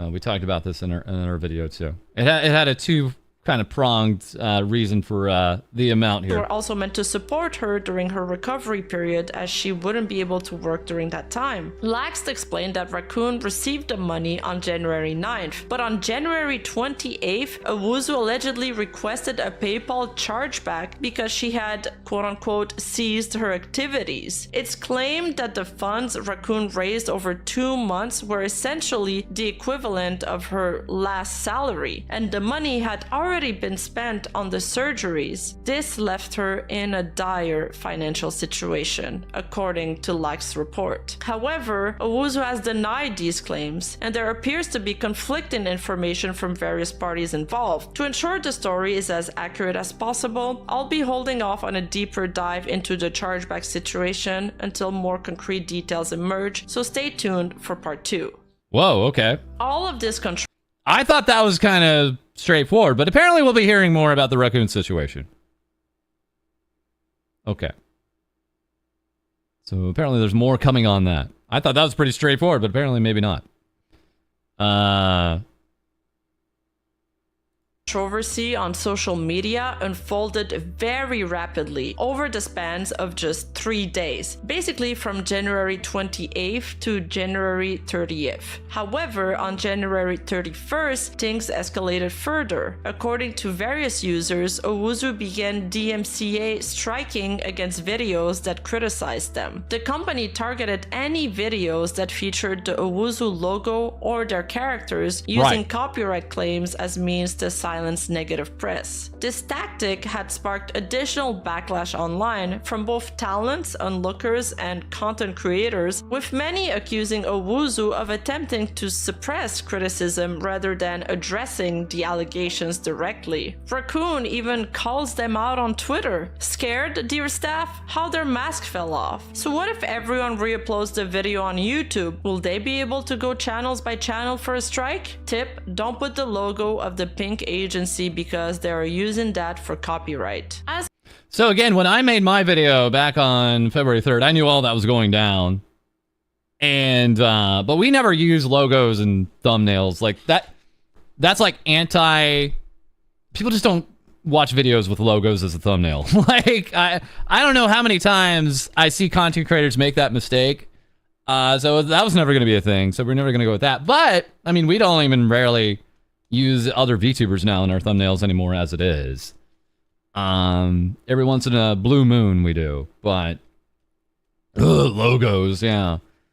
I really want to see that taken to some kind of logical conclusion, because there's no legal precedent at this point of you put my logo or my VTuber in a thumbnail, I can hit you with the DMCA. I'd love to see some actual precedent come out of that, one way or the other, just so it's clear. Because there's no actual legal ruling to our understanding as to that being a legitimate DMCA claim at all. So when we push back against Niji Sanji for doing that to our channel, because we had put their VTubers in our thumbnails, because we were, obviously that was the story and it related to the VTuber, Niji Sanji tried to strike our channel down and also Kyo's channel down because they were citing using their talents in the thumbnail. And, you know, talking with legal counsel on this, they were like, yeah, we haven't heard of any kind of precedent on that. We'd advise you, if you can, to avoid any legal challenges. And I was like, yeah, say no more. I'll go ahead and put myself in my own thumbnails now. And that's what I've been doing. But there's no actual legal precedent for, you know, you use the logo in my thumbnail, I can DMCA you. Phone number or older. Whoops. Wrong video. As I mentioned earlier, Fuel was a highly regarded LATAM newstuber who had been diligently covering the Owusu controversy. She earned a reputation for being trustworthy and unbiased, making her coverage one of the go-to sources for updates on the situation. But in a jaw-dropping twist, it was later revealed that Fuel was allegedly working with Owusu this entire time. Reports claimed that she was bought out by the company in an attempt to control the narrative and influence the information spreading about them. Insanity. This revelation was brought to light by Raccoon, who discovered Fuel's secret involvement with Owuzu through a series of events. It started when Owuzu allegedly attempted to refund an artist who had been working on Nene's, formerly Karma's, model. When the agency imploded, the artwork was put on hold, but later Owuzu requested a refund for the work already completed. This caused frustration because, of course, artists should be paid for the work they've done, even if it's only a portion. The artist Hold on, this B-roll footage is really weird and threw me off. Let me hear this part again. Nene's, formerly Karma's, model. When the agency imploded, the artwork was put on hold, but later Owuzu requested a refund for the work already completed. This caused frustration because I'm not understanding this, because entering into this, I thought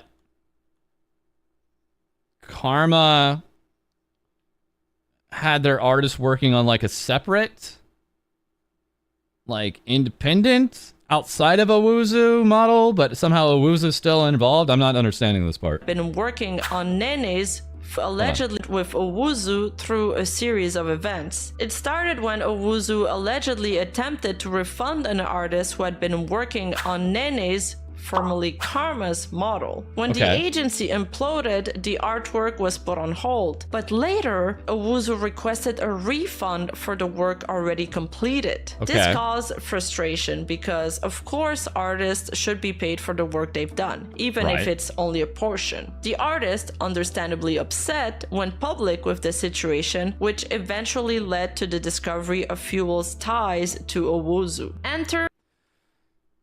I mean, was Owuzu asking for the refund for anything to do with Karma stuff, or is that just like they were asking for a refund because they were then working on a new artwork for Karma outside of Owuzu? I guess it's like was it a retaliatory thing?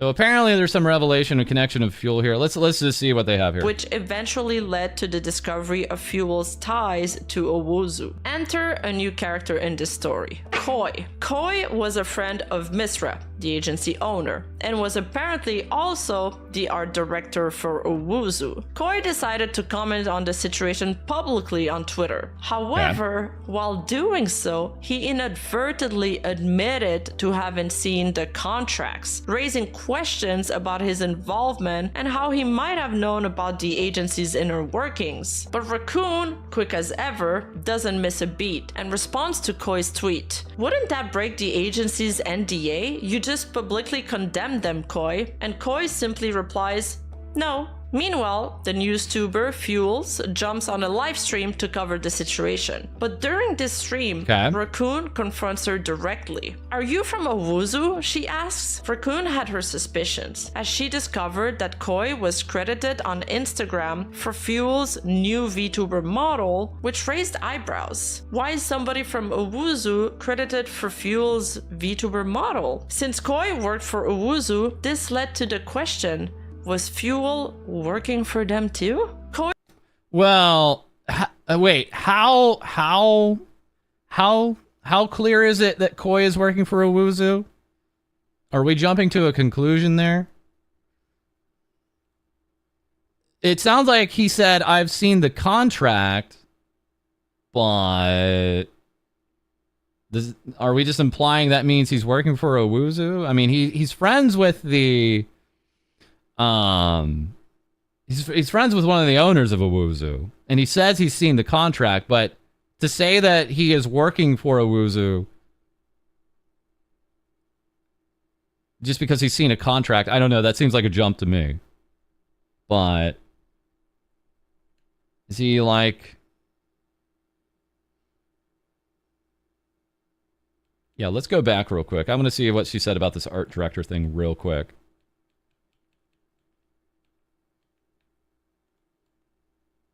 The narrative and influencing was brought to light by Raccoon, artist, and simply for this story. Koi was a friend of Misra, the agency owner, and was apparently Okay. Apparently also the art director Okay, apparently an art director. Okay, apparently an art director. Okay. for Owuzu. Koi decided to comment on the situation publicly on Twitter. However, while doing so, he inadvertently admitted to having seen the contracts, raising questions about his involvement and how he might have known about the agency's inner workings. But Well, you just said he's apparently an art director, so that would explain that. But how do we know he's an art director? I guess is the head scratcher here for me.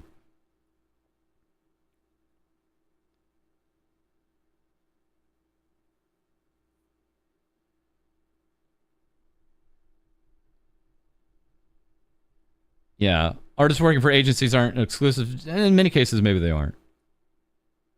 If he was the credit for her model, that doesn't mean he's exclusively working for them, right?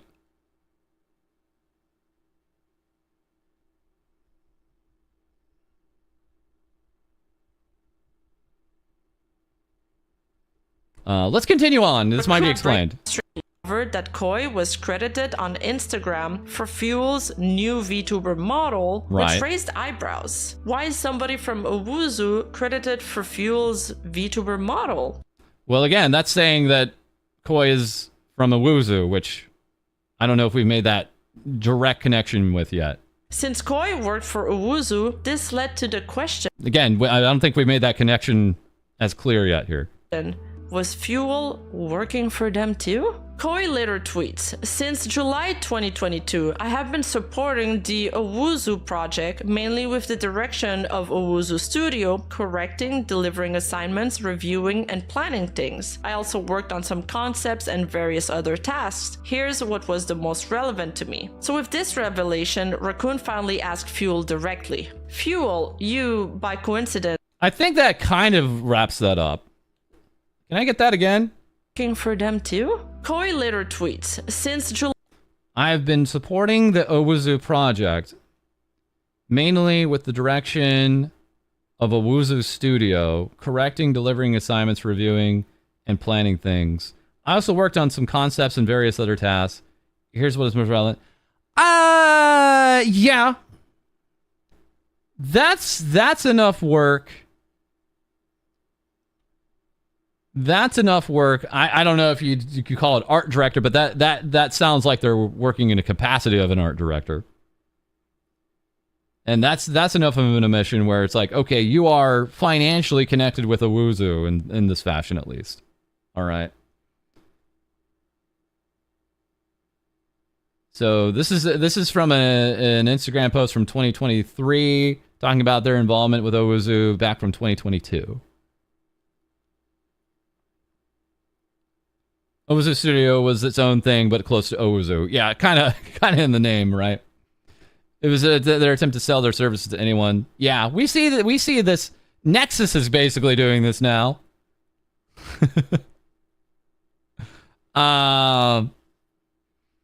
Nexus is kind of like, hey, we have other services, even though we failed as a VTuber agency. July 2022, I have been supporting the Owuzu project mainly with the direction of Owuzu Studio, correcting, delivering assignments, reviewing, and planning things. I also worked on some concepts and various other tasks. Here's what was the most relevant to me. So with this revelation, yeah, if it was purely on the art side, it could be said to be like a subcontractor and just a friend, but it does sound like he's laying out more responsibilities than just that. Agreed.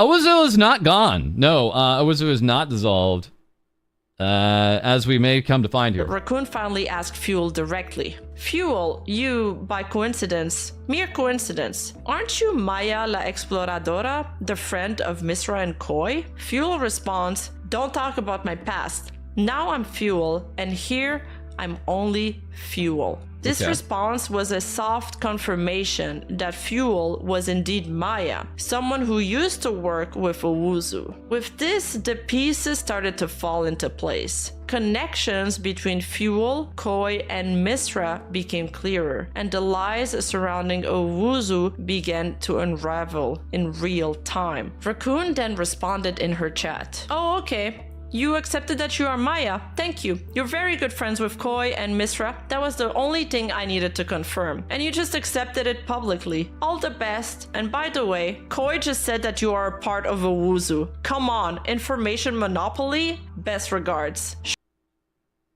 Yeah, what's this about? Shortly after, Raccoon uncovers further proof of Fuel working with Owuzu. During Raccoon's livestream, former Owuzu manager Yoko shared more revealing details about the company. Yoko explained that every Owuzu employee had a business email with the handle @owuzu.com. This gave Raccoon an idea. She typed in fuel@owuzu.com and discovered that it was already registered to an active Twitch account. Raccoon then recalled a conversation she had with several other Owuzu talents during a call where about 20 people discussed their plans to resign from the company. The group had agreed to leave due to fatigue and allegations of workplace abuse. During that call, they asked Fuel if she planned to resign with them. Fuel, however, allegedly said, "No, I prefer the job." Everyone in the call vividly remembers those words. This raised an important question. Why would Fuel tell Owuzu employees that she wasn't resigning if she wasn't connected to the company? Imagine what this means. Fuel allegedly knew about the mass departure of Owuzu's talents well in advance, but chose to feign ignorance when it came public on her streams and on social media. She acted surprised when the news broke and then seemingly worked to do damage control on behalf of the company. If this is not scummy behavior, I don't know what this is. Now, let me be clear. I have nothing against content creators securing sponsorships or partnerships. I mean, like Rima, you don't even have to say this stuff. You can just let your audience make the connections yourself. Like by Rima by saying it's scummy, then she has to walk it back and saying I don't have like you don't have to say this stuff. This is why I don't do that stuff. Okay, so she's in a call. This is all alleged. She's in a call and she's like, no, I'm gonna stay. I like the work. That part's alleged. Getting paid for your work is valid, but there's a big difference between accepting a sponsorship and selling your voice to a company, especially if you're someone who has built a reputation for sharing honest opinions. If your voice has been sold to the highest bidder, why should anybody trust what you have to say? Not to mention the potential FTC violation this might involve. If you are being sponsored or hired by a company, you're legally obligated to disclose those affiliations. Transparency is essential, and misleading your audience about your ties to a company is not only unethical, but potentially illegal. Unsurprisingly, Fuel's reputation took a massive hit after this was exposed. While she continues to operate to this day, her credibility has never fully recovered. Eventually, the Owuzu talents and Fuel buried the hatchet and settled things privately. At the end of the day, Fuel isn't the main antagonist here. She was more of the shield that Owuzu used to protect their own interests, for better or for worse. Fuel still deservingly lost a sizable portion of her fan base as a result. As it stands, there are now several ongoing lawsuits between Owuzu and his former talents. First, Nene, formerly known as Karma, announced she is suing Owuzu for unpaid wages and indemnities. This legal battle is taking place within Chile's jurisdiction, which is where Owuzu is located. In a statement shared by Karma, she provided an update on her ongoing legal action against Miss Rain, Owuzu's owner, whose real name was disclosed in legal proceedings. She shared, "Hello, as many of you know, since the beginning of all of this, we have avoided talking publicly about this because we were taking legal actions against Miss Rain. It's been a terrifyingly exhausting few months because of this issue. We are doing things the right way, and even though this isn't over, I can finally show part of my testimony. Straight to the point, it's simple. I work with Miss Rain as my boss, and he had not paid me to this day. I started legal actions after trying to come to an agreement." Looking into Karma's lawsuit, it mostly revolves about her being in a toxic work environment and her claims include manipulation, verbal abuse, and coercion by agency management. First of all, Karma alleges that Drakeout and Roldir, two managers at Owuzu, frequently belittled her and pressured her to drop out of her graphic design program to focus solely on VTubing. She shared an experience of a meeting she had with Miss Rain, his girlfriend, and another former member of the agency, during which she spoke about her career struggles. There were times when I traveled to Santiago to meet with Miss Rain, and one of these times was with his girlfriend and another member of the agency. I told them how my career was going and how things were getting complicated for me. After that, Miss Rain didn't stop making comments about how I should drop out of my career and dedicate myself 100% to VTubing. She also alleges that management pressured her to change her character design to a more childish aesthetic, even though she expressed high discomfort with the idea. Karma then goes on to describe a work culture where fear and intimidation were allegedly commonplace. She claimed that she and other talents were subjected to verbal abuse and threats of termination frequently. She explains, there were several calls where we were told we couldn't record them. I didn't record them out of fear. In those calls, they would yell at us and raise their voices. The ones who yelled at us the most was Roldir. He once said he was super happy that we all resigned because that way we would see reality. He would excuse his behavior by saying that, as a Spaniard, he just had a louder tone of voice. And while it's true that Spanish speakers can sometimes be expressive, this went far beyond that and felt abusive. Hey man, I'm Spanish. That's why I'm loud.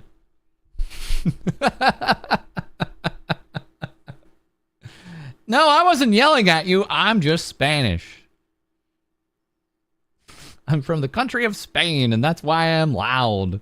Karma added that the intimidation left her feeling powerless and unable to express her discomfort or even stand up for herself. She also further alleged that the agency actively monitored her streams and limited her interactions with other creators. She claimed that Roldir used to go through all of our livestream to spy on what we were doing. He is now restricted from my channels. She also accused the agency of mismanaging her Patreon account, claiming that they pretended she was still managing the account and could receive donations even though she no longer had access to it. They tried to make it seem like I still had access to that account so that they could receive donations on my behalf. This was misleading and took advantage of people's ignorance instead of clarifying that the account was being managed by someone else. According to these documents, Karma is now requesting several sums of money in unpaid wages from 2023 to 2024. Termination fees and delayed payment from the company, with some payments being late since December. Meanwhile, the other former talents have also all filed separate claims and have come together to file a class action lawsuit. This joint legal action allows them to address their grievances as a group. Raccoon announced this decision on social media. A claim has been made. Like Nene FT, the girls, and I have filed a class action. Hold on. Excuse me.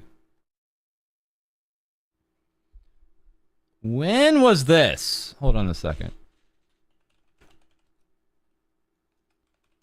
I'm trying to just understand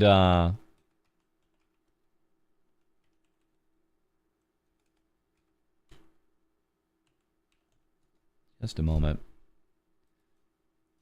June? This is back from June? Yeah, this is June 8th. So Nene talks about literally the same day. Literally the same day. And then that gets quote retweeted here. This is actually a quote retweet, by the way, of Nene's tweet. Just for clarification here. Let me show you guys. And as you can see on screen, there's dollar amounts here added in for totals. Insofar as what's being demanded here. So this is actually, again, like I said, a quote retweet in conjunction with Nene said back on June 8th. Just for some timing there. lawsuit against Mr. Misrain, owner of the agency Owuzu. Many attempts have been made to formally settle with the defendant, but he refused or failed to appear at the summons. We request that we be paid what is owed to us and our respective compensation. Attached are excerpts from the lawsuits with the respective testimonies. Okay. So the ex-Owuzu talents are collectively suing the company for over $188,000 USD in unpaid wages, delays, and damages. Now, obviously, everyone's real name is redacted, and the girls are labeled in those documents as plaintiff 1 to 7. One of the most disturbing accusations centers around the black. Wait a second. Uh-oh. There's plaintiffs 1 to 7, but there was wasn't there 9 of them? Blacklist system, which was already exposed on Twitter, so we're not too shocked about that one. As Plaintiff 6 explains, Misra began to delegate his responsibilities to Redacted, with Redacted as his right hand. This change in leadership revealed the true nature of Mr. Redacted, turning the agency into a sort of dictatorship, where his decisions were unquestionable. This system prohibited employees from associating with specific content creators deemed a threat to the agency. They were told of these creators and requested to spread rumors about them among their personal contacts, under threats of being accused of treason if they did not. The accusations of psychological abuse are equally alarming. Plaintiff 5 recounts a terrifying. Yeah, even saying abuse on YouTube in a video is a dangerous thing to do. I can probably say it once in a stream here, but otherwise, it gets a little dicey on YouTube. Yeah, I'm not gonna try to like line up exactly who's in the who are the plaintiffs and things like that. I just would have expected 9 for 9, but maybe some of maybe 1 or 2 or 3 of the Owuzu girls didn't get in on this particular action here, this legal action here. That can happen. Apparently there's a rift between Raccoon Nene, Imikukis, and the rest of the former girls. It's unfortunate to hear. Not sure about Imikukis, as I believe she did not want anything to do with it and just quietly ended her affiliated contract with Owuzu back in February. Okay. So, yeah, I mean, there could have been 1 or 2 or even 3 of them that have just, like, walked away and weren't, like, interested in getting any kind of, as a part of any kind of legal action. That can happen, yeah. Imikukis is an affiliate and kept her stuff. Okay. Incident where a manager, Mr. Redacted, made repeated threats after she defended a colleague. He began to send me psychological threats, threatening me with messages like, "I'm angry. You'll see when we talk about this, just you and me. No one else will have to be in the meeting, we have to the point of causing nervousness and vomiting," she states. These threats, coupled with Mr. Redacted ability to delete conversations and ban her from group chats, left Plaintiff 5 feeling powerless and vulnerable. Beyond these specific incidents, the plaintiffs consistently describe a culture of disrespect and manipulation. Plaintiff 4, for instance, details her struggle with an excessive workload, stating, "In November 2022, the amount of my work increased, making 4 scripts a day and recording them in addition to keeping up with social networks. Despite the fact that I requested training to manage them, I was only given superficial explanations. This, coupled with the low pay and constant pressure to perform, made it difficult for her to maintain her well-being." Plaintiff 3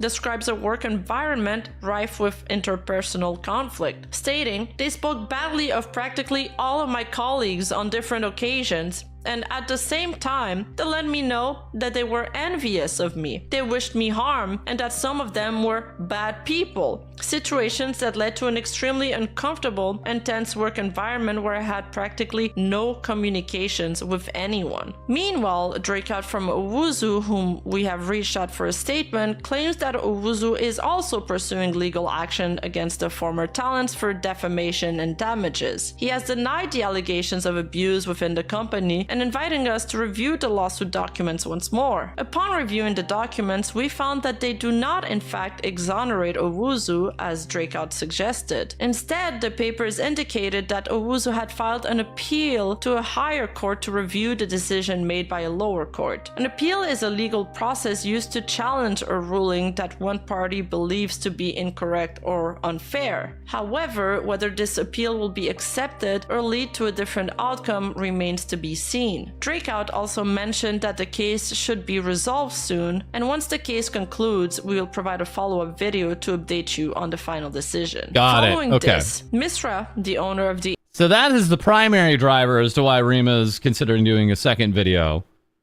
Because awaiting a court decision, effectively. Which for me, it's just like, yeah, we would just always, of course, follow up with a later video. But for Rima, it's like Rima's videos are very pointed and have a very specific subject. So it kind of requires a whole other topic video. Whereas for me, it's just like, onward to other news, you know. And then also there's apparently something more to this refund request that Owuzu sent to PayPal that Rima said is going to be a part of the second video. But I don't, maybe that's outlined more in this court case.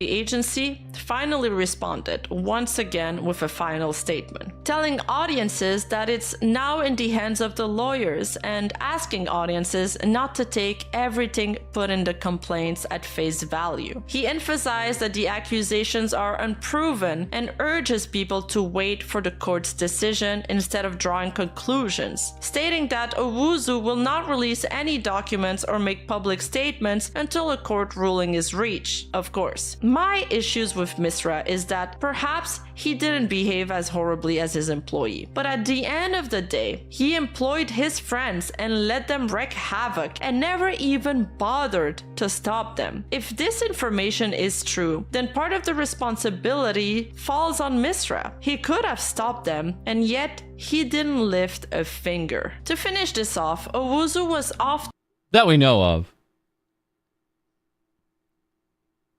I mean, what is the hierarchy here? Is kind of is what I'm trying to understand. Is there somewhere I can see like this person's here, this person's here? I'd like to understand. Often referred to as the Spanish V Shoujo. But after this entire fiasco, I think it's more fitting to call them the Spanish Wachter, but with extra steps. The agency is now completely defunct and no longer operational after every single talent walked out. But wait, plot twist, 2 months ago, Owuzu decided to resurrect their VTuber Karma and is now skin walking as her, live streaming on Kick and uploading shorts to her YouTube channel.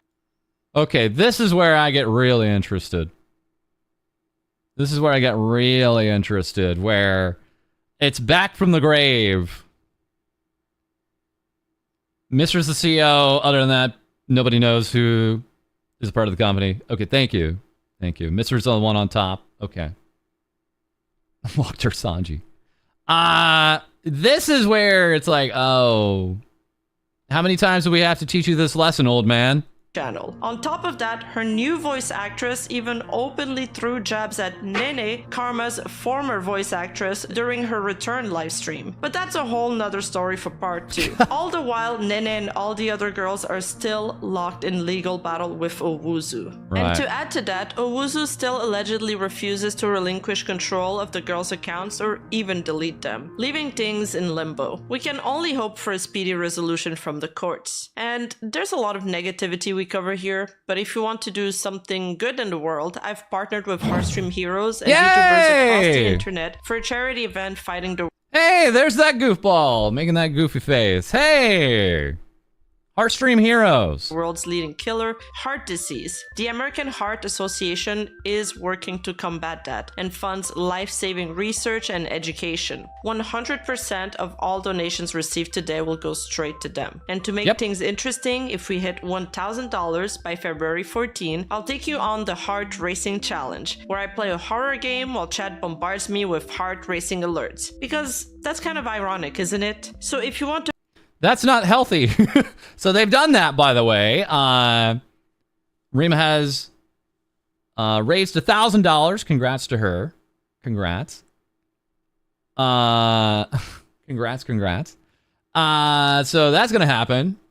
She's probably gonna have a bunch of jump scare sound alerts and things like that. Those are terrifying.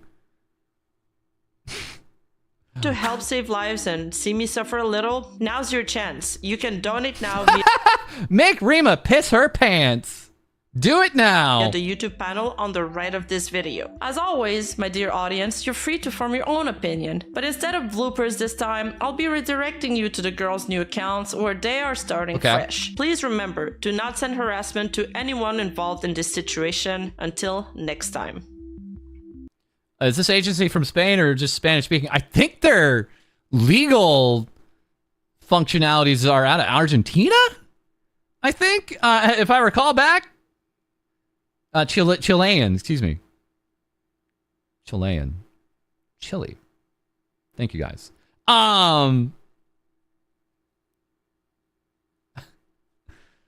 Between Chile and Peru, this is not confusing at all.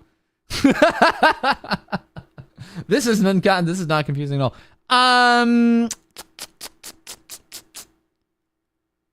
Let's see here if she has these connections here. Oh, okay. I thought she was going to connect the accounts here. This looks like to be her Patreon folks and things like that. Okay, here we go. So, Raccoon can be found on her Twitch, Raccoon VT, with streams on Twitch and Kick. Murchie Marawo is fully independent, streams on Murchie_VT. Nene is streaming on both Twitch and Kick. Cherrycraft. What? No, I can't read that, Rima. You put your pieces here. We can't read. Rima! You turned on your next video stuff. Cherry is over on Cherrycraft, looks like. Rima, please. Rima! Okay, Deva's _VT. Okay. Deva.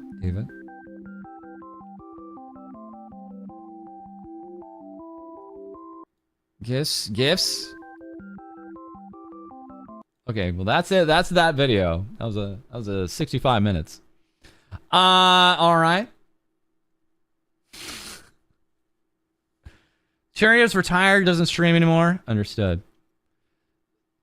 So I guess the one contentious thing is the connection with fuel, because it sounds like I've seen in a little bit of chat here. It's like the fuel stuff. It sounds like with fuel they were connected to Owazu in a more direct manner than they had actually disclosed, which is unfortunate. That said, I mean, it seems like they were kind of neutral in their reporting. I'd have to understand some more of like, was there some kind of other things they were covering up in some fashion? Because otherwise, that's just, it is a conflict of interest. That's true. But I'd have to understand more directly, like, how Fuel covered the situation and what they didn't cover to really, that to be so damning, I think. I think pointing out the connection is actually worthwhile. And I understand why Raccoon was attempting to do that. But I personally would just have to understand more like, okay, yeah, so we understand that there is a potential connection here, but what in the reporting was maybe quote unquote potentially not giving a full picture for their viewership as to what was going on with Owuzu, right? So that would be helpful. Outside of that, I mean, it gets very, very dirty here in the middle, where various folks with some capacity of management with Owuzu continually, time and time again, like at least in 3 instances that I saw, if not more, we're connected to minors, and usually in a very actually explicit way that is, just absolutely heinous. But the fact of the matter is like, as always with all of the very worst of these agencies, they just won't die, right? Like, when we talked about this last year, in my mind, it's like, it's over, right? It's over. Like, they have basically the majority of their talents leaving and calling them out for bad practices. And you just generally don't come back from that in any strong stance. And instead, they're trying to, necro some VTubers here, apparently. Karma apparently came back. And I'd love to understand the other 2 accounts that seemingly look like they're coming back in some fashion or still active in some fashion. So that I think is an important update. But then also, apparently we have ongoing legal proceedings happening here, which is actually makes this really different. Because generally you don't see it get to that level, right? Normally what happens is we find out these agencies are absolutely toothless, and everyone just kind of parts way very bitterly, and that's kind of the end of it. Unfortunately, when you think of something like an Akio Air, the IPs just die. With a lot of Owuzu, it looks like a lot of the girls have their IPs but don't have access to like their channels. It's like Raccoon still doesn't have access to like various YouTube channels and beyond, and that seems to be the case with a few of the other talents. Let me restart some music here real quick for you guys. Yeah, I mean, being friends and running the agency together can obviously complicate things, of course. Yeah.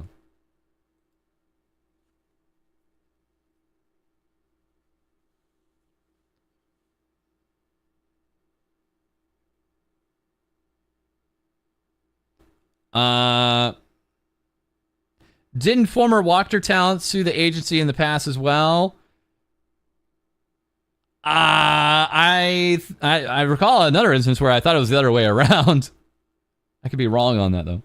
Yeah, I think it was the other way around. One or 2 of the talents were being taken to court by Wachter.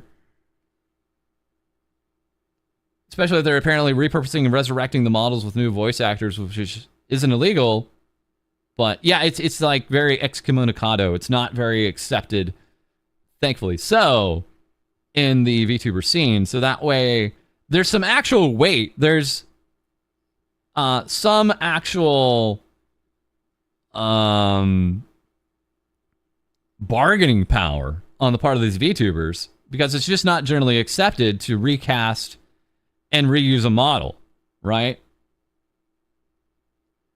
Wachter sued Miron and failed, and they're still suing Micah. Oh, so the Micah thing is still going on. Yeah, I swear it was like one of them had closed up. The Miron one had basically fallen through. Okay, yeah. I don't know, False. The Chile justice system isn't going through its best moments. Huge corruption scandals. There's been a reorganization of the judicial branch. I mean, that could still be all very high-level stuff, and maybe, you can cross your fingers and hope the day-by-day legal battles are still ongoing, but yeah. Admittedly, it would not be a high-priority case, but it would still be something that should have its day in court, all the same.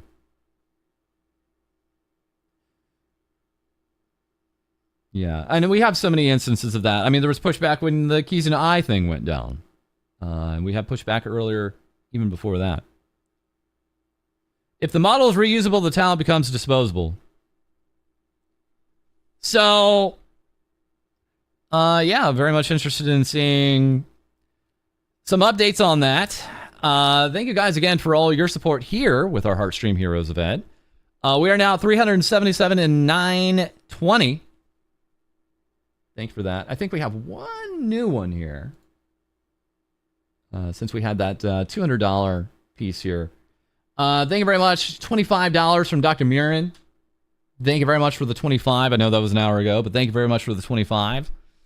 And Anonymous, thank you for also $10. Thanks for the awesome work over the years. Cheers to you and the team for more awesome years ahead. I apologize for the small amount. Please do not apologize. $10 is fantastic. Thank you for any support. Yeah, guys. $2, $5, $10, $20, $25. It's all good. Anything is very much welcome. Please don't feel like you have to apologize for an amount. That is fantastic on your part that you're even taking part in any way. Thank you. Thank you very much, Dr. Mary. Thank you. Oh, man. So, yeah, we're really close, actually, to 4,000 here for the second karaoke. We are on our way. We are on our way.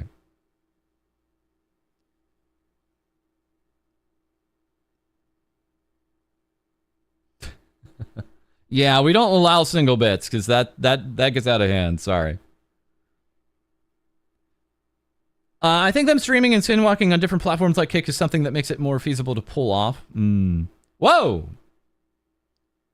Got another $10 there. Thank you very much, Dark Chewy. Thank you. Voting yes on League. No. Let's give this a refresh. Can League make a comeback? Can League make a comeback? It was pretty solidly in the nose. Oh no. And again, Mokoko and Fu still here on the poll. The poll. No versus how. Thank you guys for all the support though. Thank you. Yeah, I wonder how much we got a little bit more time tonight, so we're not done. I wonder if we can get the 3,800 tonight. I wonder if we have like another $21 in us and get up to a nice amount, or maybe 3,850, like halfway, and get up really close to 4,000, and then get over 4,000 sometime here. But yeah, another 21 would put us over. That'd be kick ass. That'd be amazing. Okay. So again, for those over there on YouTube, feel free to give this stream a like. We'll give that a subscribe if you haven't yet. And we have that also, that Tiltify link down below. We also have the link to the auctions going on here. So ongoing are auctions for some gaming time with Vienna, Scooch-Hands, Maid Apron, some Sorrowway artwork, and more. I'm excited to see where all this lands. I'm very excited to see where all this lands.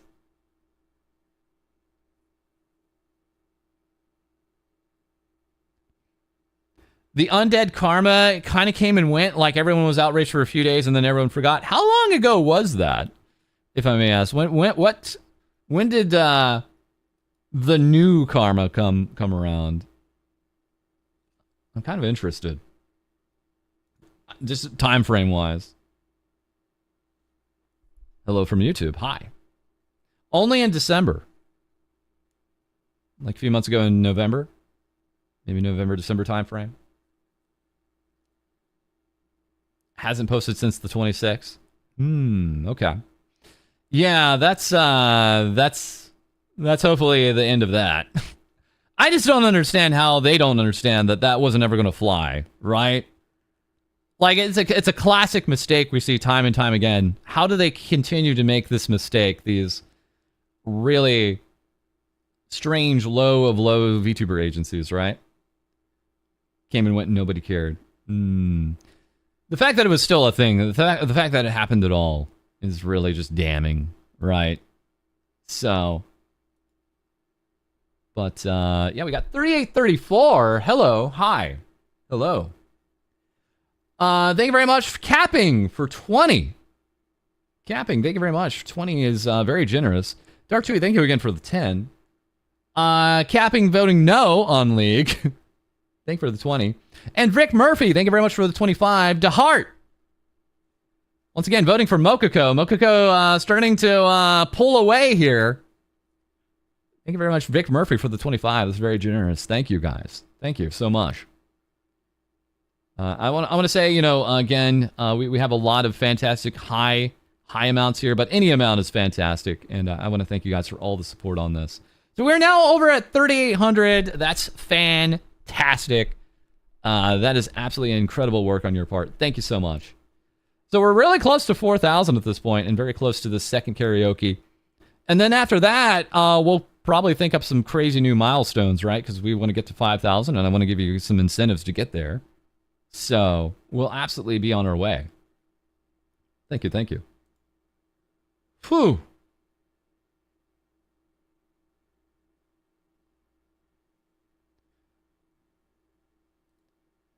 We also have a new piece here. Thank you for the 25. Crystal Blue, thank you very much. Crystal Blue 42. Thank you for the 25. I love your content, False. I watched every video you posted every day eagerly last year. I'm both happy and sad to see you posting less. As long as you're staying healthy and doing well, I'm happy. Also, Dota 2 is better than League of Legends.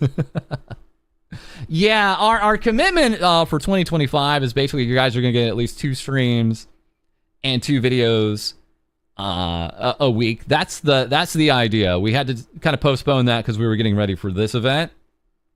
But this will probably be our single charity event for the year. So we're kind of getting it out, kind of getting it done early in the year. And hopefully we can just reliably give you guys 2 streams a week, 2 videos a week. And I would argue these videos are very extensive. They're basically like a half hour each at this point, right? But thank you very much for the 25. Thank you for all the support here for a great cause. Thank you so much. Thank you for all the watches. Thank you. Oh, man. Okay. Thank you guys for all the wild support here. So we're really close. We're only, 141 away from the 4K amount, which is just absolutely wild. Now, we have been talking about Owazu back in the past over on the piece here. Let's see here. A graduated... This is from yesterday. I saw this. A graduated Owazu Talents channel just posted a video. What's going on here?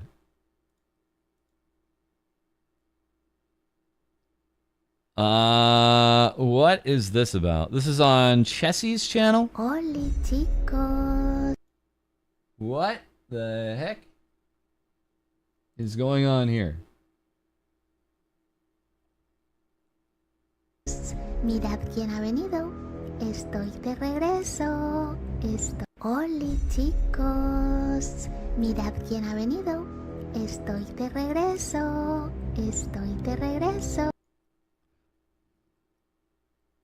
What is this? What am I looking at? I'm back?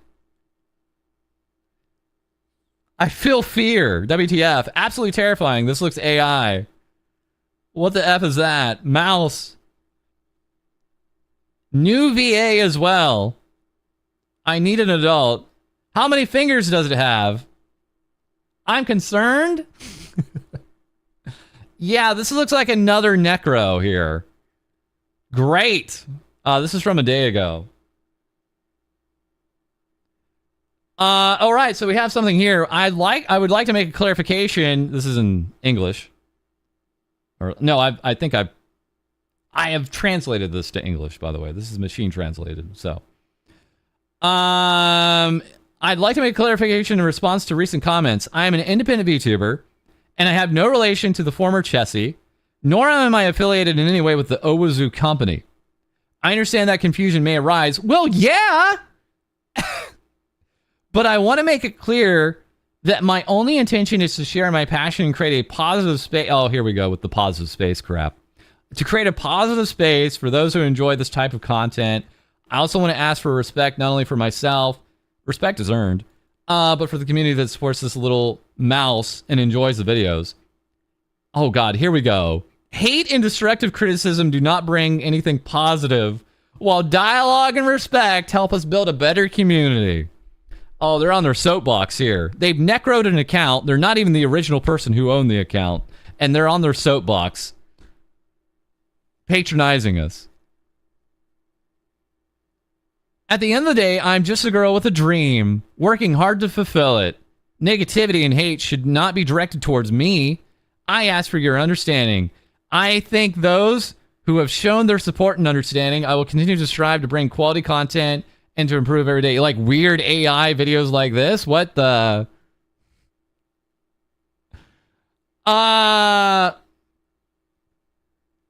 Worst part is her voice is literally Chessie using an AI. Really? Ugh.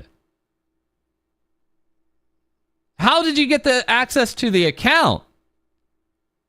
Person who is not affiliated with the Owuzu company or the former Chessie.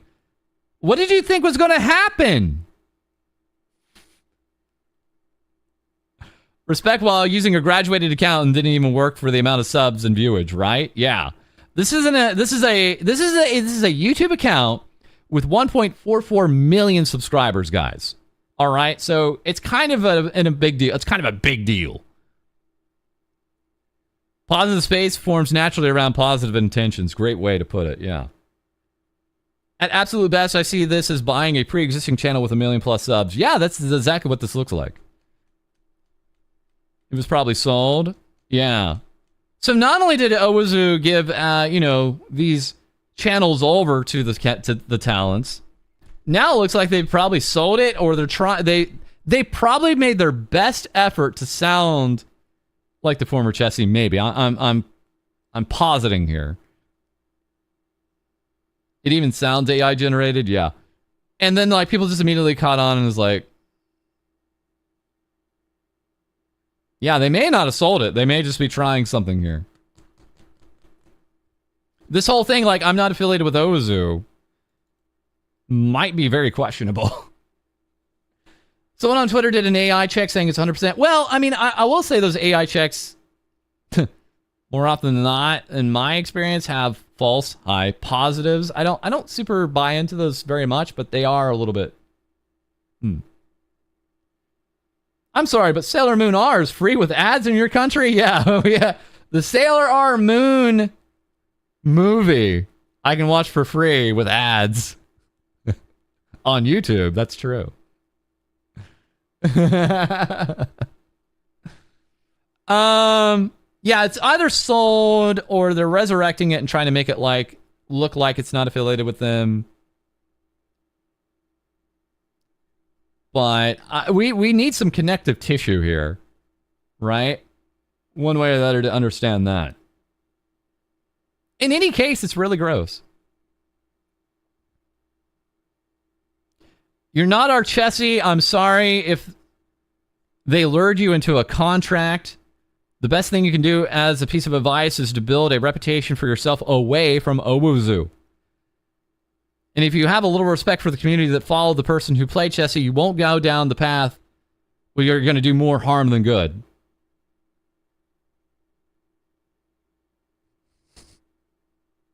I've already played this game! I've already played these games!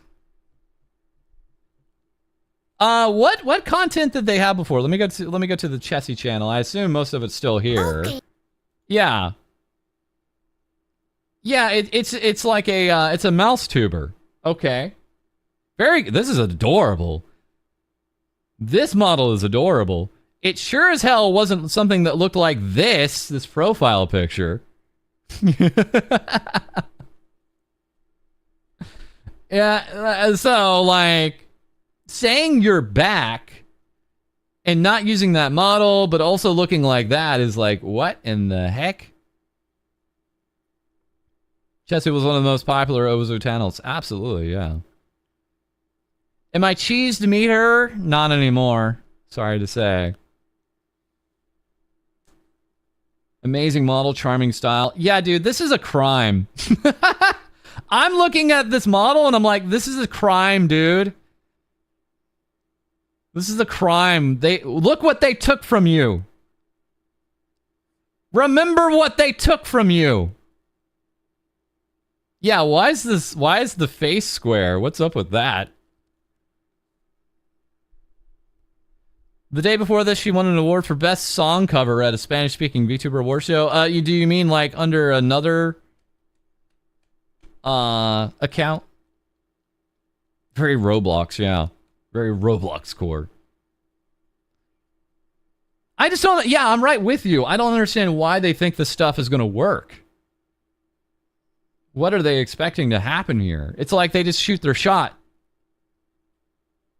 Okay, so they're under Kairami VT. Kairami VT. Okay. Kairami. Cool. Former Chessie won the award for her name is Kairami. Cool. All right. Very nice. So, God. All right. Well, we'll be providing an update there. And I'll probably pop in. They just won't die. They just won't leave. As we check in back with Ozu, Spanish VTuber agency, who last year had a near full revolt from all of their talents. Ozu gaining attention this past end of 2024 when one of their talents, Karma, came back on Kick.com, and now another account, Chessie VT, being resurrected. No, we're not live recording. I'm literally just I'm just kidding. That's what it'll sound like, though. I know. I've done this enough times. I've done this enough times where I know what the video is going to sound like, dudes. Yeah, it's surprising they didn't try to, like, clear the channel and all that. Dude, take your screenshots now. I'm going to do that. Let me take a screenshot. Right? Improv journalism. Yeah, it's surprising they... Well, they probably know that doesn't help. YouTube doesn't like it when you remove videos. And removing these videos, these probably are still making a little bit of cash. So removing videos is just not a good monetary thing to do on YouTube. YouTube hates it when you delete videos. Even the banner looks AI generated. That's a good point. Yeah, because this is a different shot. That is AI. This is absolutely all AI. I know AI when I see it. And that banner especially, that's AI. 100%. Oh, make a one VTuber of the year. Cool. Very nice. Kick ass. Yeah, I think they're still generating revenue. Oh my goodness! They even collabed with Philion. No, I'm just kidding. The hair clipping through the head.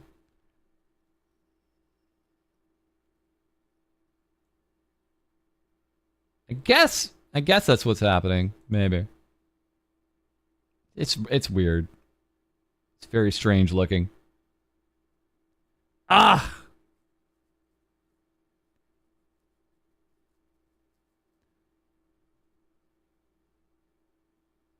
You see the Vaporeon copy pasta. Oh. Yeah, it's absolutely wild behavior. I mean, what are they expecting? I mean, when even a dumbass like me can figure this out, they're toast, man. Like, when even I can see, like, what's happening here, it's over with. So, yeah, that's our wonderful updates here. What else? So we got the Rima video. The fact that the Rima video landed right as this Chessie video went live, I'm sure Rima's probably like, damn it. Because remember, Rima also last year came out with her Niji Sanji video right before Selene was terminated. So in some ways, she had a great time video, but it didn't have the wildest part in it yet. So what we're saying is Rima needs to release more videos so we get movement on all this. Let me see here. What is this? Imikakus. Oh, they were talking about this. Okay. This is back in December. A few days ago, last Sunday, December 15th, the new voice of Karma, the VTuber character of Owazu, made a hint to Nene, the character's former voice, saying the following. There's kind of like a small call out there. The Rima Jinx, yeah. So that's weird. This is a weird quasi call out. It looks like. Okay. This new, whoever was doing this new voice for Karma, seems to have done a small call out of Nene, and it's like, don't do that, please. There's only one goth queen? Come on. People really get upset when things change, sucking the soul out of a VTuber like a clam shell from like a clam from clamshell. Sounds like a horror movie. Yeah. Dude. Very awkward. Very awkward. Okay, so it is back on December 15th, apparently. When this all went down. This would be the 4th time Owazu has hired a replacement voice actor for one of their talents? Really?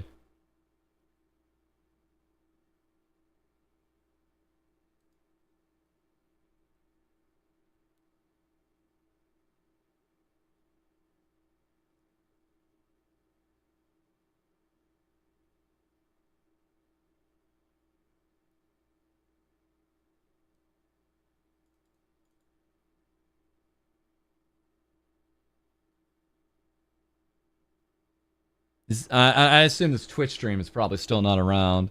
Yeah, that's gone. They're uploading shorts on YouTube? How new are we talking here? Let's go with latest. Unfortunately, on YouTube, you can't see the dates immediately, so I have to click on one of... That looks AI.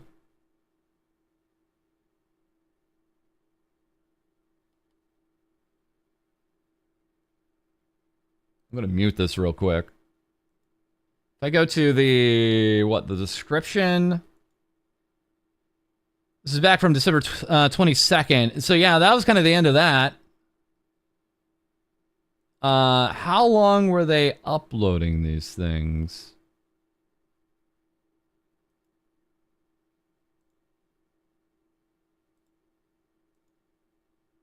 Yeah, December 6th. So even before they were over there streaming on Kick, it looks like they were uploading some shorts here in December, even before they came back with a stream. And it looks a little AI to me in some cases here. And when I look at some of what I'm looking at in some of these shorts here. Owazu has been using AI for a while now, even since before the controversy.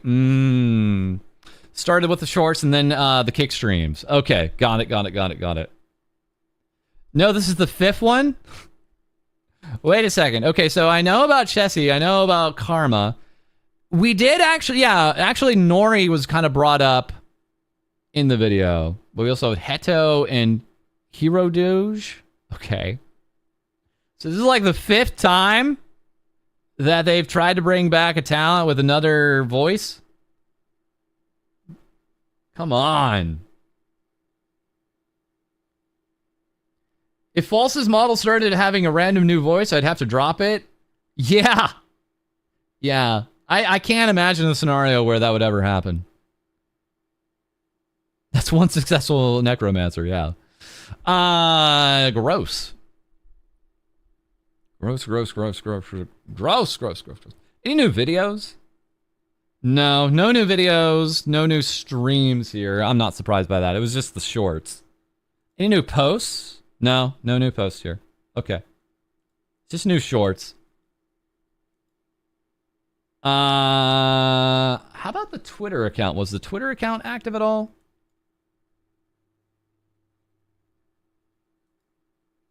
One moment. That's what happens when your company owns the model, but the talent graduates, right? Yeah. Yeah.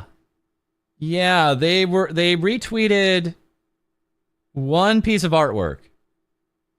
They had not been active. I can't show this on stream.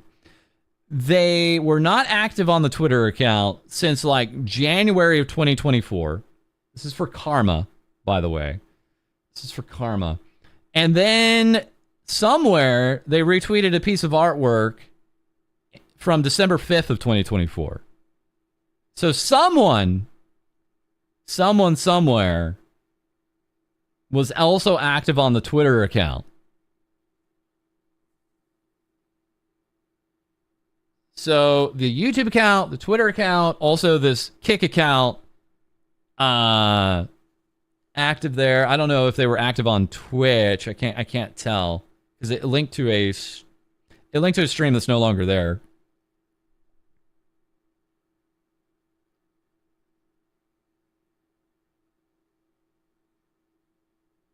Creepy. This is why companies should just give up their IP and performers. Yeah, I mean, they have to just understand that they're intrinsically connected, right? Like, these companies have to understand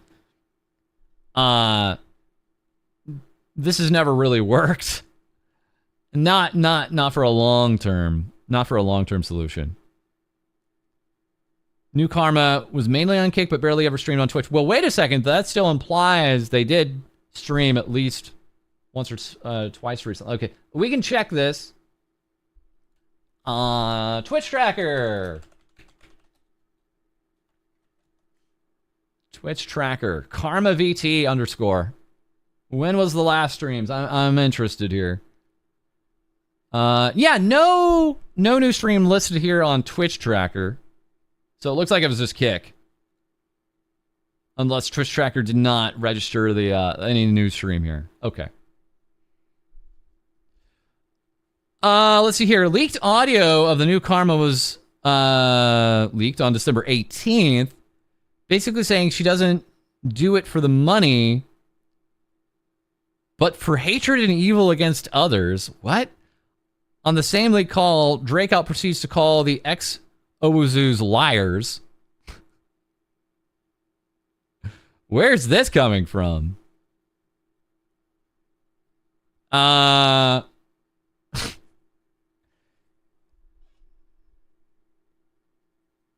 I'm gonna be pithy, but this is just the worst kind of disconnected, greedy behavior I've seen in a while. I agree.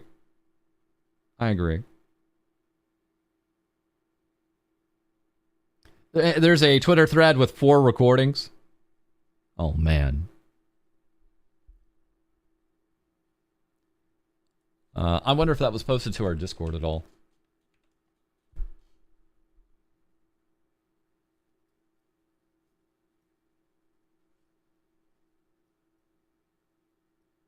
I'm just looking back here. If anyone mentioned Karma.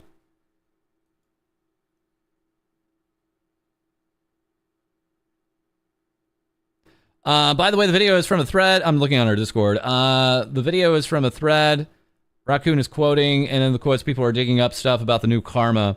There's one accusation of her being a problematic member of the GachaTuber community that like to send harassment to other gacha life and club creators. Yeah. So they got a real winner here.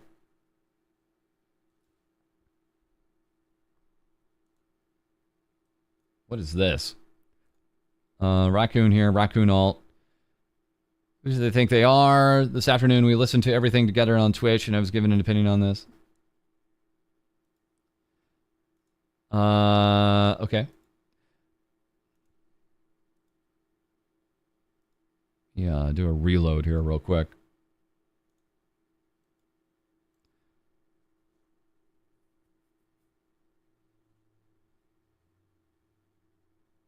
Oh my god. There is a video. I could play it. I'm not going to be able to translate it.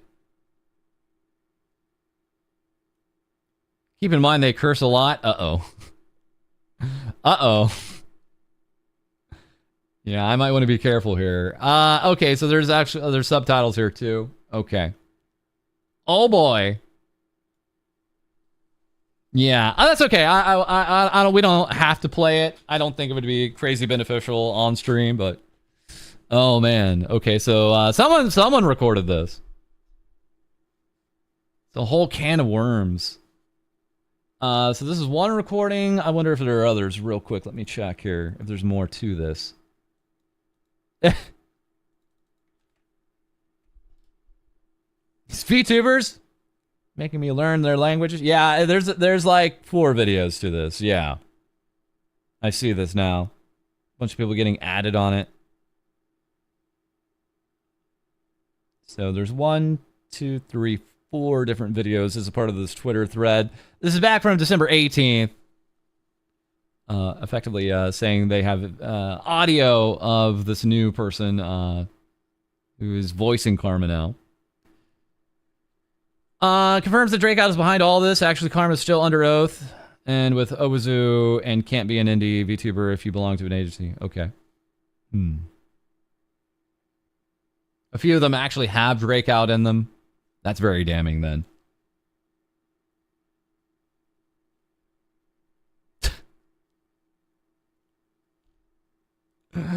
Oh man, I swear I thought I was done with this Drakeout, dude.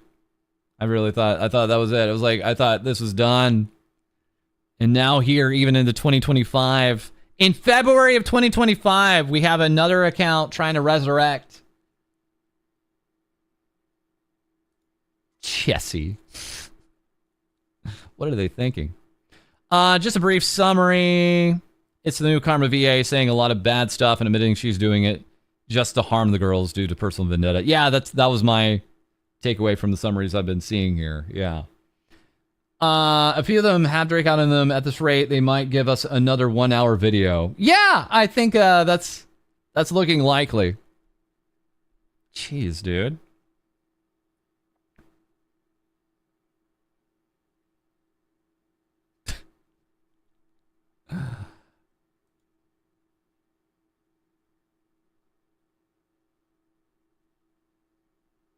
Okay. Owazu, the major motion picture. Ugh. I just want to thank you guys again for the $3,874.20. Thank you for all the wild support here. Catboy, thank you for the nya. And voting for Fuwawa. Thank you for the 5. Thank you for the nya. Catboy, thank you. Peter Boxy giving us 10. We support Fuwawa. Uh-oh, it's getting heated again. Thank you very much for the 10. Much appreciated. Thank you for all the support here for our cause here. So yeah. She's coming back. Fuwawa's coming back, boys. I tell you false, if you were part of the Spanish community, you'd be swimming in gold by now. Oh god. I don't know. That's ugh. Anyways. In any case, the really again, it's just, if you can't believe the funny thing that happened on January 27th, we had another re-debut that Drakeout went on social media to tweet and accuse her of plagiarism. Current artist for Toko did the same avatar art for Peiko. Oh, okay, so Drakeout is still out there and just like crashing out on Twitter still. Yeah, Peiko was an Owazu talent. So still like, hold on a second. We are so behind. Drakeout, are you actually still active out there?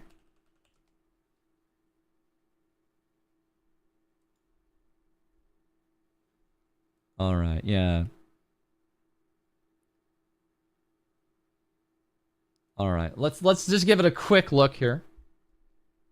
Just a quick look here. All right. So yeah, this is still an active account. Not surprising. Even recently posting as recently as like 9 hours ago. Great.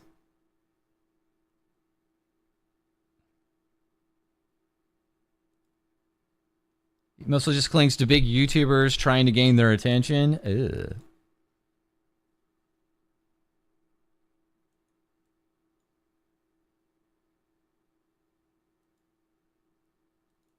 I like this one.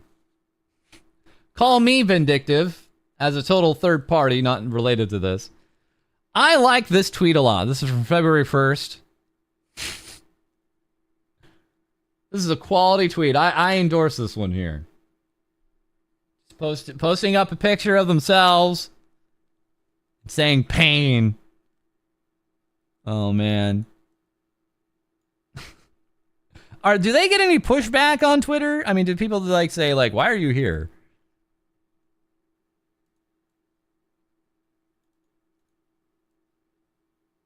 What the hell is this?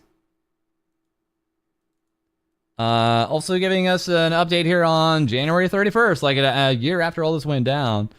Yeah, always. Amy Cookie's IRL channel's closed again. That's it. That's the tweet. It's like, okay. Is that important to you?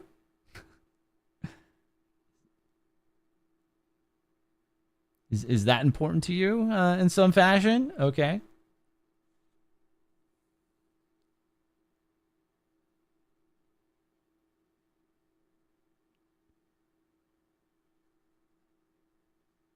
That did happen, but they failed to report it. It literally got resolved in a day. Okay.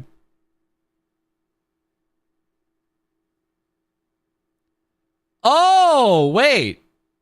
I remember this tweet. I think I remember this tweet. This got 7,700 likes. I remember this tweet. I've seen this tweet. Kick just made Twitch go down the drain by adding the player bar that allows you to rewind like on YouTube. I remember this tweet. This is back from January 27th. This has 7,700 likes on it.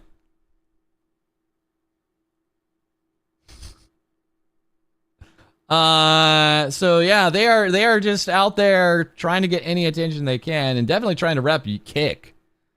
They're definitely all about Kick. So that lines up with Karma, the new Karma, being over on Kick. Now, admittedly, a lot of the Spanish-speaking VTubers are using Kick, so it's not some exclusive thing, but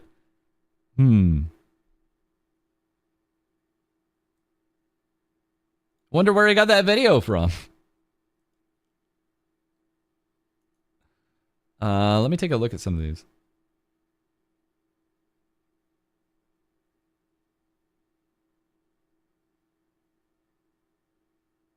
All right.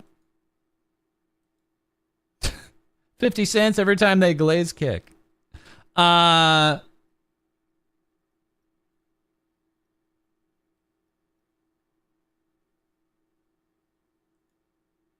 here it is. Here's the plagiarized tweet. Hold on a second. So let me put some music back here.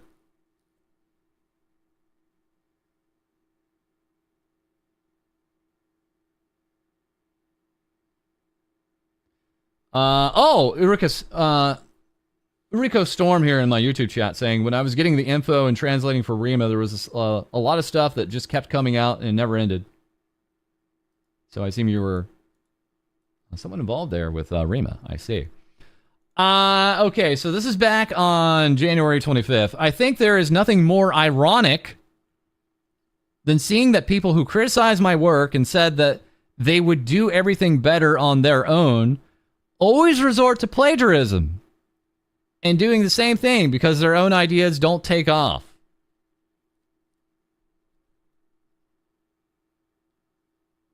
So apparently they're criticizing a former Owazu talent here. Great. Kind of subtweeting them, in a sense. Great. Saying, hey, you're ripping off your old design. Whereas, you know, back in 2024 it was more like, no, we're just taking ownership here.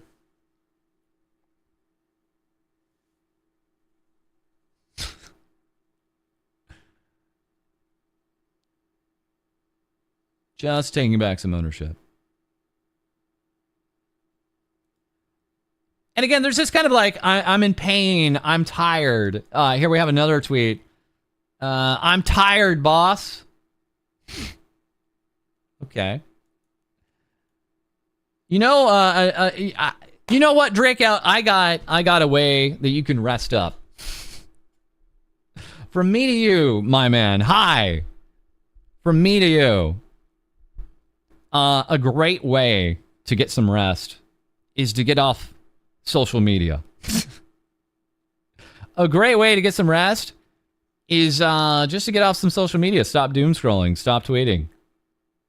And delete your account. Maybe if you just delete your account, you won't be so tired. You won't be in pain.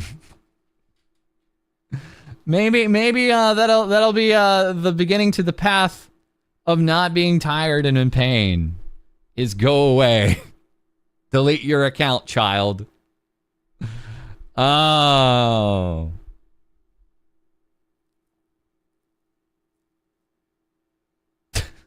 Five head move. Oh, come on.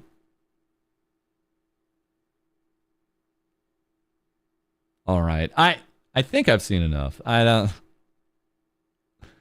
otherwise, it's just a bunch of weeb stuff. Okay.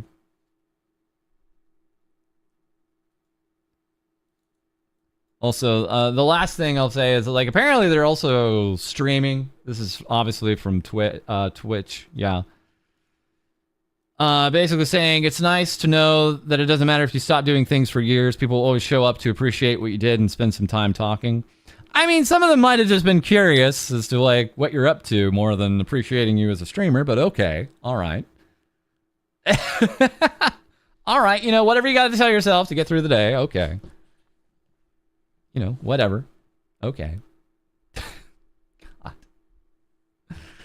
Oh, man. Man. One more time. I know I keep on saying this. Thank you guys for all the support. We are now basically 125 away from 4,000. We are so close as we are coming along with our stream, our third stream of 7 streams for a week straight. 3,874 and 20 cents. Thank you guys for the wild support here. Just about 125 away from our next milestone, a second karaoke. Again, we'll be having our first karaoke that I've owed you guys for 2.5 years, coming up on Friday. I'm hyped for it because I have a cheat mode for it. I will be singing. I gotta test out 1 or 2 more things with it. I think tomorrow or the day after, and I'll be really. My voice will be dead. That's why I think a second karaoke is going to be even better, honestly, because I'll figure out what works and what doesn't work, right? But I have a cheat mode. It might be a little disappointing in the way I'm going to do the karaoke, but I trust me, I will be singing. I think it's going to be a great time. Let me put it this way: it's not going to be just like a typical karaoke stream where the music is playing in the back and I'm just singing. I think. Unless I can work some things out. I'm going to try to make that work. But if not, I got a good backup is what I'm saying. I'm saying stupid things. It's going to be fun. Don't worry. You're going to get a karaoke out of me. Don't worry. I just want to hear you perform Miss Jackson by Outkast. Since Cinder said you did a great job. That was awesome. Yeah. We had a real... Dude, that karaoke session was weird, though. Like, we were all packed in there, and then they kicked us out. So we went out to karaoke in LA and we had a good time. We were in there for a while and we were ready to be there for a little bit longer. I went out for a break and then everybody starts filing out like, I don't know, like 5 minutes after. I'm like, what the hell's going on? And they're like, yeah, we're getting kicked out. And I'm like, what?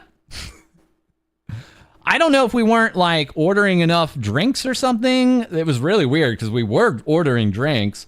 So I had to like get back in there and get my coat, and it was like, this is weird. That was the same day you were packed into the trunk? Probably. It was either that night or the night before. My memory's hazy on that one, but it sounds like that was it, yeah. It will not be AI. You're not going to hear AI, no. You're going to hear me actually sing. There will not be auto-tuning. It will be my voice, trust me.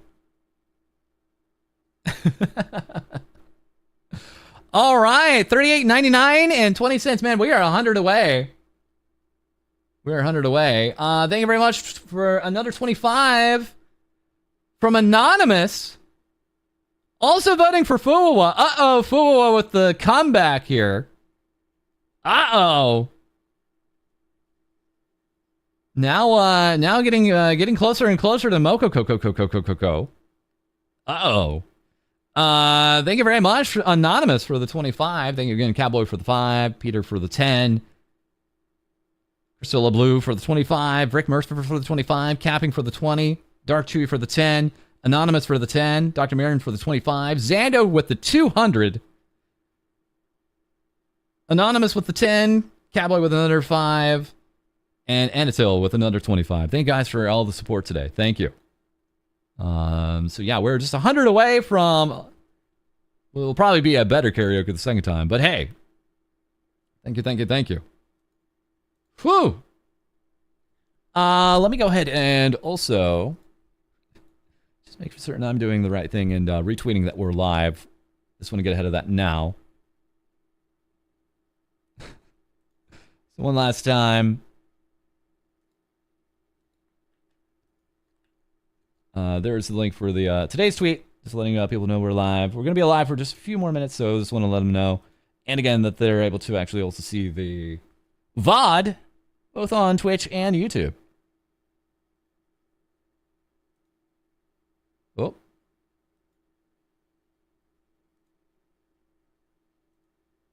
There we go. There's that link. Have fun. Say no boast!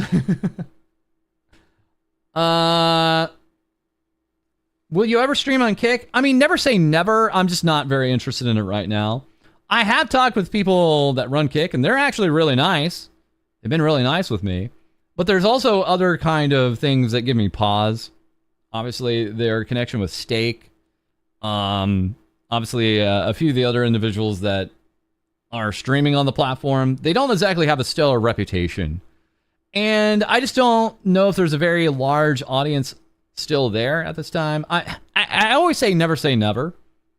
Because tomorrow, Twitch could do something really stupid. And all of a sudden, everyone goes to Kick, and it's like, well, I guess we're here now. So, I would never say never, but I don't have any current plans on it. And I'm going to be honest, it's mostly to do with their reputation. That's all. So, I don't mean to be like too harsh on judging, but I have my hangups is all. Truthfully, I think less of someone choosing Kick when Twitch is a viable option. Maybe one day it won't be, but while you have a choice. Yeah. Anyways, False, I'm going to sleep. Hey, thanks for stopping in. And thanks for thanks for context, guys. Seriously, you guys really do help. So thank you for helping me understand a lot of this Owuzu fun that's been going on here, even beyond Rima's video, which of course we'll probably be getting another one out of. It's funny hearing you say that when I feel like Twitch has been doing so many bad things to VTubers over the past 3 years, and yeah, we've been talking about it in numerous videos over these past years, haven't we? The problem is, and I say this all the time, it's like every time Twitch seems to get a win, they fumble it. And the same goes with YouTube. It's really unfortunate. Every time, it seems like they're, like YouTube makes a win, they fumble like twice over. And it's very confusing. Yeah, it's like a streaming platform ping pong. I'm enjoying right now Still being a Twitch streamer. I've been a Twitch streamer for years. I think there's a lot of sensible things happening on Twitch, but they still got a lot of change ahead of them. And I have no problem calling them out. I have had no problem over the past 4+ years of like documenting every time they mess up, especially when it comes to VTubers. It's because its primary color is purple. Unironically, that kind of played into it. The reason why I chose my color scheme was like, well, I'm going to be on Twitch. Why not? So that's why we went with the Twilight color scheme. I swear. I was like, yeah, purple looks okay. I'll be on the purple platform. So I wonder what I would look like if I was red, if I was YouTube red. I wonder what my color scheme would look like then. No, Twilight sparkle colors are canon. What I did, and this goes all the way back to me admitting this on the Speak of the Devil with Mouse, is I was looking for a good color scheme. And so I was sending a few over there to my character illustrator. And eventually, I saw one. It was just called Twilight. Now, I knew of... I'm not going to pretend. I knew of... what's his name? My Little Pony Friendship is Magic. I'd actually watched the whole, like, first season on, like, a second monitor. Like, and I hadn't really watched it since. I knew of it. I knew pretty good of it. I did not make the connection. At all. I was like, it just said Twilight. I saw the color scheme. I was like, oh, that's a good color scheme. I did not make the connection until way later that, yes, I have the Twilight Sparkle color scheme, and I've now had that for years. Season 1 was the good part. I thought it was cool. I was like, oh, cool. American animators in Flash, making American animation work. This is a good, like, reboot of an old series. But then the final time I watched anything, I ended up watching the season 2 premiere. I got in some chat room and I was watching basically it was probably not a legal stream of the season 2 premiere. And it was pretty hype, and then I for whatever reason I didn't watch any more of My Little Pony. And then like 2 or 3 years later, the fan base really got its reputation for being what it is, for better and for worse. And I was like, uh-oh, I better not tell anybody I ever watched that show. Uh-oh. I better not ever admit to that, ever. Not once. Yeah, because when I was watching it, I think it was really before Brony was a thing. Yeah, peer pressure. No wonder Techie Kitty was able to make a pony model so nicely. That was a lot of fun. I had a lot of fun. I reached out to Techie and I was like, let's do this. Hide the merch. I swear I don't have any merch. Anyways, very quickly also, thank you for another 25 from Villa Poo. Thank you very much. Villa Poo, thank you for the 25. Thank you so much. Also voting for Fuwa. Uh-oh. The Dark Horse. Speaking of horses, the Dark Horse. Fuwa. Thank you so much for the 25, Villa Poo. Thank you. Looks like Fuwa was coming back, boys. And now we are only basically about $75 away from the $4,000 goal. Can we make that happen tonight? Can it happen? I think it can. I believe in you, chat. Can we just lock down that second karaoke now?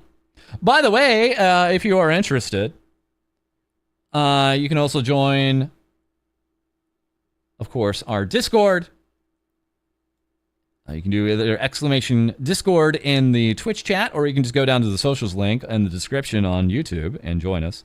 We have an active thread over on the Discord, just thinking up what are good new milestones. So there is an active thread out there. I'm probably thinking something is going to be ASMR. The next milestone after the karaoke, if we do hit it, if we hit that $4,000 goal, the next one's going to be ASMR, but I'm going to, like everything, I got to put a twist on it, right? Everything has to have a twist with me. I can never do anything just like a normal stream. So, if you guys have any recommendations on ASMR, I might consider it and put it as a milestone for you guys.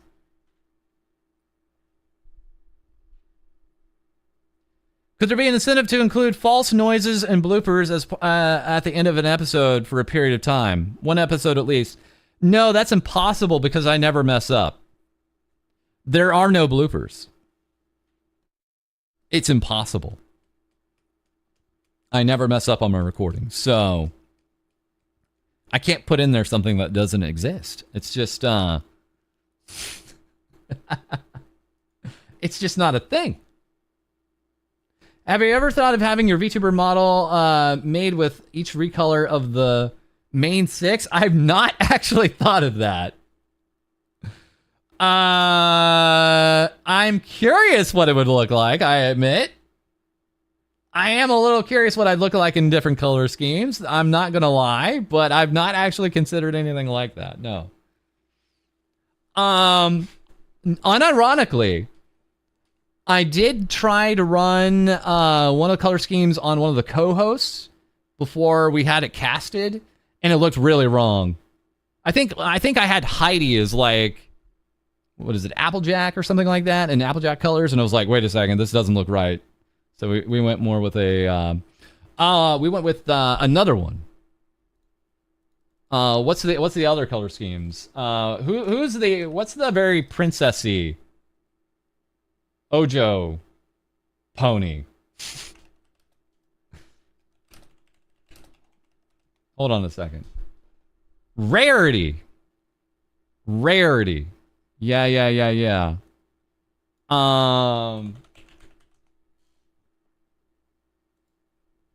This one. Yeah. This one. So the color scheme for Heidi and Cody basically took out the purple but kept the white and blue. The purple just wasn't working. So we kept the white and blue. So yeah, there is actually canonically for the co-hosts, they actually have a little bit of pone there too. I don't know if I ever told Cody about that. I don't remember. Let's maybe keep that to ourselves. Let's maybe just keep that amongst ourselves, shall we?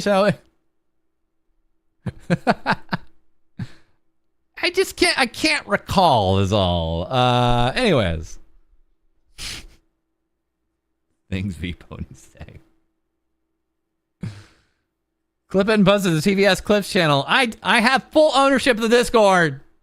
That thing can be shot out of the cannon. Yeah. And then, but the other one, was it Applejack?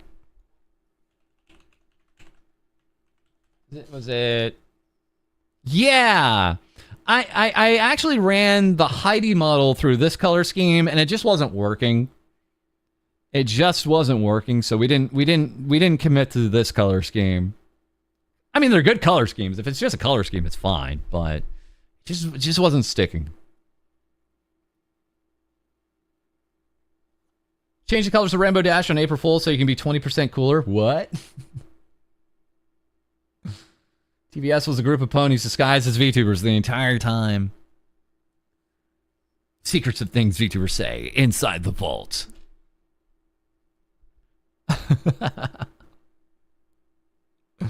Are there any plans for a third TBS wave and their color scheme? There are not plans right now for a third wave. There are not plans for a third wave at this time. I'm not entirely against it, but I'm enjoying the co-hosts we have right now. Yeah. Also, I'm sorry if the redeem didn't work there. Apologies. It should have. Are the redeems not working? I can restart one more time. Let me do that for you. Do not redeem. Hold on a second. Let me just restart here for you. Pop. Pop. Pop.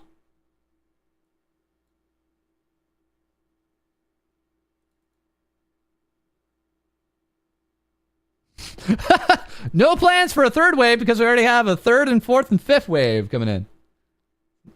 It's not just the third wave, it's wave after wave after wave. If we brought on more people, it would be Oh.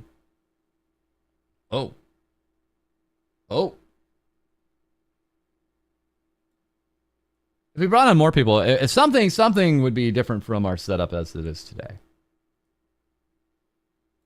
There we go. So yeah, redeem should now work. Sorry about that. Accelerate!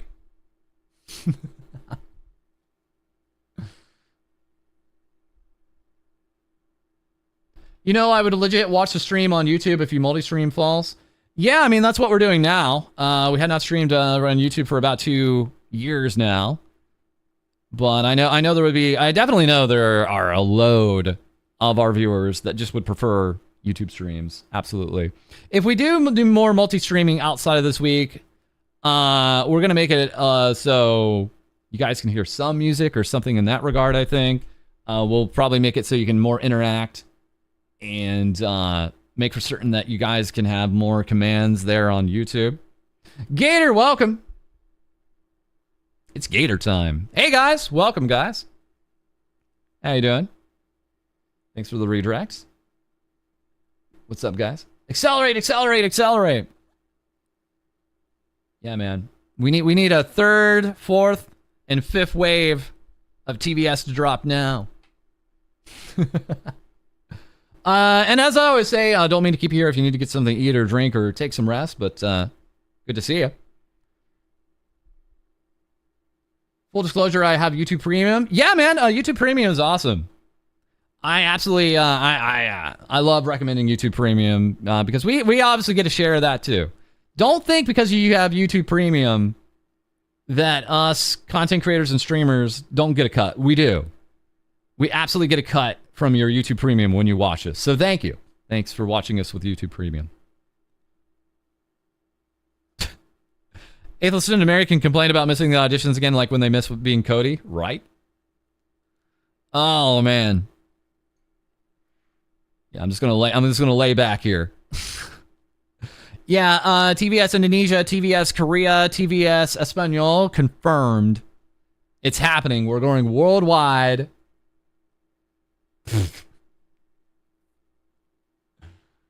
Oh man.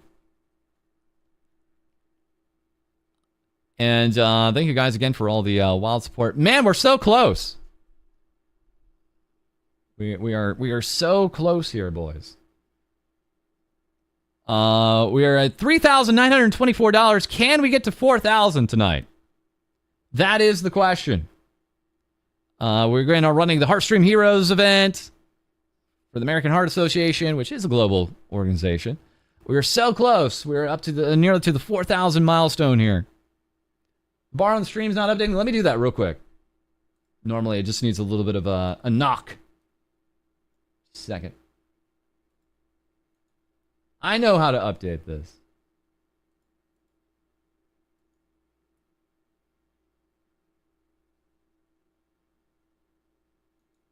Tiltify. Refresh browser. All right. Pop it.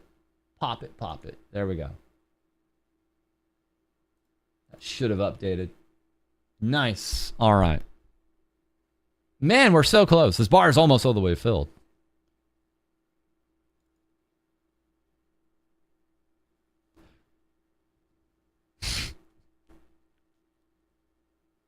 I has no monies right now. Sorry. How dare you? Yeah, I'm going to go with super normal here. Just rob someone.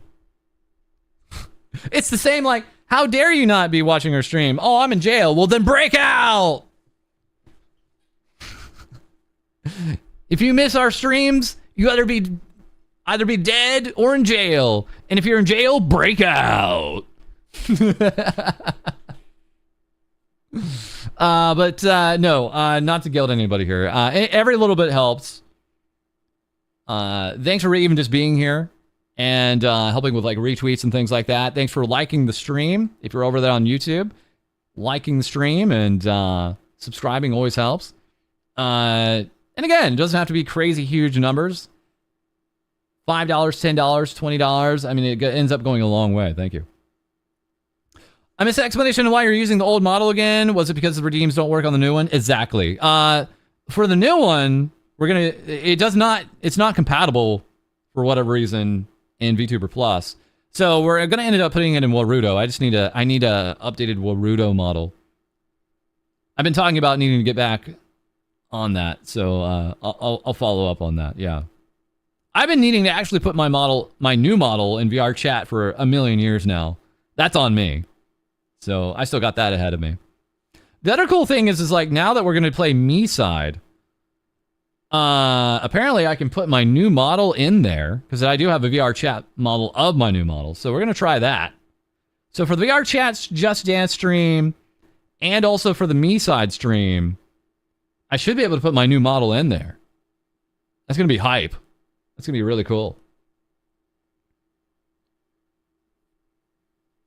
But boys, we're so close. We're so close to 4,000. We're so close.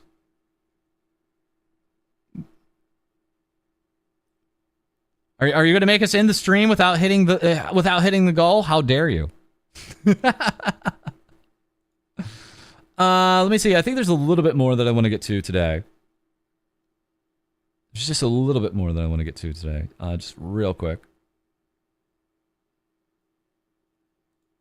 Oh yeah. Also, again, we have a new union in Nikkei. If any of you guys play Goddess of Victory Nikkei, eventually you'll all be playing it. Damn it. Good news. We have a global server and a North American server union. Just FYI. So if you're interested, I run the global union. I run the union on the global server. That's 47747. That's 47747. And the North American union is 29661. It's run by another user on our Discord. And we're going to be working on building that up and making sure that's an active union. And we're all getting in on raids. And we have active players in there. But we just got to build them up for now. False, I play Marvel Rivals and Balatro. I have no time for Nikkei. Oh, you can stuff it in there. I'm not going to tell you to stop playing those two games because those games are amazing too. But you can stuff it in there. You can have a fourth full-time job. I believe in you. I refuse to play Nikkei. My wallet can't handle gacha. It's really interesting because like we actually do have like super powerful free-to-play players in our server too. Like a lot of people just swear to being F2P. Nikkei story is surprisingly good. It's definitely keeping me hooked. It's definitely keeping me hooked in a big way.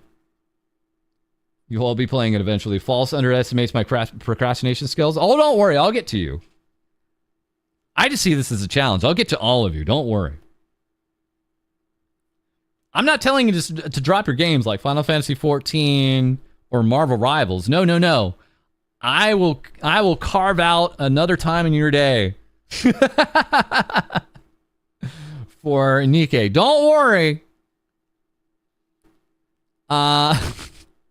But in the meantime, I just want to thank you guys for all the wild support here today. We do, of course, have the auction. The link to the auction is also in the description on YouTube. And I'm going to go ahead and dump that here in the Twitch chat. And yeah, I can go ahead and get that into the YouTube chat. So if you're interested in seeing what's up for auction, we have a lot of cool stuff up there. Vienna, Scooch-chan, Saraway, Fifi, Koki, Milky, Meow Moonified, Mari, Miniko, Ellie, Cali Calico. Lots of amazing VTubers here with Mythic and a lot of other wonderful VTubers getting in on this. So we're going to be making some posts about this auction probably tomorrow, making people aware of it. Good luck making me play Nikkei. Oh, I don't need luck. It's gonna happen. Don't worry. Oh, it's gonna happen. It will happen. It's a free-to-play game. Don't worry, guys. But False, I'm too busy playing Metal Slug 3. Nice. I feel like either a Turbo Nerd or Ancient. I play Arma 3 more than any other game. Am I out of touch? No. No. You're not out of touch. Out of touch would probably still be playing Arma 2. Man, I remember my Arma 2 days. Or more specifically, watching Arma 2 streams and Arma 2 content. Mostly I watched Arma 2 content creators on YouTube. Yeah, I will tie you to the chair. Don't worry.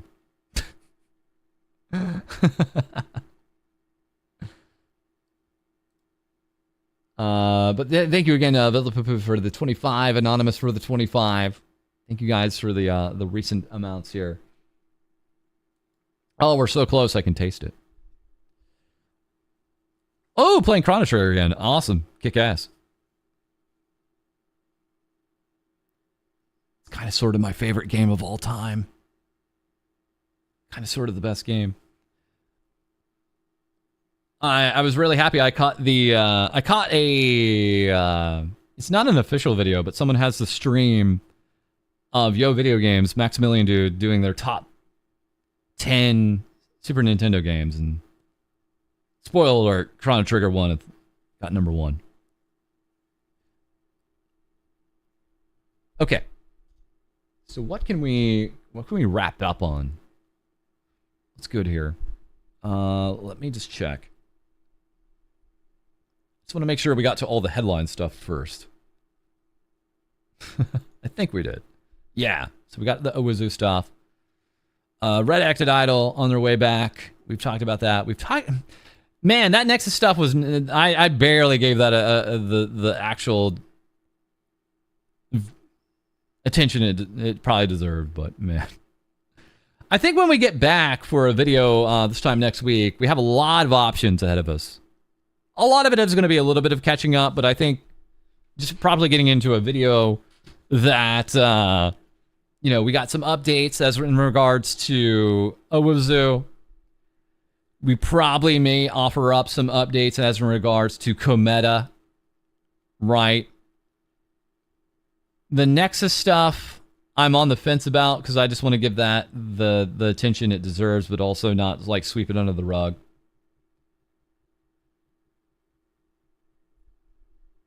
Yeah, and again, something else could drop, right? This time next week, something else could drop, right? So, 1 hour video incoming. I've thought about it. I've actually legitimately thought, like, yeah, we could do it. We could absolutely do an hour video just catching the hell up. It could happen. Don't count it out.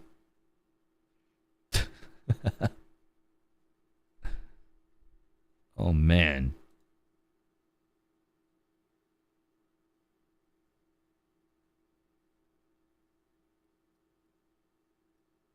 Looks like we're caught up on most of the Hall Live English news. I am interested. This is what I actually want to see here. Just as some updates. Because we've been talking about the folks in Brave Group who are still not monetized. Let me see here. I think AJ made a post on Kurisanji today. Hold on a second. Let me take a quick look out there. Okay, so it appears the person behind Chloe is getting ready to return. That's a big deal. That's a big deal. Renshu Suruka. This is a personal matter, but the surgery I was worried about went well. Cool. I was so glad that I was able to wake up from my first general anesthesia, which was so scary. When I was given anesthesia, the scenery was spinning, and it was like being a slot machine. Okay, that's a good update. So if you were wondering what was happening there, we've had a successful surgery. Good times. For the talent formerly known as Sakamoto Chloe. Anesthesia is unreal. Out like a like in 2 seconds. Yes. Yes. Wild Spice. Spice is in my walls. Hey, Spice. How are you? Reddit. Ugh. Yeah, Redditors. Ow! But why? Thank you very much for the raid, Spice. And I don't mean to keep you here, but I know you're not going anywhere. I would say, hey, feel free to take off, get something to eat, get something to drink, get something to rest up on. Yeah, I know. I know that's like yelling into the void. But thanks for being here all the same. Thank you. So yeah, we have some good update there. We had Saya graduate today from Phase Connect. And yeah, this was the graphic that was helpful, I think, especially from this post from AJ. This was over on the Kuro Sanji subreddit, who sometimes are awesome, and sometimes I give them a bit of the stink eye from the false eye. But so if you're whoa, I'm just spinning. All right, there I go. Okay. So if you're wondering who's still hit, all of basically Gen 3 in Idle are hit. We have like 1, 2, 3, 4, 5, 6, 7, 8, 9, about 10 talents. 2 with V4 Mirai here. Still actually wholesale demonetized on their YouTube channels, which is absolutely insane. Yeah, man. YouTube, why YouTube? And the weird thing is like some of them got it back. Some of them got the monetization back fairly quickly, but then others have not been monetized for a long time. Like Alias Anono hasn't been monetized on YouTube with V4 Mirai for like 7 months now. Cersei Soulstorm and Ricky Poppet haven't been monetized for like 2 months now.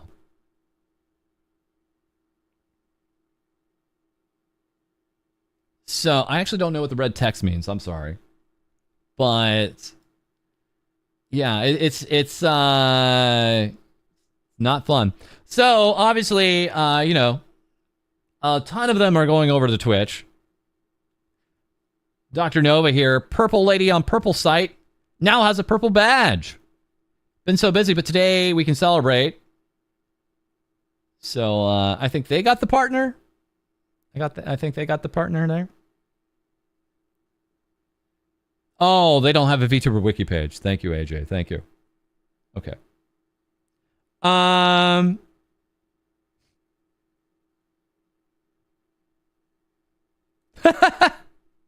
The way you classified it as Ruby continues to cling to YouTube like an abused wife. Ouch. Ouch.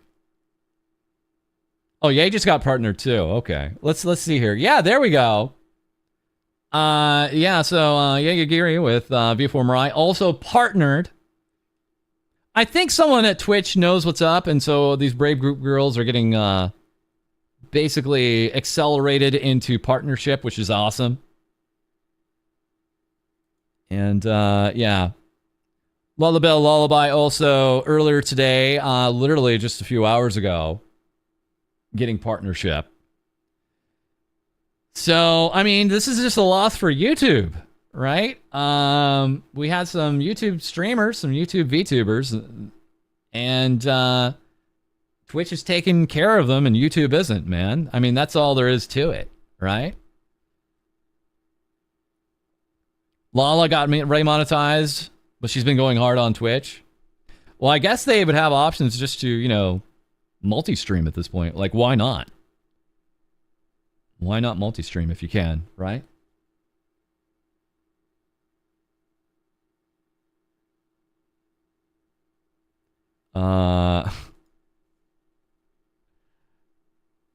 Oh, we're getting closer. 39.34. Hello. Anonymous, thank you also for the $10. Oh man, we are really close here. Okay. We are really close here. What is that? $65 away? $65 away from the 4K goal? Holy. You can go a little bit longer, not a problem. I don't mind sticking it out. We can make this work. I'm drinking cold coffee. Let's go. We can make this happen. Cold coffee, it's the best. What else? We also have the other happenings here. The night's still young. Hold on. Meets Cave. Oh, I think this might have been taken down. Meets Cave got hit with 3 a.m. Merch so hot it hit the Twitch ban. Yeah. Meat out there showing some butt on the merch. Meat's 2025 birthday merch is now live, and literally like one piece, 2 or 3 pieces of the merch, if not all the merch, is at certain different states of undress. I don't know if Meat showed it on stream. But yeah, they got hit. 3 a.m. does not seem too phased here. Saying, oh no. Find the merch too hot for Twitch here. I'm not pulling that up on stream, sorry. It's a 3-day ban. It's a 3-day ban. It's gone. Next goal, 4,204 and 20. We got to get to 4,000 first. Seems like a great advertising opportunity. Nene Amano, who of course we watched her Veilguard video yesterday, also saying, does YouTube not like the new ASMR model? First limited monetizations on ASMR in 6 months. Okay. Let's take a look. What is the Nene Amano ASMR model?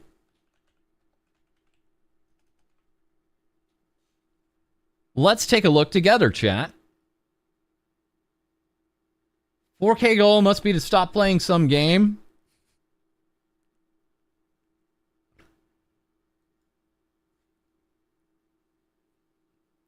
Hold on, I gotta see this. I don't think words are gonna give us justice here.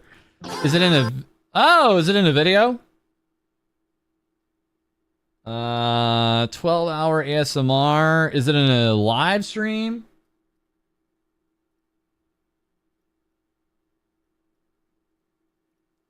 Yeah. HQ. Let me turn down the video or the music real quick. Let's stay in bed. Is this the one?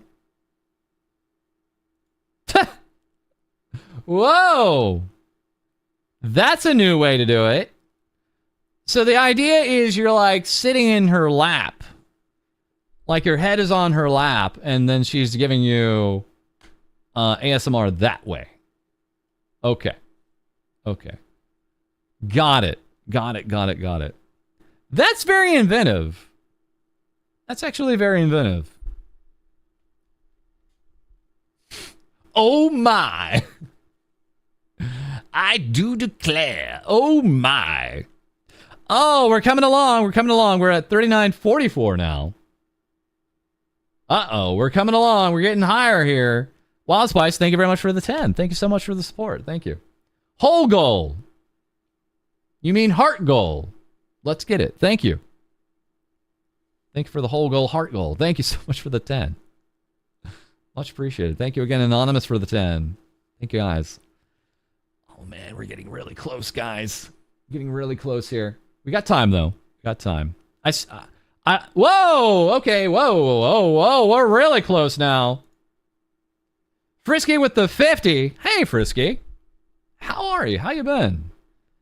Thanks so much for the 50, Frisky. Thank you. That's very generous of you. Thank you. Thank you. Thank you, Wild Spice, again for your support. Wow. $3,994.20. Very, very, very, very, very close here. I love how we're keeping either the 420 or we're doing like something else.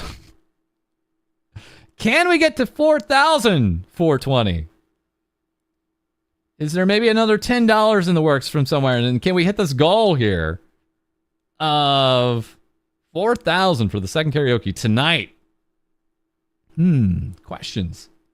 Thank you, Frisky. That is very generous of you again.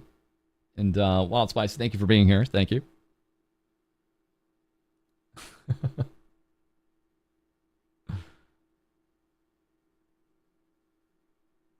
Yeah, I'm only keeping that Nene Amano stream on for so long until I had to click away.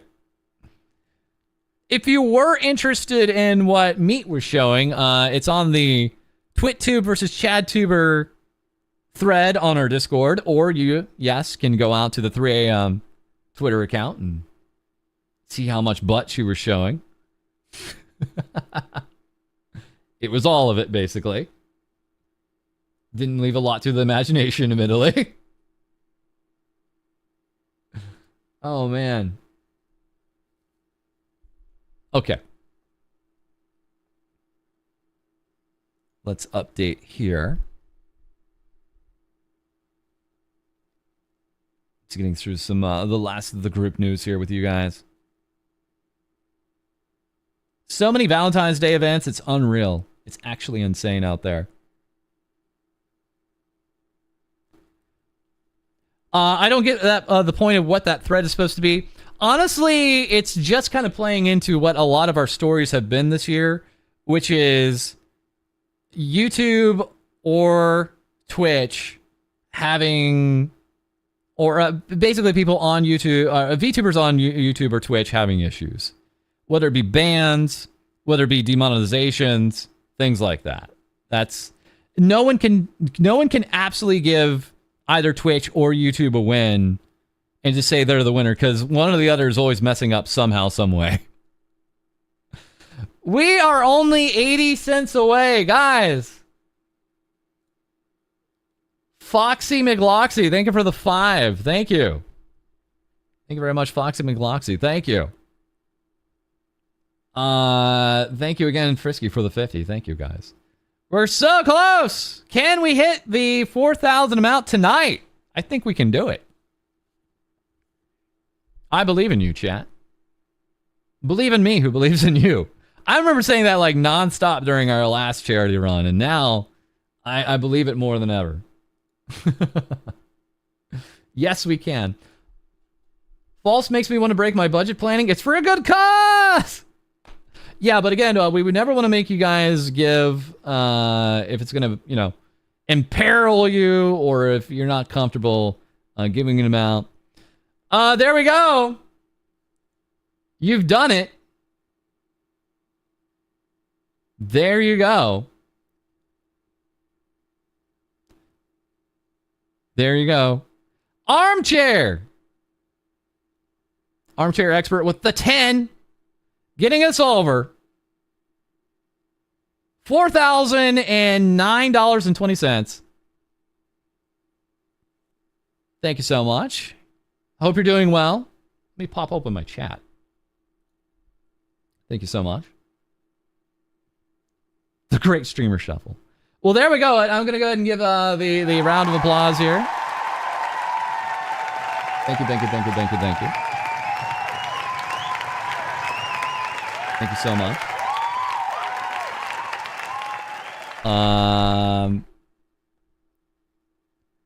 So once again, this is a big effort for not just us, but all those taking part in the Heartstorm Heroes event. So thank you again, Armchair. Hey, good to see you. Foxy McGloxy, thank you. Frisky, thank you. Thank you, guys. You're the real ones. Thank you. Whew, man. So we definitely hit we hit a great goal today too. I was really wondering if we could hit it, and we did it. You guys did it. You guys did it.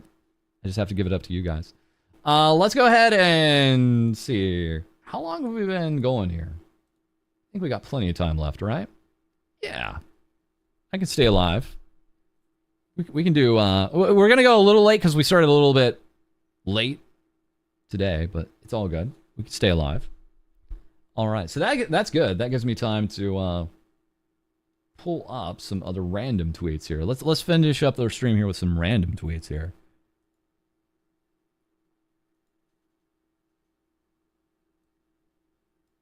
Thank you guys for all the crazy support today. Thank you so much. All right. I don't know if you guys have seen Alkun with Device, HoloLive Device, but they've gone through a little bit of a bit of a different look here. Hello. Hello, hello. This is the same person, by the way. This is the same performer. Hello there. Hi.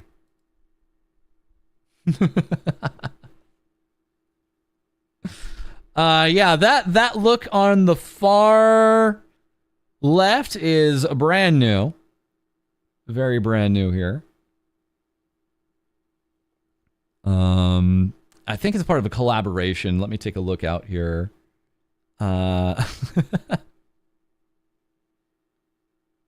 Oh, hi. Hi, hello. Far left looks spicy. I'm more partial to the one in the middle. I like legs. Giving you Commander Crony vibes.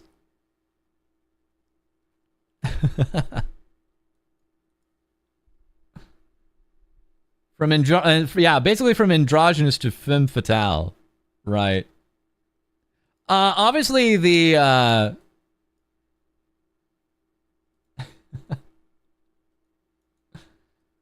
the tweet that we showed yesterday from Narissa has been making its rounds, where she's quote unquote become obsessed with Gigi.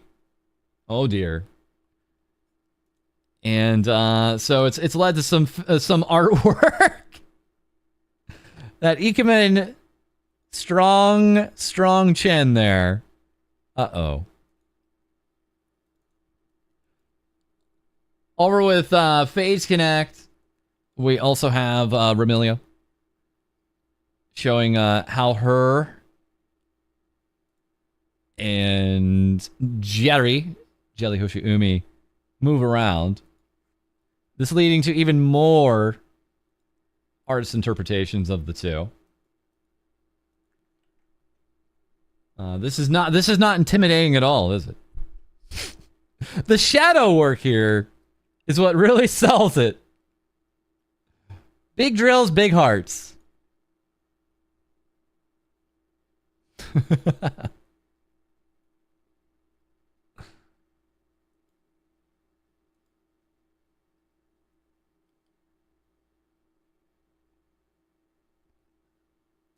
This is from another artist interpretation here. Let's pull this up here. This is all coming from Max, giving us the different interpretations of the Phase Girls. Love it, love it, love it, love it. I love the really off-the-wall costumes they come up with from time to time. That's why I love Sheena's crab kind of look. I'm a big fan of that kind of like totally out of approach look. Also, it's a weird thing. There seems to be a blank spot here on the second row to the left. It seems like there's a blank spot, like there should be someone there, but there's just not. It's kind of strange. Maybe the artist still has some work to do on this. Did you look at the Cali AMA? I gave it a quick glance yesterday on stream. I'm gonna admit, nothing exactly popped out at me. It seemed very like, kind of baseline AMA stuff. Was there anything interesting that came out of it in your view? Yeah.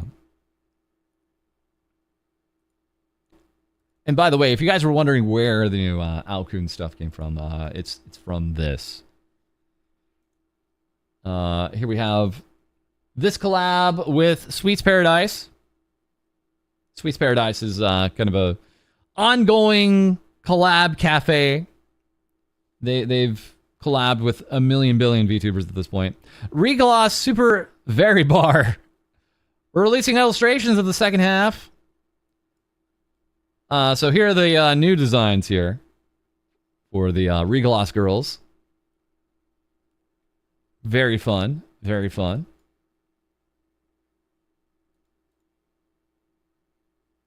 And even Alkun with Regloss retweeted the art, quote retweeted with the art and asked, "Are you mesmerized?" Very stylish. Very stylish.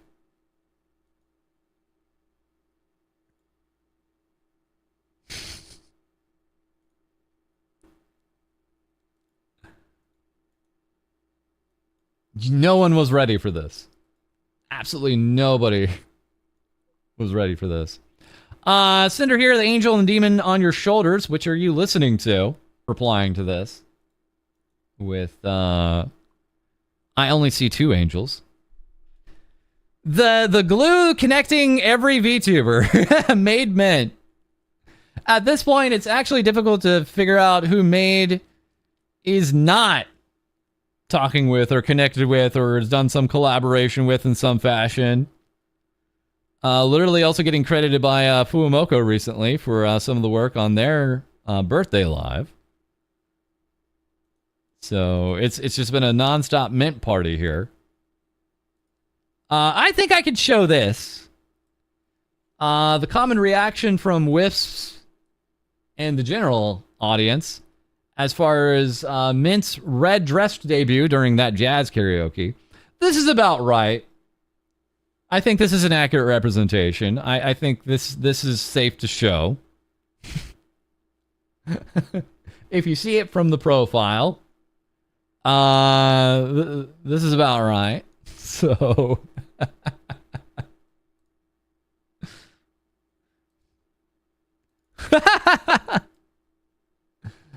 Reminds me of this moment? Oh no.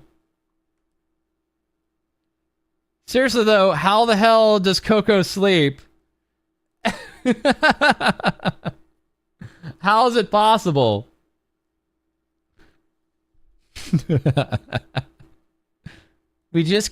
Science just can't figure it out. How indeed.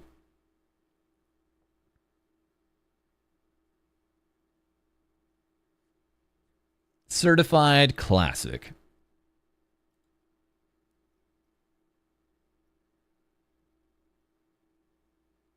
Can I show this Rosuri art? I think I won't, but Rosuri made some Mint red dress artwork. And Mint was very thankful for it.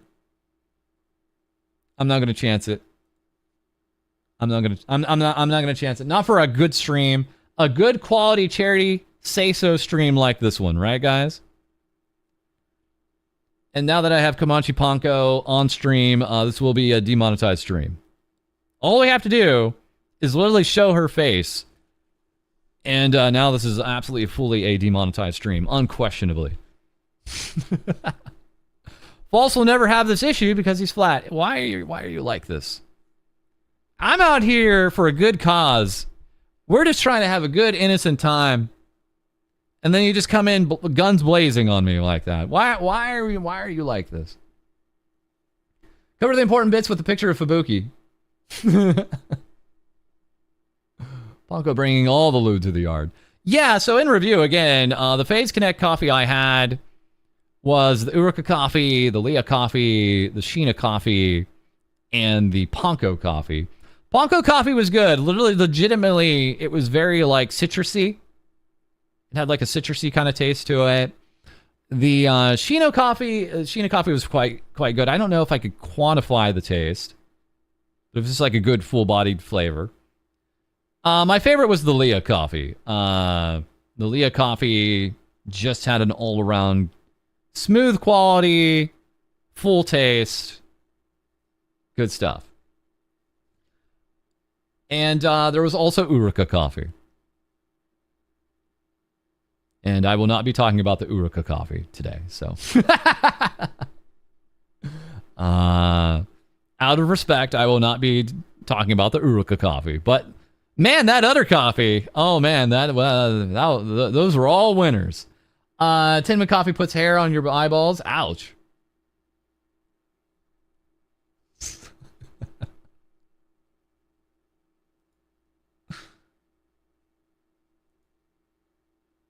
Poor Blue Bear. Oh my god. Yeah, this is not VTuber related. I can't show this. But I really want to show this, but I won't show this. I'll maybe wait for another. I'll maybe wait for another stream. We're just gonna chill out here. We've met our goal today. I'm very happy. And of course, we have the Kusagagi out there reminding everybody in Japan that it's Monday and how they're wages and she's not.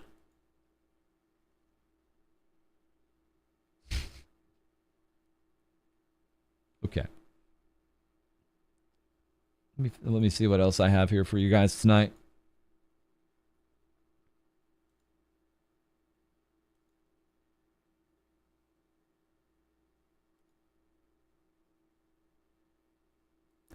Wait a second. I don't know. This looks familiar.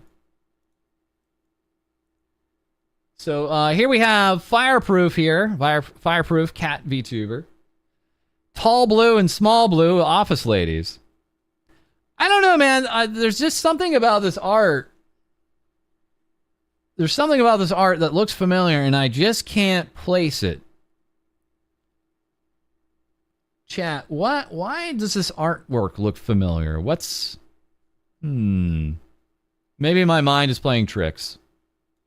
But something just feels familiar here. Alright, well, I guess we'll move on. I guess we'll just move on. Also with FaZe, when they're not bearing the news about one of their members going on hiatus at 2 in the morning, they're also planning a Valentine's Day set of streams. And obviously we'll be kicking off with the most important maid of them all. Love in the Air, Phases of the Heart. Multiple Valentine's Day streams planned here.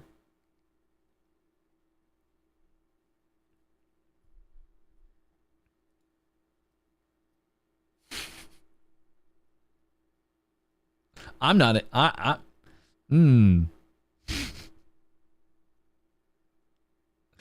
That's how you know I'm not paid off. So I can still give Face Connect crap for trying to bury the news. You see that? They tried to get a fast one. They tried to get a fast one on us, chat. At 2 a.m. on a Sunday morning, they tried to bury that one of their talents is going on an indefinite hiatus. You guys see that? We won't let them get away with it. Also, yes. Yes. Further out on Kurosanji, we just have false please. What? What's the problem? What's the problem? This is Numi, right? What's the problem? Is it our problem calling Numi? I didn't know there was a problem. I thought this was America. Isn't this America? I thought this was America. Seems fine to you? Seems fine to me. Oh, hey guys, can you remind me? Literally getting in on the dumping on YouTube here. Rhubarb Custard with Globy. She's a 10, but she gets her YouTube channel deleted by YouTube for spam and fraud. Dude. Yeah. Wasn't that around the time of debut? Am I losing it?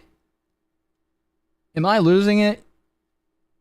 It feels like a million years ago. I mean, that was like nearly a year ago, it feels like, but I'm trying to remember what happened there. Let me check. Happened before her debut and caused it to be delayed a week. Ouch. Ouch. Yeah, I think they effed up, guys. The Barb. The Rhubarbians. So that's unfortunately a YouTube L, but eesh.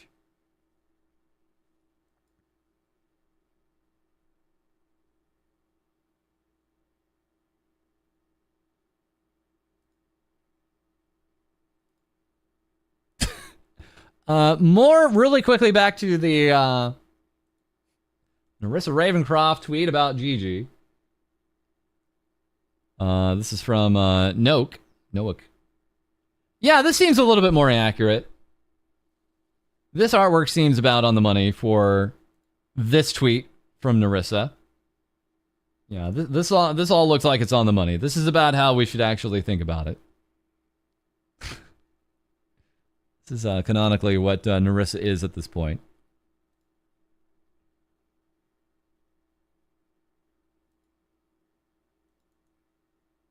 Moom-style artwork. Also, I don't know what led to this, but I'd be interested to find out. Frugu here with She Doesn't Understand, Nemi Nightmare. Ah, so it's like that, huh? I understand everything now. What led to this? Also, Nemi's been getting absolutely, from time to time, some insane viewership. Some absolutely insane viewership still over there on her platform of choice.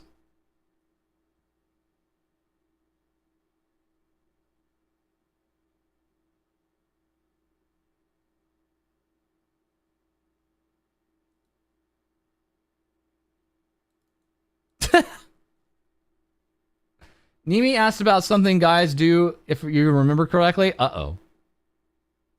That sounds like a recipe for disaster. Robert Pantheri out here. Hey, Chatini. Are you free on February 14th? Because I've been working super hard on something and I really want to show it to you.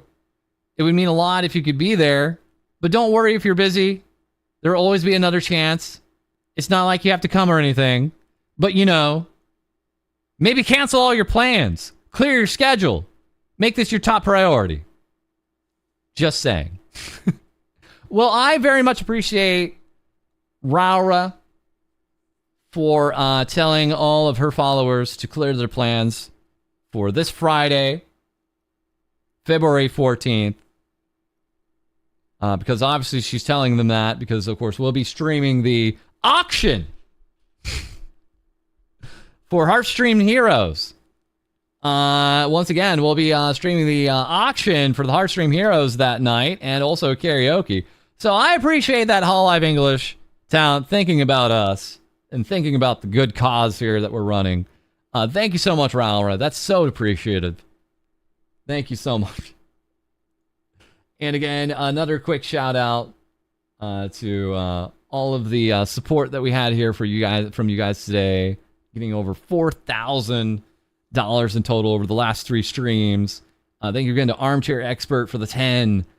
Thanks. Always good to see you. Foxy McLoxy, thank you for the 5. Frisky, thank you for the 50. Thank you, thank you, thank you. Much appreciated. Thank you, guys.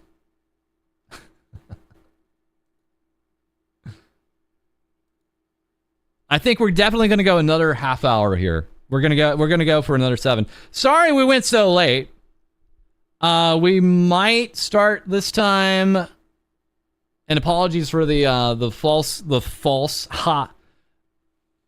fake out alert earlier, an hour earlier than we had meant to. But yeah, at the latest, I want to go live at 6. Hopefully, we can go live earlier tomorrow at 5. We're gonna try. We're gonna do everything we can for you guys. Okay.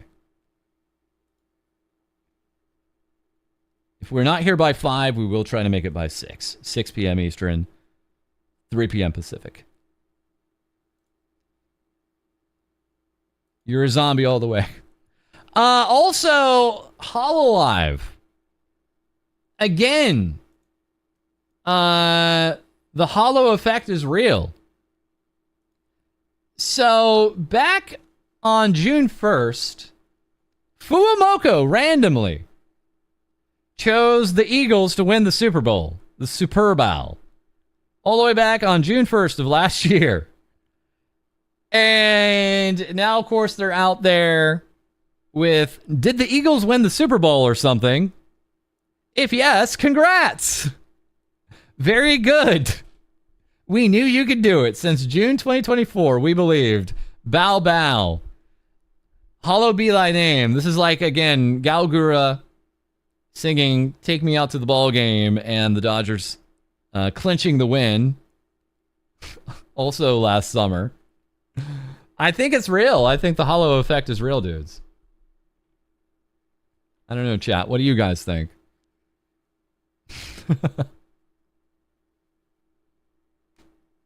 The Holo buff is real. I'm serious. Prove us wrong. I think there's a few instances of this, actually, even going back a few years with the Holo JPs, even. I believe it also, because it's just right there in front of us. Fumoko mathed the Eagles to the Super Bowl. HoloLive is the Simpsons of streamers. HoloLive did it. HoloLive already did it.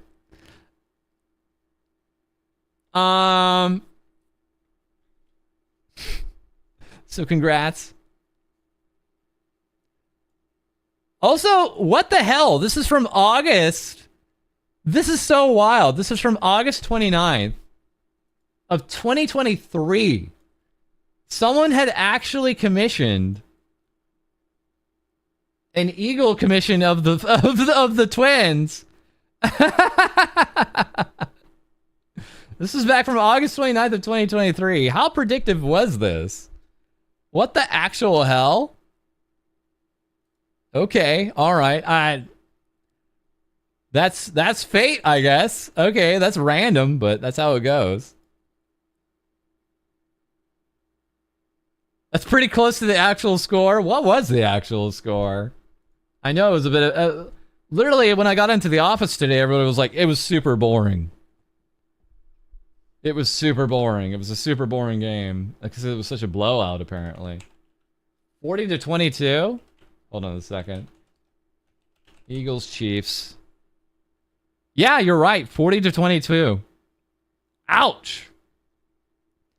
The Chiefs went into the halftime with no points. Ouch. That's not how you want to play the game. I don't know if you guys know, but you actually win in American football by having more points at the end of the game than your opposing team. So...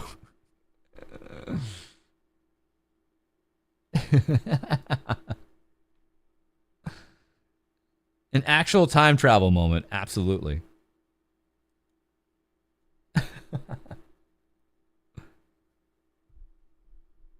So it's not like golf. It's not like golf! Stop playing American football like golf. You don't want to do that. Could it be that golf lied to you? No, it's just a different sport. It's just a different sport. You were around for the end of the third quarter when the Chiefs finally got their first score. Yeah. You live in Kansas City. Everyone here is dead now. I'm sorry to hear that. But thank you, Foxy McLoxy, for going beyond the grave and giving to a good cause tonight. Thank you. I'm sorry to hear about Kansas City, but thank you again for your efforts from beyond the grave. Thank you. Pro tip, win the football game by scoring more points than the other team. Go Birds. There's more than one sport? No, I don't believe that. What do you mean all sports are the same? It's true. The point of sports ball is to make the funny number go up. Instructions unclear. I got more points in golf. Sorry. 50 Squiggly here. We all know that sports are all the same and are collectively categorized under the term sports ball. That's right. Sports ball out. They're all named sports ball. Pretty sure that's the only one sport. That's right. Let's test the Hollow Buff hard. Hollow cross Buffalo Sabres collab. I know everybody now wants their team to get it either associated with it or like the most losing team. Can it actually still work?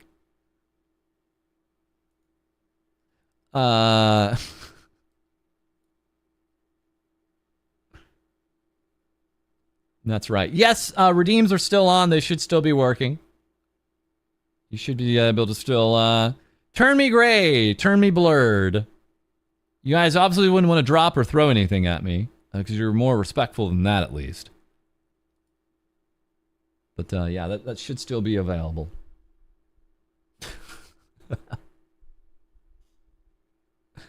And you guys surely would not do that now on the super serious stream of ours for our super serious FalseEyeD channel, right?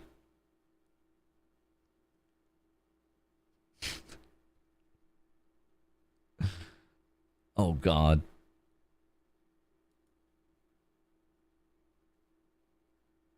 Attack! What? I can dodge, chat. Chat, I'm too quick for you. I can dodge that. I can dodge this. You can't hit me. I'm too fast for you. So don't even try. Don't even try it. I'm too fast for you, chat. So once again, for those over on YouTube, sorry, but over on Twitch, we do have redeems on. But once again, if you guys are interested in giving anything through Tiltify to our charity drive, the link is below. Feel free to hit that like button on the stream if you'd like more folks to be aware of what's happening out there with VTubers and also our efforts along with the American Heart Association. Thank you. You clicked before he said anything about redeems. Okay, all right. Why is everybody so mean to me? Why is everybody so mean to me? Dodge this. Boom. This was the tweet I was looking for yesterday. I totally missed this tweet. Ushio Ibi has hit 100,000 for the silver play button. And she was freaking out because she was like, I can literally see people subscribing right now, but I'm in the bath, so please unsubscribe. FFF, I'm gonna miss it. We had a Discord party when our YouTube channel hit 100K. That was a lot of fun.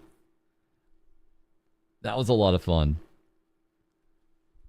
So we were semi-live, but I just wanted to organically do it. I didn't want to do it like on stream and try to push it, and people will unsubscribe and all that crap.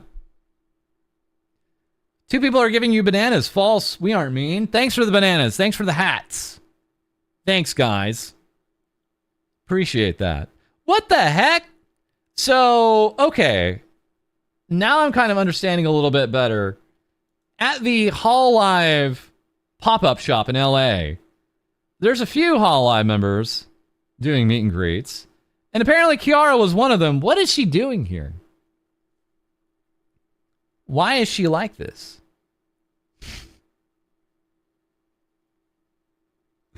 What?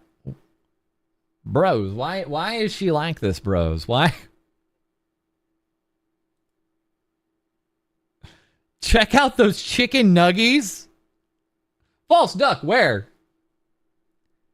Showing off the chicken thighs. Attracting new fans with her bright colors. She pressed 5. If you can dodge a sombrero, you can dodge a ball. Takanashi Kiara, what are you doing in our Christian pop-up store? According to the next Mirage short. This is Rumbros. I hear like she did a short with somebody. Hold on a second. Let's go out to the Kiara channel real quick. Hold on a second. I hear she's had some very special shorts here. Takanashi Kiara, please. Yeah. Oh, yeah! Dancing Mirage with Mint Phantom and Dancing Mirage with myself. What? I'm gonna get the audio off. This is probably... I don't wanna hit the stream. Made Mint. How much is Made Mint getting paid here? How much is Mint getting paid here? Because I can't imagine any other reason that Mint would ever want to be associated with Takanashi Kiara of Hall Live English unless she was getting mad dollars. Stram Mirage! That was cute.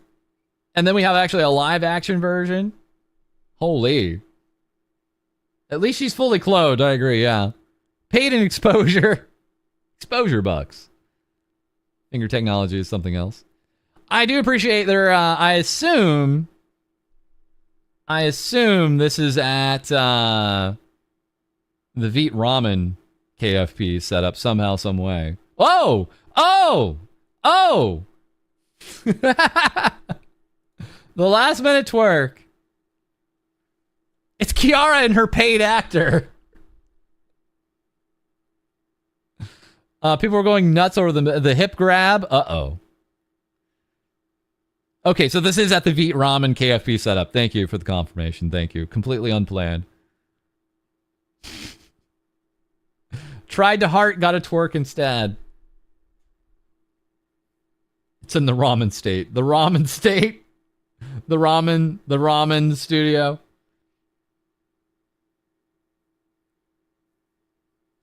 Mint said she recorded that while she was at the recording booth for something else unrelated. What the actual hell?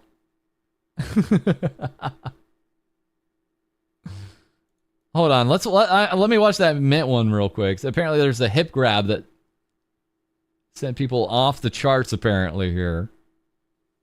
Okay, waddle waddle, waddle waddle waddle waddle.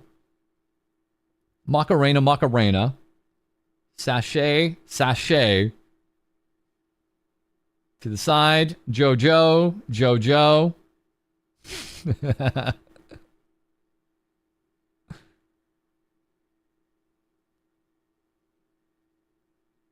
Cute. Very cute. When are you going to see me do a dance like that? I don't have motion tracking that good. You guys need to pay for a Rococo suit for me. Basically, they put it out there that the KFP setup was available to cosplayers to come by and have fun with. Ooh, cool. That's really awesome.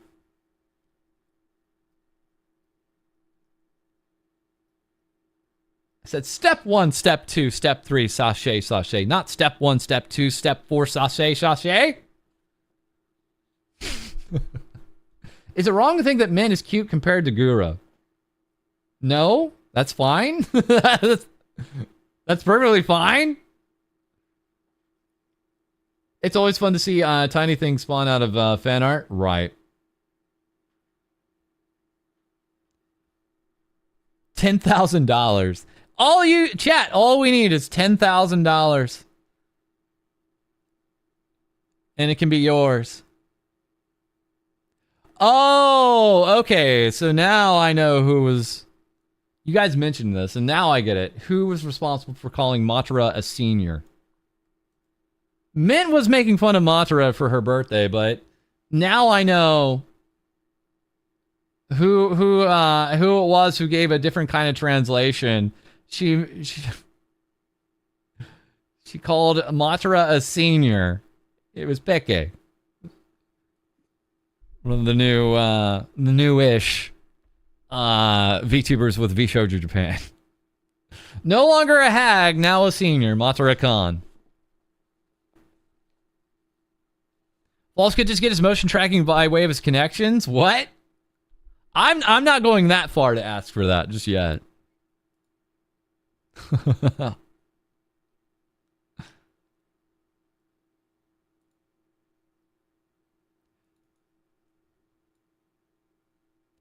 That is peak. But peak goes both ways. Mothra's reaction to being called that in the Kudo board was so funny. Piki did a long apology on stream, then Mothra timed her out for 3 days. As is the Mothra Conway. The long and expected timeout. I know I asked about this. I don't assume anything happened because I didn't really see anything come out of it. Dookiebird confirming that on the Disguised Toast stream for the Marvel Rivals tournament. Yeah, her first randomized game, she was with XQC. XQC, who basically stated one of her team members in the previous Twitch Rivals was smurfing. And was so angry that afterwards on his kick stream, he was like, I was the real winner. But I assume nothing went too crazy here. Yeah, awkward, but not too crazy. There was a lot of awkwardness there. Now, I do want to correct myself, because yesterday I said I thought Mouse streamed that night. She did not. She streamed the next night. She had a small 6 stream. So I appreciate the clarification on that, and I triple-checked that myself. Yeah, because Mouse dropped out. Mouse dropped out. And then the next day she had a shorter, sick stream. So, yeah, quite ill. Quite ill. Well, I wouldn't want to stream with Saikuno either. So. Wasn't Mr. Man once the manager before helping? Yeah, I think that's the connection. One of the active managers for Dookiebird still, Mr. Man, he's still there. Actually managed XQC, and I think they're very adamant at like, Doki, don't worry. Compared to like me trying to manage XQC, you're like heaven. It's basically the long and short of it.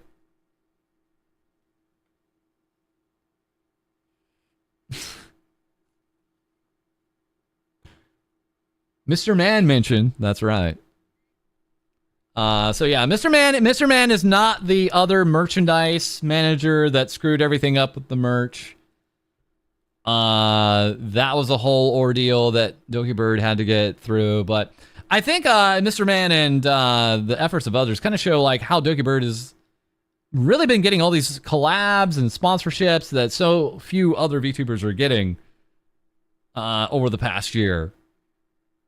I know we're doing a lot of reflection now because it's been a year now, right? It's been a year since all this started going down. As a matter of fact, technically, over on the 12th will be the anniversary of the quote-unquote black stream. I'm debating how much we want to go back into that, but this is going to be an anniversary of that too. One of the wildest, craziest times there. I remember that night. I remember a lot of those nights. I remember the night of the 7th when Dookiebird came back. I was actively watching that and getting some clarifications out of that. And decided not to do a new video that night. I don't think I did a new video that night, but we did one very quickly. And I actually had a video out for all of, maybe not even an hour, like a few minutes. I had a video out maybe for 5 to 20 minutes at the most. Until I found out this upcoming stream was going to happen over on Alidor Pandora's channel. And I was like, okay, I'm just going to take down this video. And then we did a quick update about what the stream was about and had that video out that same night around like midnight. That was still to this day, I still am like wrapping my head around it, but woof. Woof, woof, woof.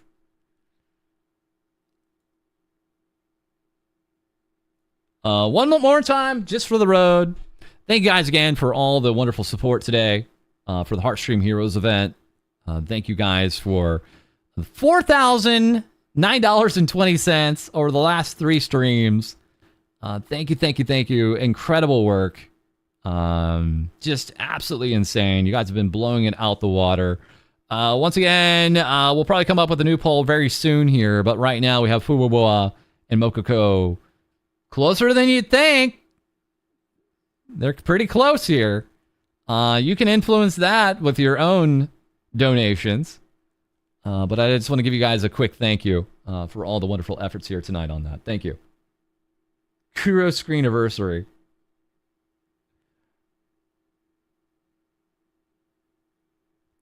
And again, I know a lot of people are asking, like, hey, what's going to happen? When's the other shoe going to drop with Niji Sanji? I don't know. I'm out of the loop at this point. I'm out of the loop. I'm not personally expecting anything. I'm not expecting any new news until after Niji Fest. The Niji Music Festival, the Unit Music Festival coming up. That's running from the 21st to the 23rd. It's like 3 nights, 3 days. So February 21st, 22nd, and 23rd. So I'm not expecting any new news out of that.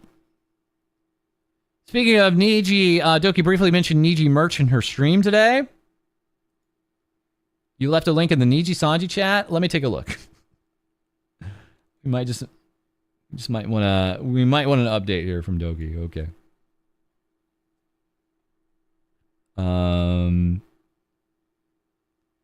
Time stamped. Okay.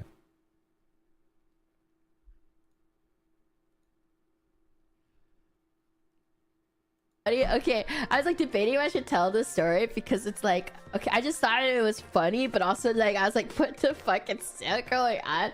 But I'll tell the story really quick. Like this story, there's no like ill intentions. I just thought it was funny because I told my friends and they're like, what the fuck?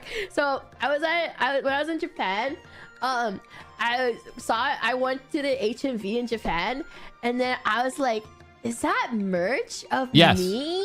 Yes. Obviously not me, but like me. Yes. I was like, it's been a year. I was like, Howard. I was like, how is it still there? I was like, by the way, I don't get revenue off of that. I don't get any royalties off of that. But I was like, oh, and then I told my friends, I was like, is it pre-owned? And I was like, no, it's new. And I was like, they're like, I thought these were sold out. And they're like, my friend is like, wait, what? I was like, yes, I saw like plushies and everything. And I was like, they're like, it's been a year. And I was like, no. I was so surprised. I was not expecting it, and I was like, I don't get like profit off of that, because I got, you know. So it was so funny. I was like, what the fuck is that? It was so funny. I just like took a picture of it too. I was like, so did I. That's me. So did I. It's me in Japan. Oh my god. But yeah, I just thought it was so funny. I debated about telling the story, but I was like, fuck it. Doki girl, breathe. I was at an HMV too. Wow. No, it's an official. They're like, it's not third party. They're an official, like they're official seller for the merch. So I was like, why am I? Oh my god. Yeah. Anyway, but like I said, I would. Oh my gosh, there's so many places. I'm just like thinking back. There's like so many places I would love to go when I visit Hong Kong again. But yeah, I wish I could. I wish I. Oh my gosh, the only thing I sort of wish, I wish ALGS wasn't around that time is I really wanted to go to like a Lunar New Year festival. Yeah. Is this the stream where a chatter left a rude super chat about her talking about this? I'm not aware. I didn't know this was talked about at all. Crazy thing is that on the Japanese side, the full Niji En situation is not that known to the JP viewers. I knew it! I effing knew it! I knew it. I knew JP viewers had no idea about any of this stuff, dude. I knew. How's that possible? Are they just have no interest at all outside of what happens outside Japan? Don't answer that. So I didn't talk about my trip recently to Japan in October, did I? I talked about it in passing a few times, but I haven't shown you guys photos. I forget what the super chat said, but it was something about why is she still talking about this and she needs some help or something like that. Oh, F off. Did she read it out loud or something? Or like...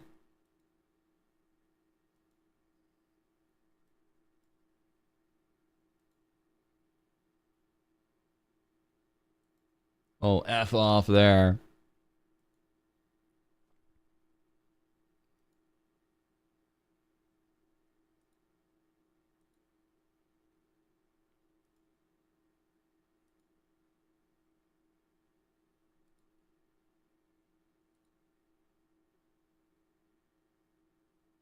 Oh, this is the one.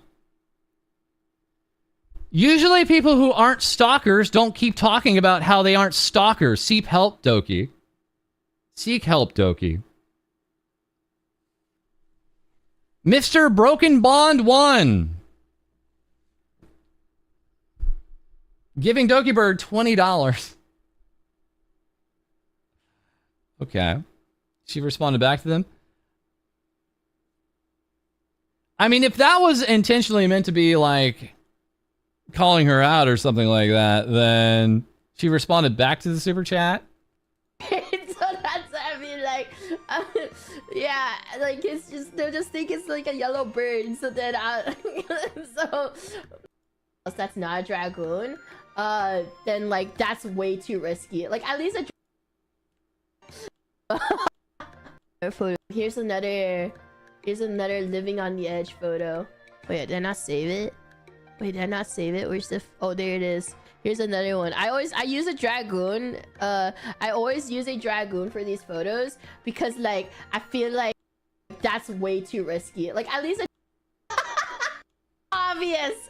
It's less obvious when I'm in the public, okay? So that's, I mean, like, yeah, like it's just, they'll just think it's like a yellow bird. So then I'm just kind of looking through this of the tournament, and so it was like stalkers. See the super chat. Okay. Thank you. Usually people who aren't stalkers don't keep talking about how they aren't stalkers. Seek help, Doki.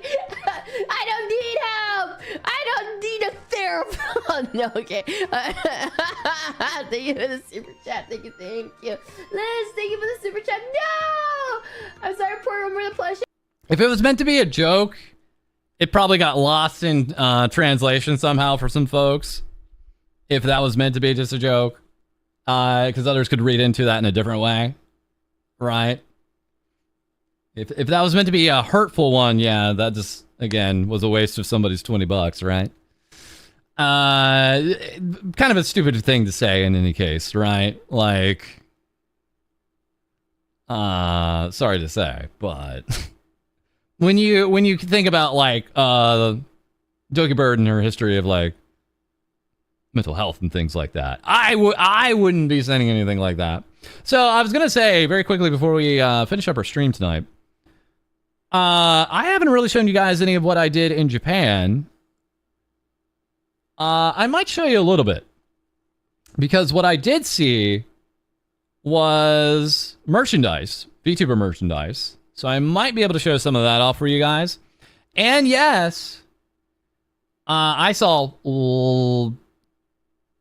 maybe not just once, maybe not just twice, I think like 3 different times, at least twice, Celine Tatsuki merchandise just on the shelves out there in Japan in like major major anime shops as late as like October of 2024. And again, that was just another indication like, yeah, they don't know. People in Japan don't know what's been going on here. And it's super obvious. It's very obvious they were not aware. So, but don't worry. We're here to inform them. Okay, guys. I want to thank you one more time for all the wild support. $4,029.20. Thank you for all the support over the last 3 streams. Xiao Hart, thank you very much for the 20. Thank you so much for the 20. Thank you again, Armchair, for the 10. Always good to see you. Foxy McFloxy, thank you for the 5. Frisky, thank you for the 50. Thank you guys for all the support. Thank you. So that was a lot of awesome support. We got to our newest milestone, $4,000 for our second karaoke. That's guaranteed. So you guys are getting 2 karaokes. JP is too tired from overworking to care about overseas. Okay. But thank you guys for all the wild support. Thank you. And so now we have to come up with some new milestones. We'll get over to the Discord. Give us some ideas. Give me some ASMR ideas.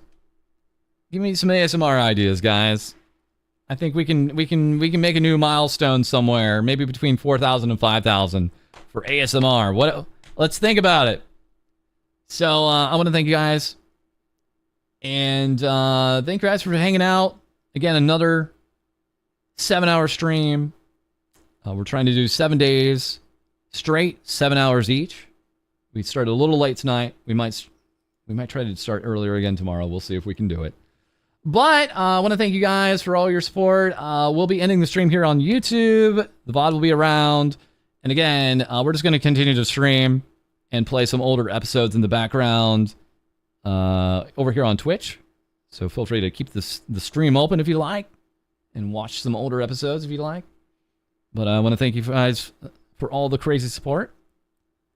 And again, we'll be back tomorrow with even more things VTuber say and more Heartstream heroes. Hey guys, I'll see you guys soon. Later.